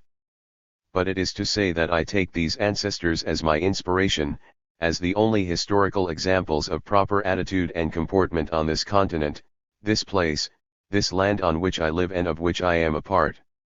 I embrace them as my heritage, my role models, the standard by which I must measure myself. I try always to be worthy of the battles they fought, the sacrifices they made. For the record, I've always found myself wanting in this regard, but I subscribe to the notion that one is obligated to speak the truth, even if one cannot live up to or fully practice it. As Chief Dan George once put it, I endeavor to persevere, and I am indigenous 511. Suppose this is a circumstance that is shared more or less equally by everyone presently involved in what I refer to as indigenism. Others whose writings and speeches and actions may be familiar, and who fit the definition of indigenist or fourth worlder, as we are sometimes called, include W. M. Onaladuke and John T. R. Udall, Simon Ortiz, Russell Means and Dennis Banks and Leonard Peltier, Glenn Morris and Leslie Silko, Jimmy Durham, John Mohawk and Chief Oren Lyons, Bob Robideau and Dino Butler, V. M. E. Deloria, Ingrid W. A. Shinawatawk, and Dagmar Thorpe. There are scholars and attorneys like Don Grind, Pam Colorado, Sharon V. E. Northeast, Tim Coulter, George T. Mker, Bob Thomas, Jack Forbes, Rob Williams, and Hank Adams. There are poets like W. E. and D. Y. Rose, Adrian Lewis, Dion Million, Christos, Elizabeth W. Oodi, and Barney Bush.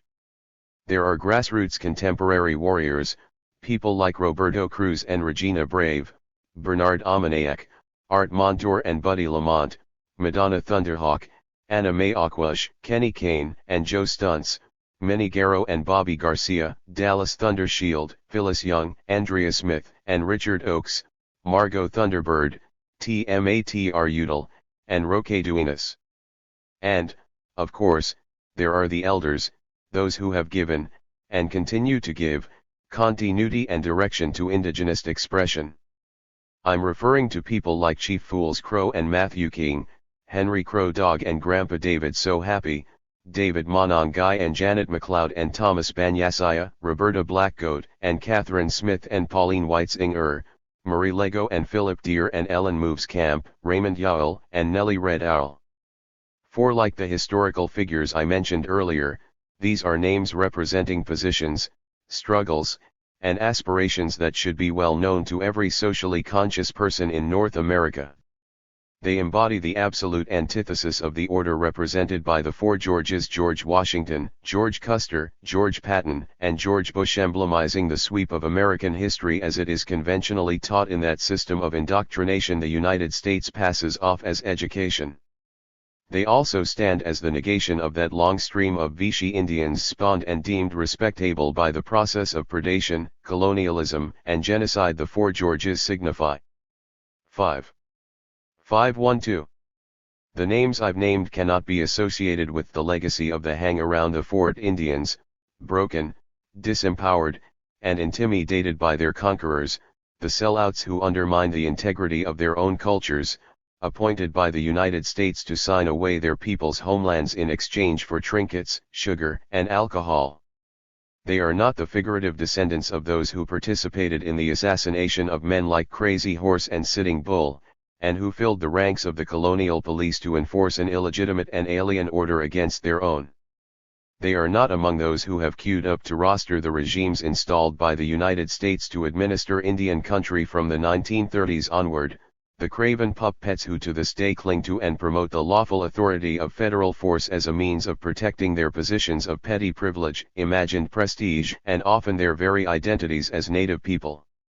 No, indigenists and indigenism have nothing to do with the sorts of quisling impulses driving the Ross Swimmers, Dickie Wilsons, Webster Two Hawks, Peter MacDonalds, and David Bradleys of this world. 6. Instead, indigenism offers an antidote to all that, a vision of how things might be that is based on how things have been since time immemorial, and how things must be once again if the human species, and perhaps the planet itself, is to survive much longer.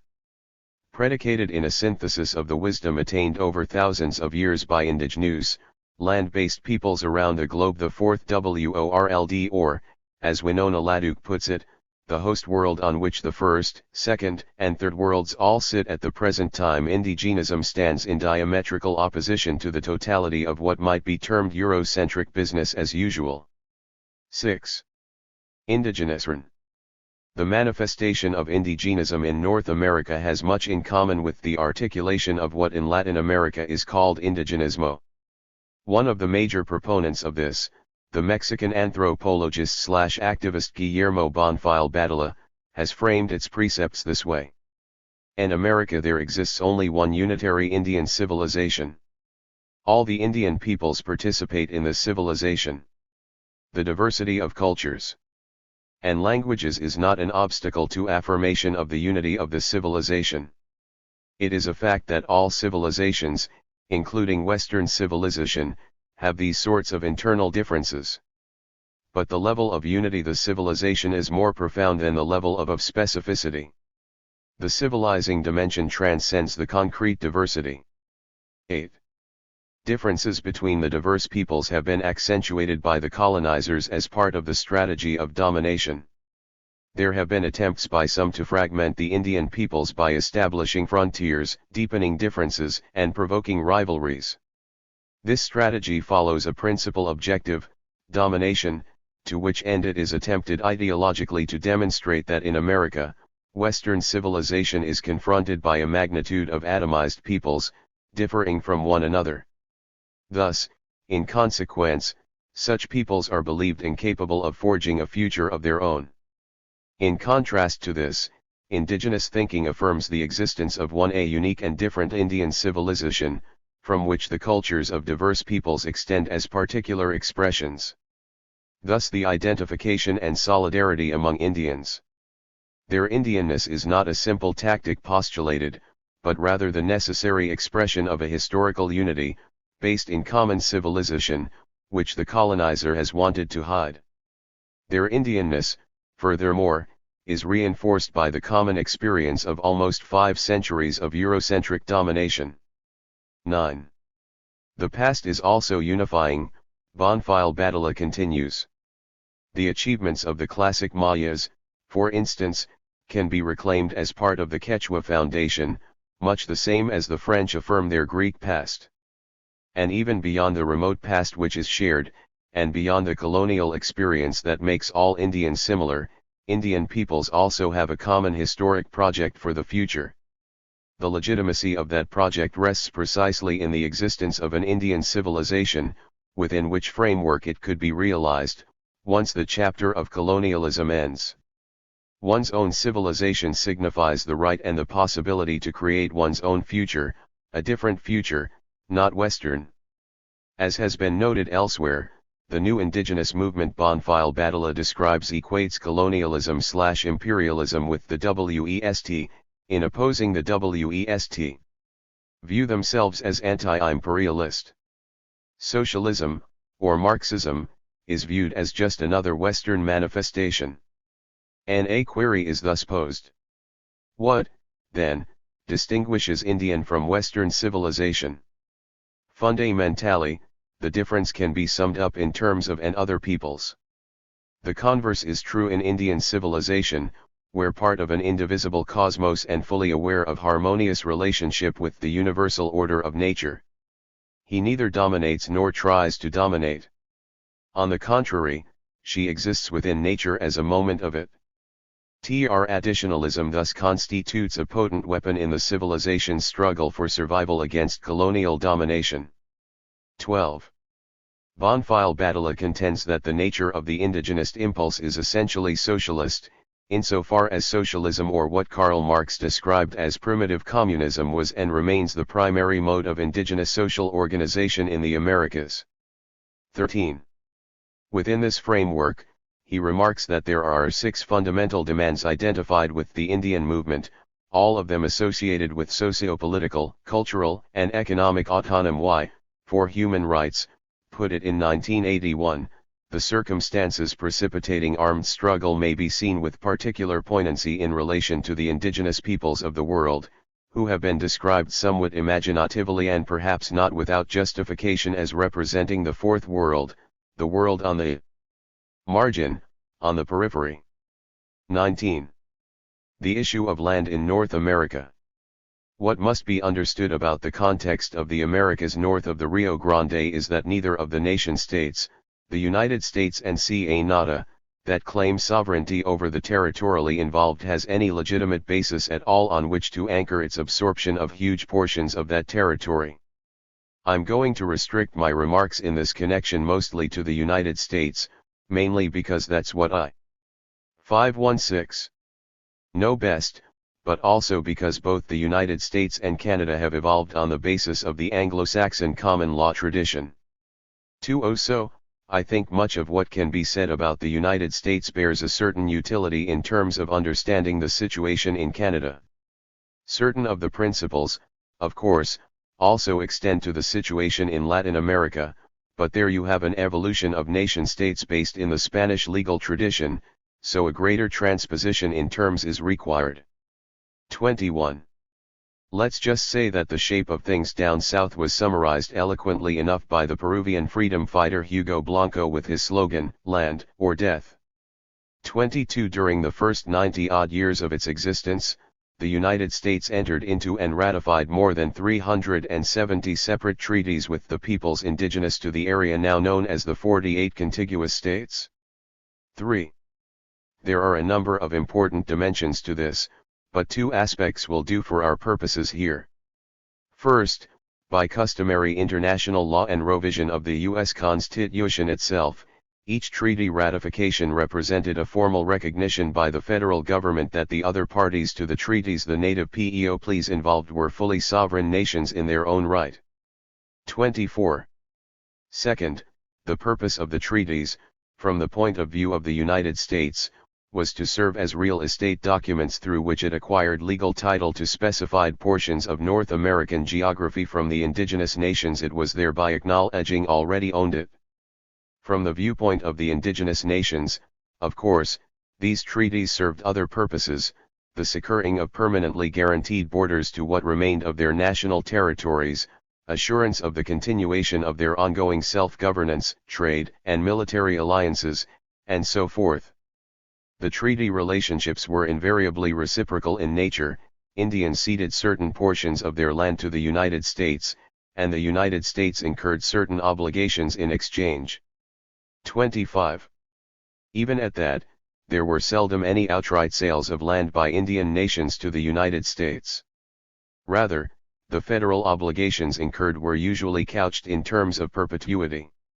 The arrangements were set up by the Indians so that, as long as the United States honored its end of the bargain struck, it would have the I am indigenous 517 right to occupy and use defined portions of Indian land. In this sense, the treaties more resemble rental or leasing instruments than actual deeds. And you know what happens under Anglo-Saxon common law when a tenant violates the provisions of a rental agreement. The point here is that the United States has long since defaulted on its responsibilities under every single treaty obligation it ever incurred with regard to Indians. There is really no dispute about this. In fact, there's even a Supreme Court opinion, the 1903 Lone Wolf case, in which the good justices held that the United States enjoyed a right to disregard any treaty obligation to Indians it found inconvenient, but that the remaining treaty provisions continued to be binding on the Indians. This was, the High Court said, because the United States was the stronger of the nations involved, and thus wielded plenary power. This simply means full power over the affairs of the weaker indigenous nations. Therefore, the court felt itself free to unilaterally interpret each treaty as being a bill of sale rather than a rental agreement. 26. Stripped of its fancy legal language, the Supreme Court's position was astonishingly crude. There's an old adage that possession is 9/10 of the law. Well, in this case, the court went a bit further, arguing that possession was all of the law. Further, the highest court in the land went on record arguing bold-faced that, where Indian property rights are concerned, might, and might alone, makes right. The United States held the power to simply take Indian land, they said, and therefore it had the right to do so. If you think about it, that's precisely what the Nazis argued only 30 years later, and the United States had the unmitigated audacity to profess outrage and shock that Germany was so blatantly transgressing elementary standards of international law and the most basic requirements of human decency. 27. For that matter, this is all that Saddam Hussein was about when he took Kuwait. Indeed, Iraq had a far stronger claim to rights over Kuwait than the United States has ever had with regard to Indian country, with the result that George Bush began to babble about fighting a just war to roll back naked aggression, free occupied territory, and reinstate a legitimate government. If he was 518 in any way serious about that proposition, he'd have had to call air strikes in on himself instead of ordering the bombing of Baghdad. 8. Be that as it may, there are a couple of other significant problems with the treaty constructions by which the United States allegedly assumed title over its land base. On the one hand, a number of the ratified treaties can be shown to be fraudulent or coerced, and thus invalid. The nature of the coercion is fairly well known, so let's just say that perhaps a third of the ratified treaties involved direct coercion and shift over to the matter of fraud. This assumes the form of everything from the deliberate misinterpretation of proposed treaty provisions to Indian representatives during negotiations to the Senate's alteration of treaty language after the fact and without the knowledge of the Indian signatories. On a number of occasions, the United States appointed its own preferred Indian leaders to represent nations in treaty negotiations. 9. In at least one instance, the 1861 Treaty ot Fort Wise U.S. negotiators appear to have forged the signatures of various Cheyenne and Arapaho leaders. Additionally, there are about 400 treaties that were never ratified by the Senate, and were therefore never legally binding, but on which the United States now asserts its claims concerning lawful use and occupancy rights to, and jurisdiction over, appreciable portions of North America. 31. When all is said and done, however, even these extremely dubious bases for United States title are insufficient to cover the gross territoriality at issue. The federal government itself tacitly admitted as much during the 70s, in the findings of the so-called Indian Claims Commission, an entity created to quiet title to all illegally taken Indian land within the lower 48 states. 2. What the Commission did over the previous 35 years was in significant part to research the ostensible documentary basis for United States title to literally every square foot of its claimed territory. It found, among other things, that the United States had no legal basis whatsoever, no treaty, no agreement, not even an arbitrary act of Congress to fully one-third of the area within its boundaries. 33. At the same time, the data revealed that the reserved areas still nominally possessed by Indians had been reduced to about 2.5% of the same area. 34. What this means in plain English is that the United States cannot pretend to even a shred of legitimacy in its I am indigenous 51.9. Occupancy and control of upwards of 30% of its home territoriality. And, lest such matters be totally lost in the shuffle, I should note that it has even less legal basis for its claims to the land in Alaska and Hawaii. 35. Beyond that, its right to assert dominion over Puerto Rico, the U.S. Virgin Islands, American Samoa, Guam, and the Marshall Islands tends to speak for itself, don't you think? Priority of Indian land recovery in the U.S. Leaving aside questions concerning the validity of various treaties, the beginning point for any indigenous endeavor in the United States centers, logically enough, in efforts to restore direct Indian control over the huge portion of the continental United States that was plainly never ceded by native nations. On the bedrock of this foundation, a number of other problems integral to the present configuration of power and privilege in North American society can be resolved, not just for Indians, but for everyone else as well. It's probably impossible to solve, or even to begin meaningfully addressing, certain of these problems in any other way. But still, it is, as they say, no easy sell to convince anyone outside the more conscious sectors of the American Indian population itself of the truth of this very simple fact. In part, uncomfortable as it may be to admit, this is because even the most progressive elements of the North American immigrant population share a perceived commonality of interest with the more reactionary segments. This takes the form of a mutual insistence on an imagined right to possess native property, merely because they are here, and because they desire it. The great fear within any settler state is that if indigenous land rights are ever openly acknowledged, and native people therefore begin to recover some significant portion of their land, the immigrants will correspondingly be dispossessed of that which they've corn to consider theirs, most notably, individually held homes, small farms and ranches, and the like. Tellingly, every major Indian land recovery initiative in the United States during the second half of the 20th century, those in Maine, the Black Hills, the Oneida claims in New York State, and Western Shoshone are prime examples, has been met by a propaganda barrage from right-wing organizations ranging from the Ku Klux Klan to the John Birch Society. 520. To the Republican Party, warning individual non-Indian property holders of exactly this peril. 36. I'll debunk some of this nonsense in a moment, but first I want to take up the posture of self-proclaimed leftist radicals in the same connection. And I'll do so on the basis of principle, because justice is supposed to matter more to progressives than to right-wing hacks.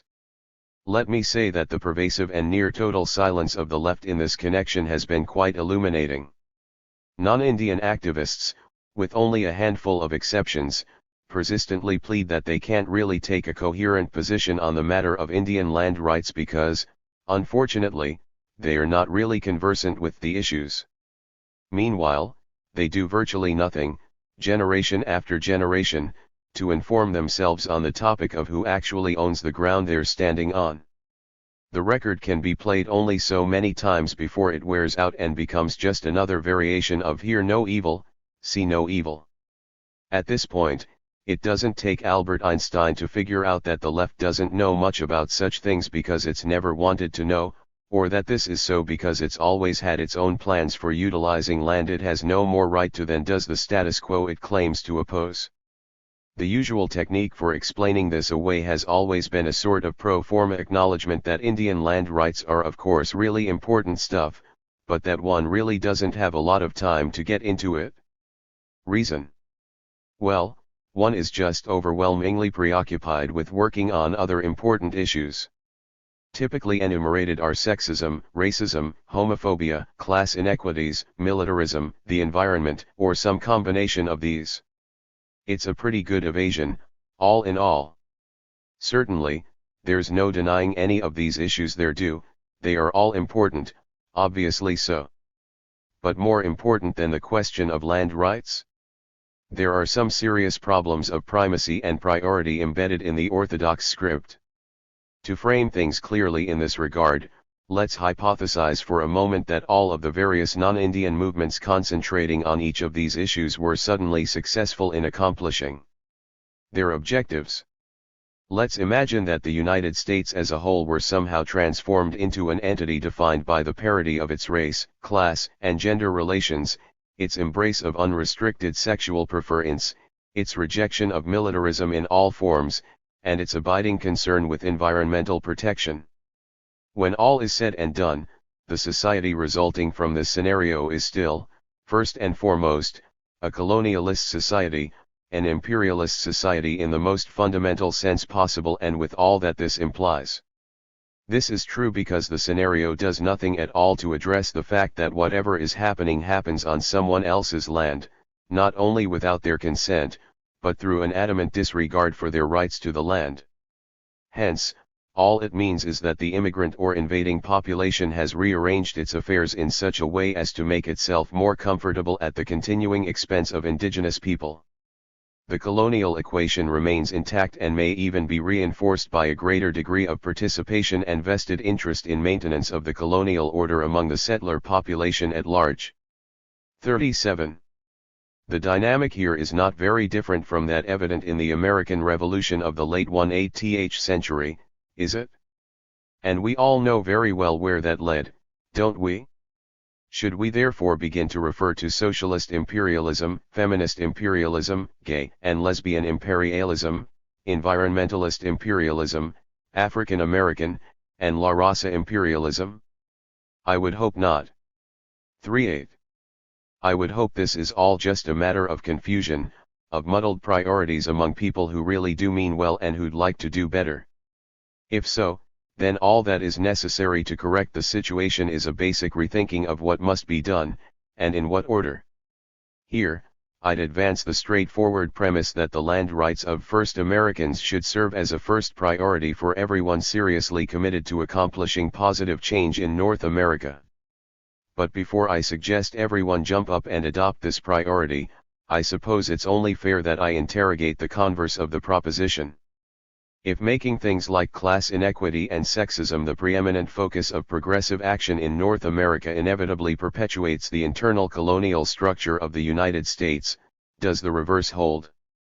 522. True. I'll state unequivocally that it does not. There is no indication whatsoever that a restoration of indigenous sovereignty in Indian country would foster class stratification anywhere, least of all in Indian country. In fact, all indications are that when left to their own devices, indigenous peoples have consistently organized their societies in the most class-free manners. Look to the example of the Haudenosaunee. Look to the Muskogee Confederacy. Look to the confederations of the Waikiki and the Lakota, and those pursued and nearly perfected by Pontiac and Tecumseh. They represent the very essence of enlightened egalitarianism and democracy. Every imagined example to the contrary brought forth by even the most arcane anthropologist can be readily offset by a couple of dozen other illustrations along the lines of those I just mentioned. 39. Would sexism be perpetuated? Ask one of the Haudenosaunee clan mothers, who continue to assert political leadership in their societies through the present day. Ask Wilma Mankeiler, current head of the Cherokee Nation, a people that traditionally led by what were called beloved women.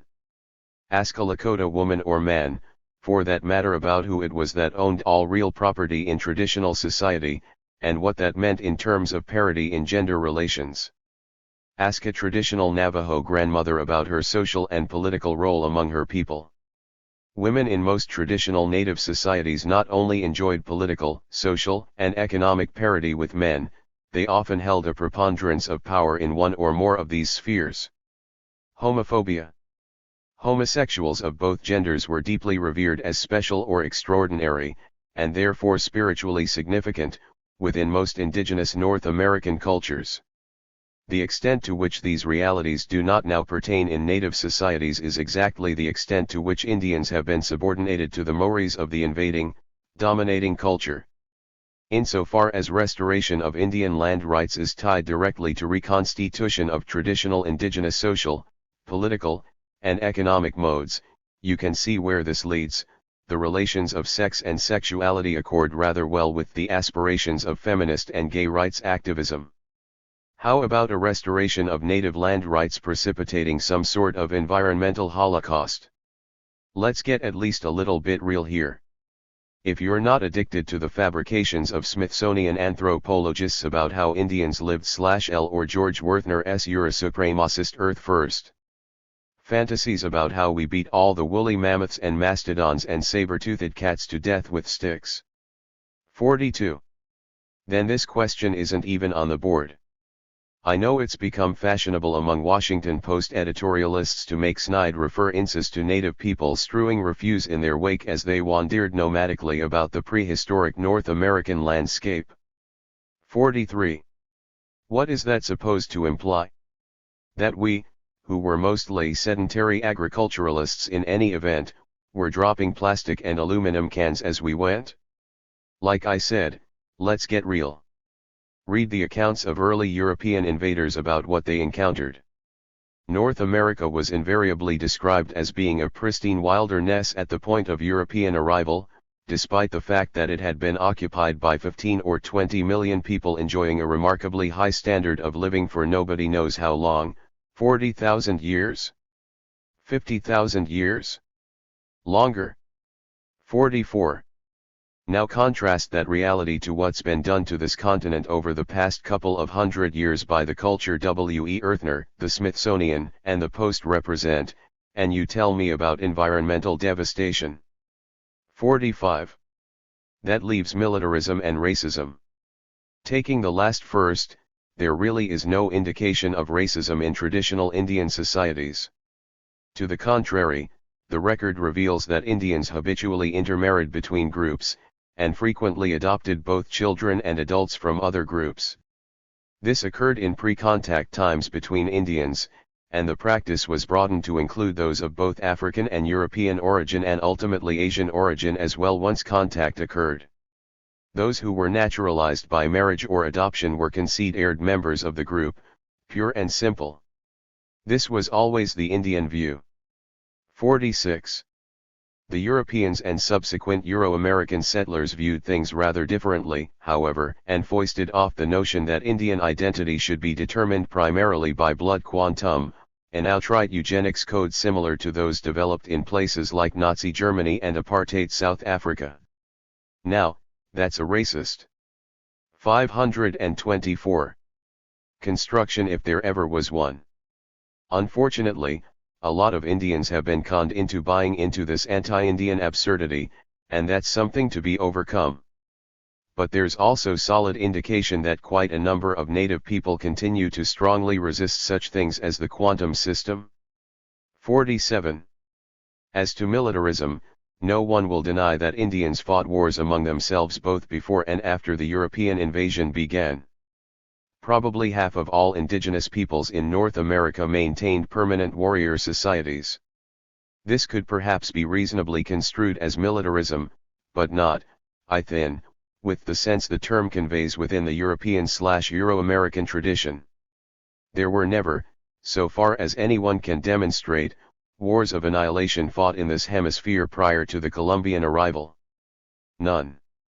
In fact, it seems that it was a more or less firm principle of indigenous warfare not to kill, the object being to demonstrate personal bravery, something that could be done only against a live opponent.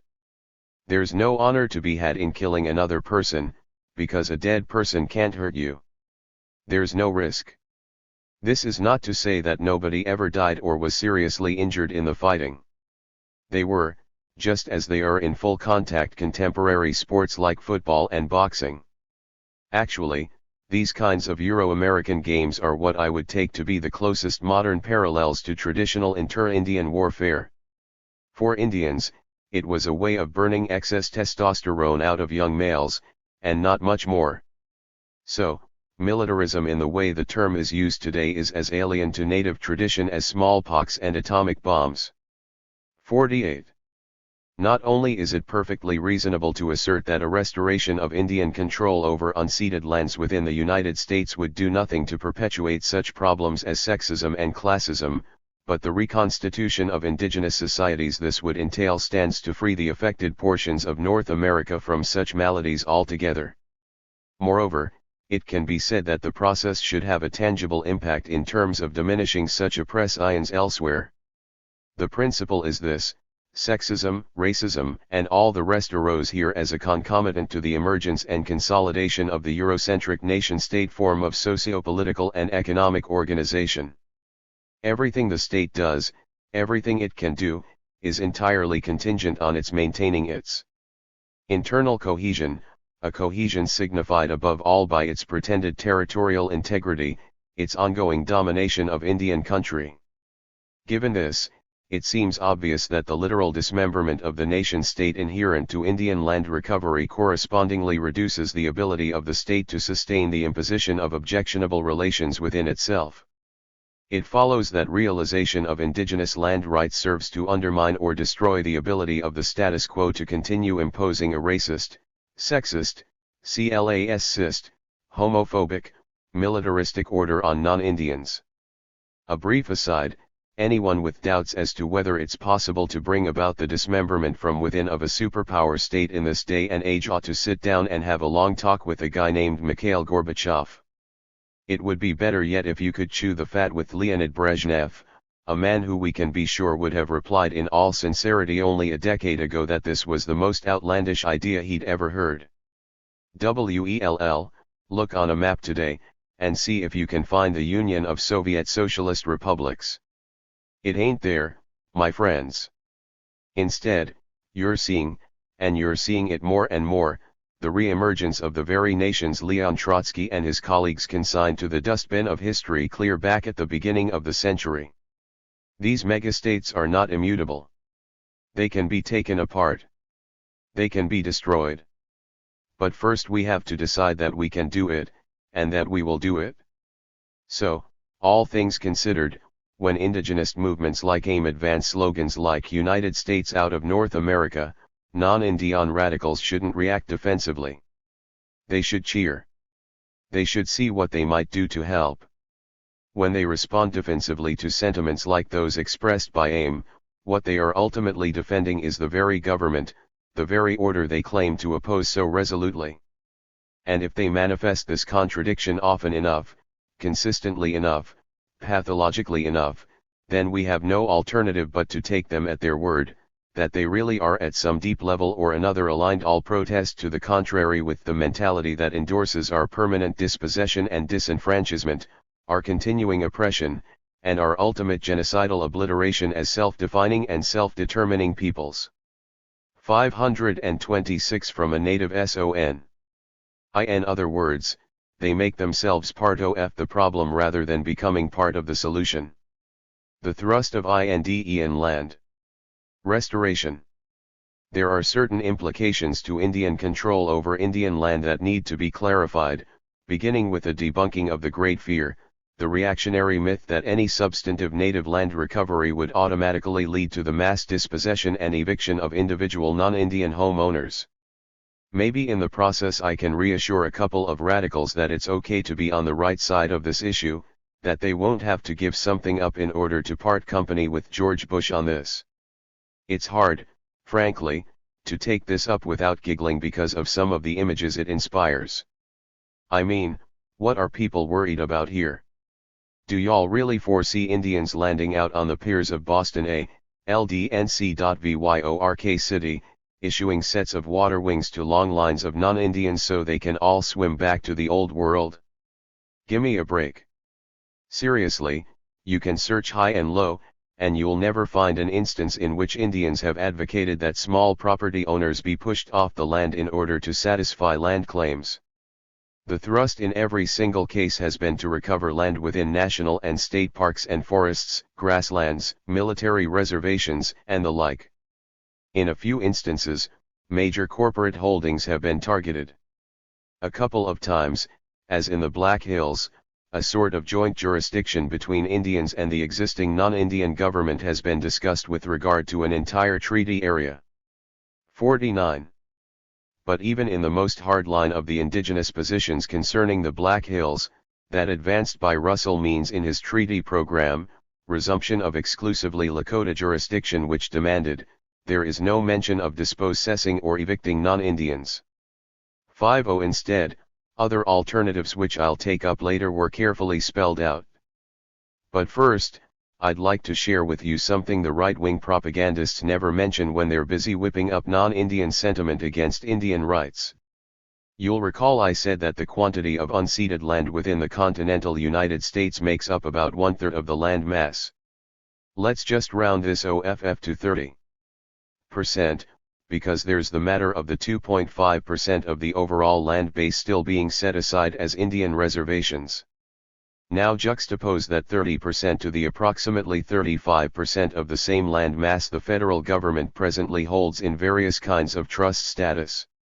Add the 10 or 12% of the land the 48 contiguous states hold in trust.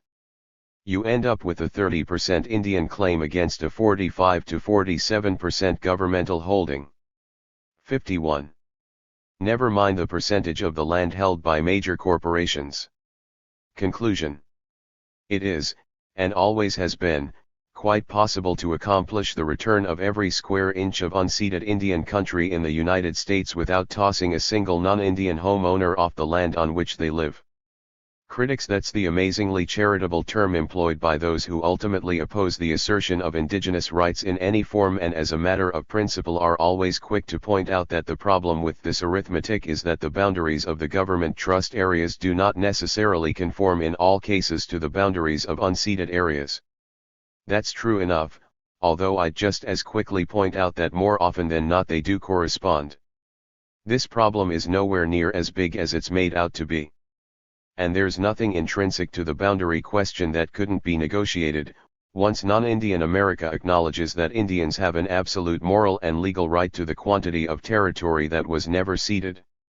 Boundaries can be adjusted, often in ways that can be beneficial to both sides of the negotiation. 52. Let me give you an example.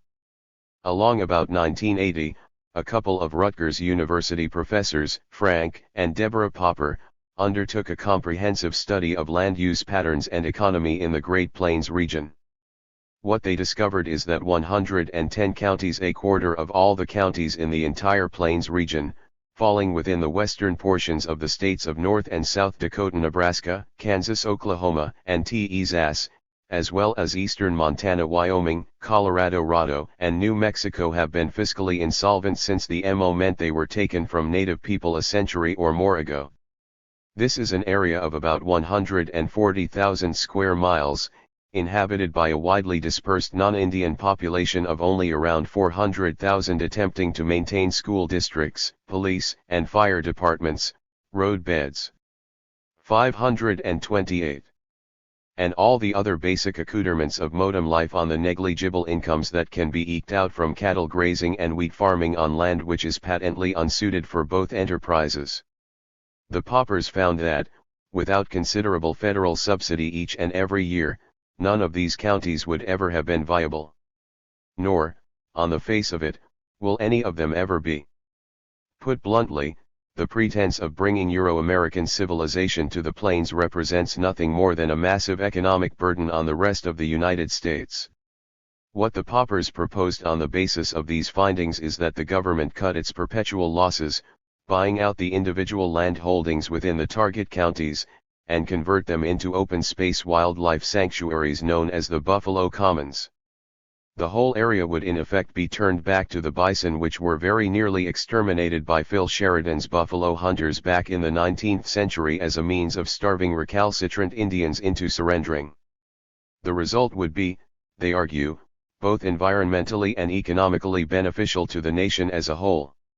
It is instructive that their thinking has gained increasing credibility and support from Indians and non-Indians alike during the second half of the 80s. Another chuckle here. Indians have been trying to tell non-Indians that this would be the outcome of fencing in the plains ever since 1850 or so, but some folks have a real hard time catching on. Anyway, it is entirely possible that we'll see some actual motion in this direction over the next few years. 53. So, let's take the paupers' idea to its next logical step. There are another 100 or so counties that have always been economically marginal adjoining the perpetual red ink counties they've identified. These don't represent an actual drain on the United States economy, but they don't contribute much either. They could be written off and included in the Buffalo Commons schema with no one feeling any ill effects whatsoever. Now add in adjacent areas like the national grasslands in Wyoming, the national forest and parklands in the Black Hills, extraneous military reservations like Ellsworth Air Force Base, and existing Indian reservations. What you end up with is a huge territory lying east of Denver, west of Lawrence, Kansas, and I am indigenous 529. Extending from the Canadian border to southern Texas, all of it outside the loop of United States business as usual. The bulk of this area is unceded territory owned by the Lakota, Pawnee, Arikara, Hidatsa, Mandan, Crow, Shoshone, Assiniboine, Cheyenne, Arapaho, Kiowa, Comanche, Jicarilla, and Mescalero Apache nations. There would be little cost to the United States, and virtually no arbitrary dispossession or dislocation of non-Indians, if the entire commons were restored to these peoples. Further, it would establish a concrete basis from which genuine expressions of indigenous self-determination could begin to re-emerge on this continent, allowing the indigenous nations involved to begin the process of reconstituting themselves socially and politically, and to begin to recreate their traditional economies in ways that make contemporary sense. This would provide alternative socio-economic models for possible adaptation by non-Indians, and alleviate a range of not inconsiderable costs to the public treasury incurred by keeping the Indians in question in a state of abject and permanent dependency. All right, as critics will undoubtedly be quick to point out, an appreciable portion of the Buffalo Commons area I've sketched out, perhaps 1 million acres, lies outside the boundaries of unceded territory. That's the basis for the sorts of multilateral negotiations between the United States and indigenous nations I mentioned earlier. This land will need to be charged off in some fashion against unceded land elsewhere, and in such a way as to bring other native peoples into the mix. The Ponca, Omaha, and Osage, whose traditional territories fall within the area in question, come immediately to mind, but this would extend as well to all native peoples willing to exchange land claims somewhere else for actual acreage in this locale. The idea is to consolidate a distinct indigenous territorially while providing a definable land base to as many different Indian nations as possible in the process. From there, the principle of the Buffalo Commons cum Indian territory could be extended westward into areas that adjoin or are at least immediately proximate to the Commons area itself. The fact is that vast areas of the Great Basin and Sonoran Desert regions of the United States are even more sparsely populated and economically 530 insolvent than the plains. A great deal of the area is also held in federal trust. Hence, it is reasonable in my view at least to expand the Commons territory to include most of Utah and Nevada, northern Montana and Idaho, quite a lot of eastern Washington and Oregon, most of the rest of New Mexico, and the lion's share of Arizona. This would encompass the unceded lands of the Blackfoot and Gros Ventre, Salish, Kootenai, Nez Perce, Yakima, Western Shoshone, Goshutes and Utes, Paiutes, Navajo, Hopi and other Pueblos, Mescalero and Chiricahua Apache, Havasupai, Yavapai and Oagham. It would also set the stage for further exchange negotiations to consolidate this additional territory, which would serve to establish a land base for a number of other indigenous nations. At this point, we've arrived at an area comprising roughly 1/3 of the continental United States, a territory which, regardless of the internal political and geographical subdivisions affected by the array of native peoples within it, could be defined as a sort of North American Union of indigenous nations. Such an entity would be in a position to assist other indigenous nations outside its borders, but still within the remaining territorial corpus of the United States, to resolve land claim issues accruing from fraudulent or coerced treaties of cession. It would also be in a position to facilitate an accommodation of the needs of untreated peoples within the United States, the Abenaki of Vermont, for example, and the native Hawaiians and Alaskans. Similarly, it would be able to help secure the self-determination of United States colonies like Puerto Rico. You can see the direction the dominoes begin to fall. Nor does this end with the United States. Any sort of indigenous union of the kind I've described would be as eligible for admission as a fully participating member of the United Nations as, say, Croatia and the Ukraine have recently shown themselves to be. This would set a very important precedent, insofar as there's never been an American Indian entity of any sort accorded such political status on the world stage. The precedent could serve to pave the way for comparable recognition and attainments by other Native American nations, notably the Confederation of Incan Peoples of the Andean Highlands and the Mayans of present-day Guatemala and southern Mexico. And, from there, other indigenous nations, around the world. Again, you can see the direction the dominoes fall. If we're going to have a new WORLD order, let's make it something just a bit different from what George Bush and his friends had in mind. Right? Sharing the land. There are several closely related matters that should be touched on before wrapping this up. One has to do with the idea of self-determination, what it is that is meant when indigenists demand this unrestricted right for native peoples. Most non-Indians, and even a lot of Indians, always seem confused by this and want to know whether it's not the same as complete separation from the United States, or Canada, or whatever the colonizing power may be. The answer is, not necessarily.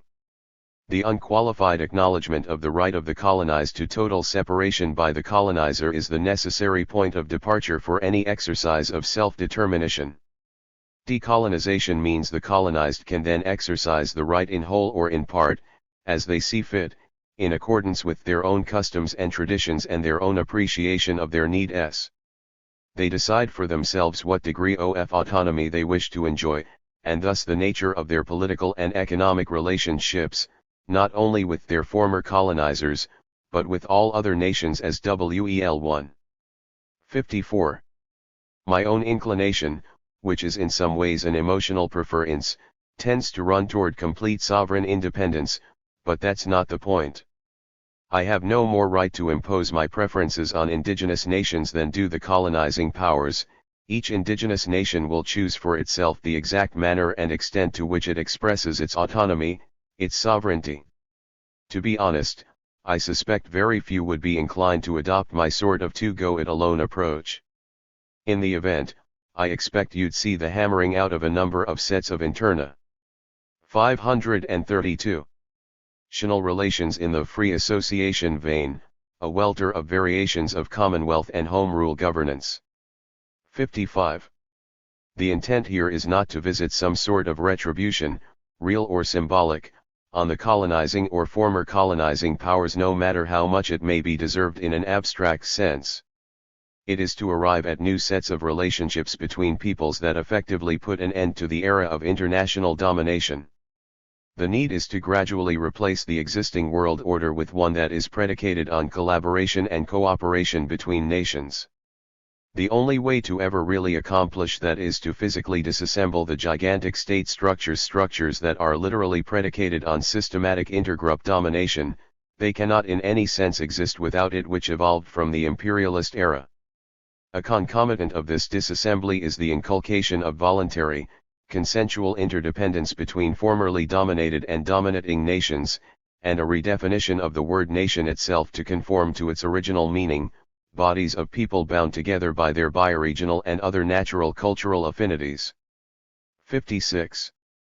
This last point is, it seems to me, crucially important. Partly, that's because of the persistent question of who it is who gets to remain in Indian country once land restoration and consolidation has occurred.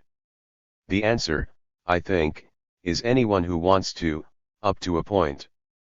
By anyone who wants to, I mean anyone who wishes to apply for formal citizenship within an indigenous nation, thereby accepting the idea that he is placing him or herself under unrestricted Indian jurisdiction and will thus be required to abide by native law.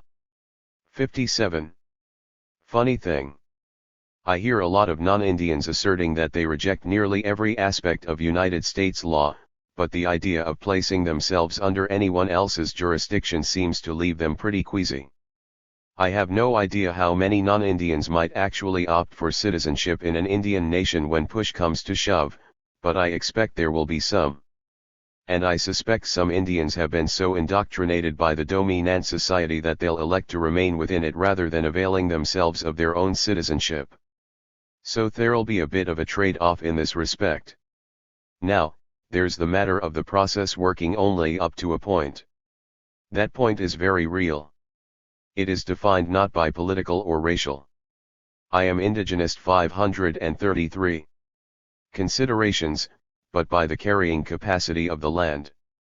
The population of indigenous nations everywhere has always been determined by the number of people who could be sustained in a given environment or by origin without overpowering and thereby destroying that environment. 58. A very carefully calculated balance, one which was calibrated to the fact that in order to enjoy certain sorts of material comfort, the human population had to be kept at some level below saturation per se, was always maintained between the number of humans and the rest of the habitat.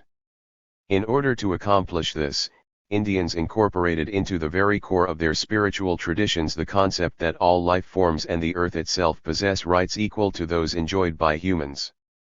Rephrased, this means it would be a violation of a foundation of traditional Indian law to supplant or eradicate another species, whether animal or plant, to make way for some greater number of humans, or to increase the level of material comfort available to those who already exist. Conversely, it is a fundamental requirement of traditional law that each human accept her or his primary responsibility, that of maintaining the balance and harmony of the natural order as it is encountered. 59. One is essentially free to do anything one wants in an Indian society so long as this cardinal rule is adhered to. The bottom line with regard to the maximum population limit of Indian country as it has been sketched in this presentation is some very finite number. My best guess is that a couple of million people would be pushing things right through the roof. Whatever. Citizens can be admitted until that point has been reached, and no more. And the population cannot increase beyond that number over time, no matter at what rate. Carrying capacity is a fairly constant reality. It tends to change over thousands of years, when it changes at all. Population and environment. What I'm going to say next will probably startle a few people. I think this principle of population restraint is the single most important example native North America can set for the rest of humanity. It is the example that is most crucial for others to emulate. Check it out. I just read that Japan, a small island, 534. Nation which has so many people that they're literally tumbling into the sea, and which has exported about half again as many people as live on the home islands, is expressing official concern that its birth rate has declined very slightly over the last few years. The worry is that in 30 years there'll be fewer workers available to produce and to consume whatever it is that's produced. 60 Ever ask yourself what it is that's used in producing something? Or what it is that's being consumed? Yeah. You got it? Nature is being consumed, and with it the ingredients that allow ongoing human existence. It's true that nature can replenish some of what's consumed, but only at a certain rate. That rate has been vastly exceeded, and the excess is intensifying by the moment. An overburgeoning humanity is killing the natural world, and thus itself. It's no more complicated than that. 61. Here we are in the midst of a rapidly worsening environmental crisis of truly global proportion, every last bit of it attributable to a wildly accelerating human consumption of the planetary habitat, and you have one of the world's major offenders expressing grave concern that the rate at which it is able to consume might actually drop a notch or two. Think about it. I suggest that this attitude signifies nothing so much as stark, raving madness. It is insane, suicidally, homicidally, and ecocidally insane. And, no, I'm not being rhetorical. I mean these terms in a clinically precise fashion. But I don't want to convey the misimpression that I'm singling out the Japanese. I only used them as an illustration of a far broader pathology called industrialism or, lately, post-industrialism. It is an indication of a sickness centered in an utterly obsessive drive to dominate and destroy the natural order, and thus duty-bound to exercise dominion over nature in order that I am, Indigenous 535. They can multiply, grow plentiful, and populate the land in ever-increasing abundance. 63 The legacy of the forced labor of the latifundia and inculcation of Catholicism in Latin America is an overburdening population devoutly believing that wealth can be achieved by having ever more children. 64. The legacy of Mao's implementation of a reverse technology policy, the official encouragement of breakneck childbearing rates in an already overpopulated country, solely as a means to deploy massive labor power to offset capitalism's technological advantage in production, result in a tripling of China's population in only 2 generations. 65. And then there is India. Make absolutely no mistake about it. The planet was never designed to accommodate 5 billion human beings, much less the 10 billion predicted to be here a mere 50 years hence. 66. If we are to be about turning power relations around between people, and between groups of people, we must also be about turning around the relationship between people and the rest of the natural order. If we don't, we'll die out as a species, just like any other species that irrevocably overshoots its habitat. The sheer number of humans on this planet needs to come down to about a quarter of what it is today, or maybe less, and the plain fact is that the bulk of these people are in the third world. 67. So, I'll say this clearly, not only must the birth rate in the third world come down, but the population levels of Asia, Latin America, and Africa must be reduced over the next few generations. The numbers must start to come down dramatically, beginning right now.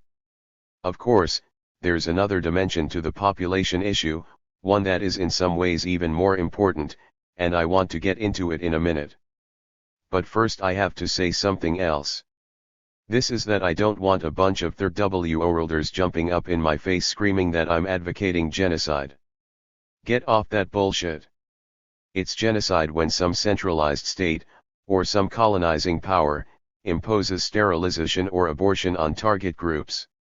It's not genocide at all when we recognize that we have a problem, and take the logical steps ourselves to solve them. Voluntary sterilization is not a part of genocide. Voluntary abortion is not a part of genocide. And, most importantly, educating ourselves and our respective peoples to bring our birth rates 536 under control through conscious resort to birth control measures is not a part of genocide. 68.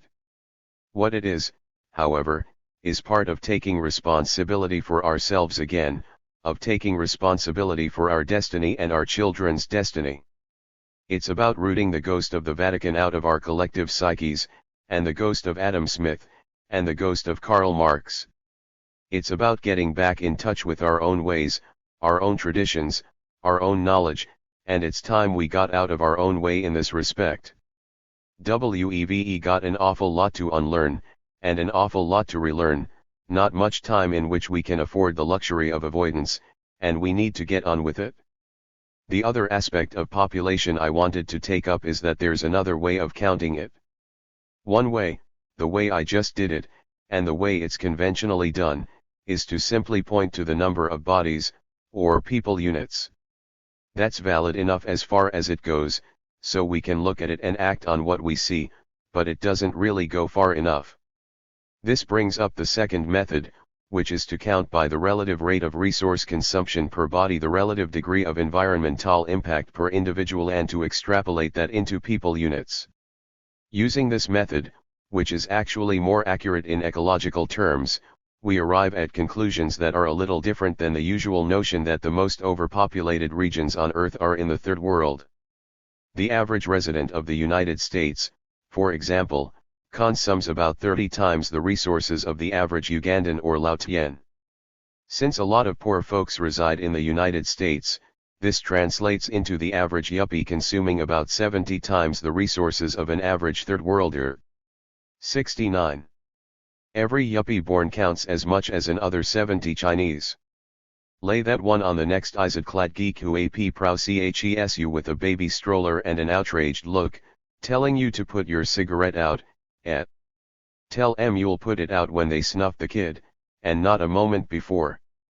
Better yet, tell em they should snuff themselves, as well as the kid, and do the planet a real favor. Just kidding. Oh. Return to the topic at hand, you have to multiply the United States population by a factor of 3, a noticeably higher ratio than either Western Europe or Japan, to figure out how many third worlders it would take to have the same environmental impact. I make that to be 7.5 billion United States people units. I can thus safely say the most overpopulated portion of the globe is the United States.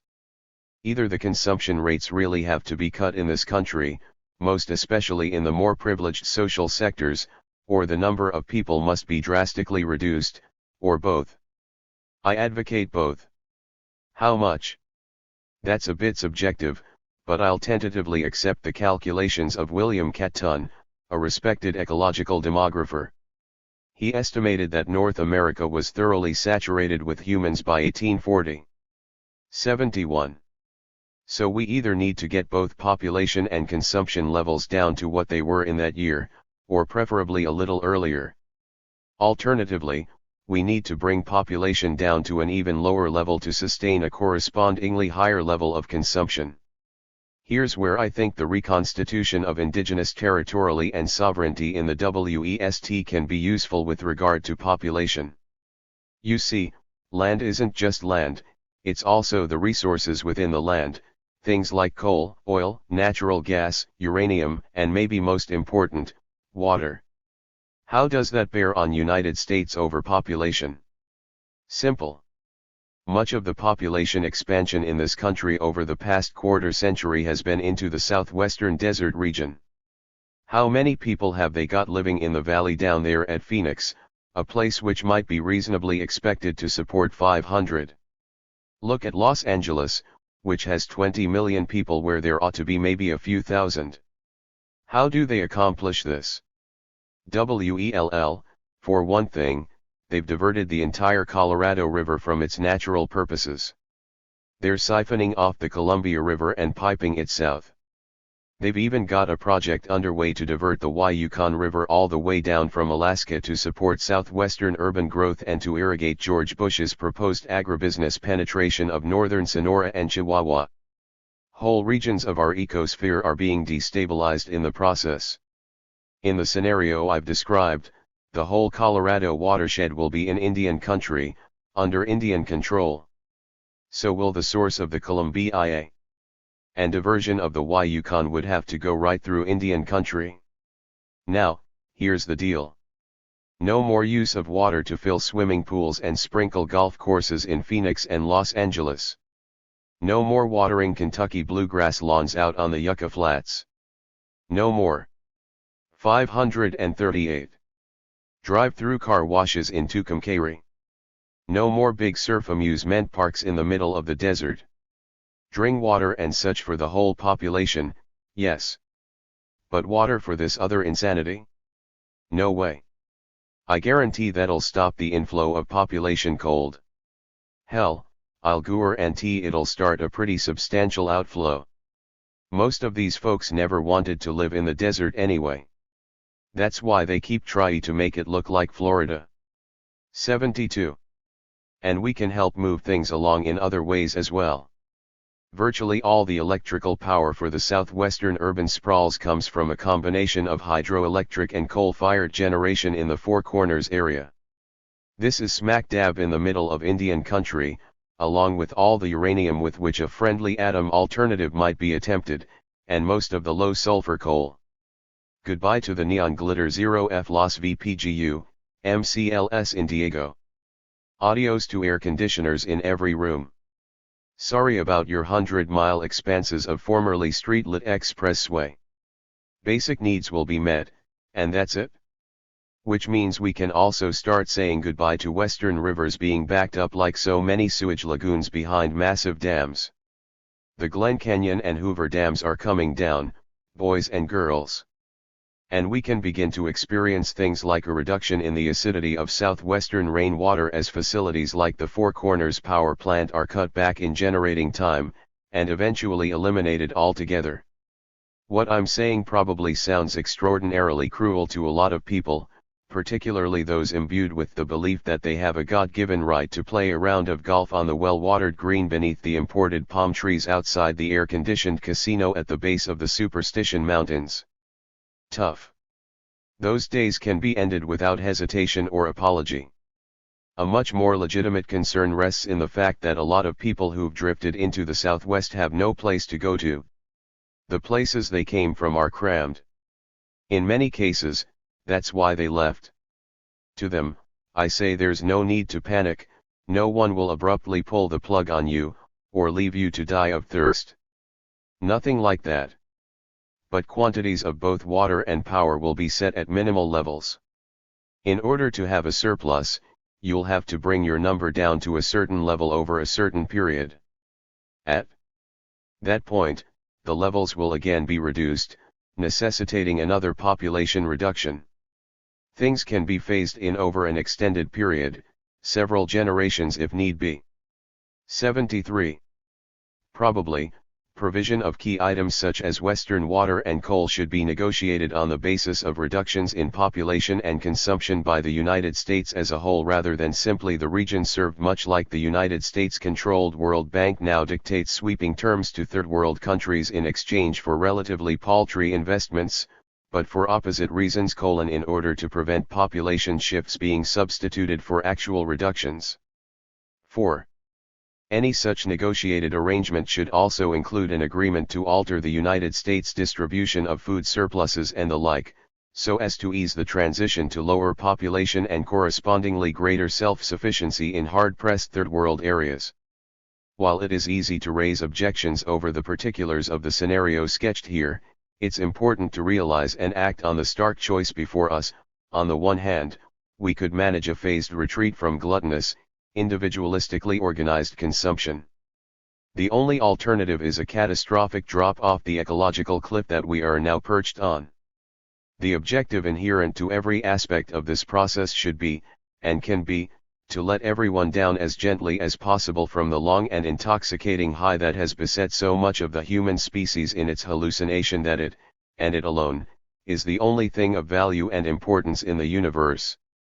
In doing so, and I believe only in doing so, can we fulfill our obligation to bequeath our grandchildren, and our grandchildren's grandchildren, a world which is fit to live in?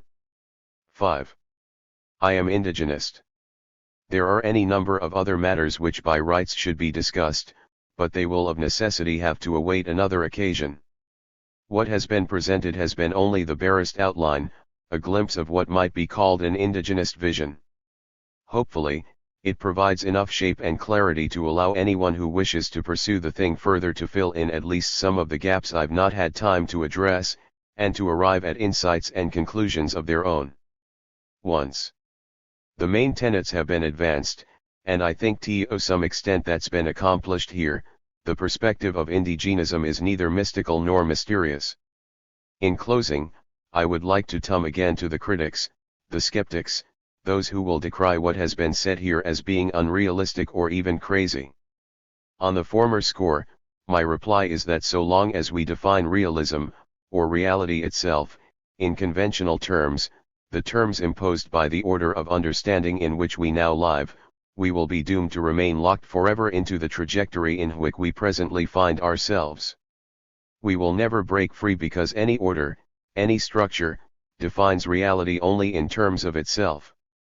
Consequently, allow me to echo the sentiments expressed in the French student revolt of 1968, be realistic, demand the impossible, 76. If you read through a volume of American Indian oratory, and there are several available, you'll find that native people have been saying the same thing all along. 7. As to my being crazy, I'd like to say, thanks for the compliment. Again, I follow my elders and my ancestors and R.D. Lang, for that matter, in believing that when confronted with a society as obviously insane as this one, the only sane posture one can adopt is one that society would automatically designate as crazy. 8.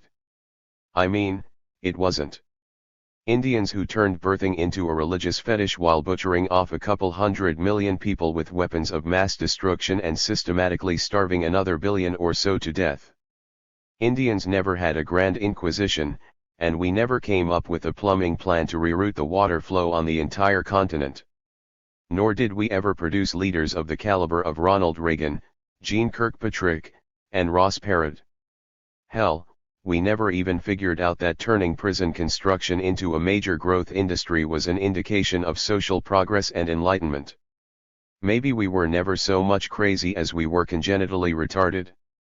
Whatever the reason, and you'll excuse me for suspecting it might be something other than craziness or retardation, I'm indescribably thankful that our cultures turned out to be so different, no matter how much abuse and sacrifice it's entailed. I'm proud to stand inside the heritage of native struggle. I'm proud to say that I'm an unreconstructible indigenist. For me, there's no other reasonable or realistic way to look at the world. And I invite anyone who shares that viewpoint to come aboard, regardless of your race, creed, or national origin. Maybe Chief Seattle said it best back in 1854. Tribe follows tribe, and nation follows nation, like the waves of the sea. Your time of decay may be distant, but it will surely come, for even the white man whose God walked with him and talked with him as friend with friend, cannot be exempt from the common destiny. We may be brothers after all. We will see. 79.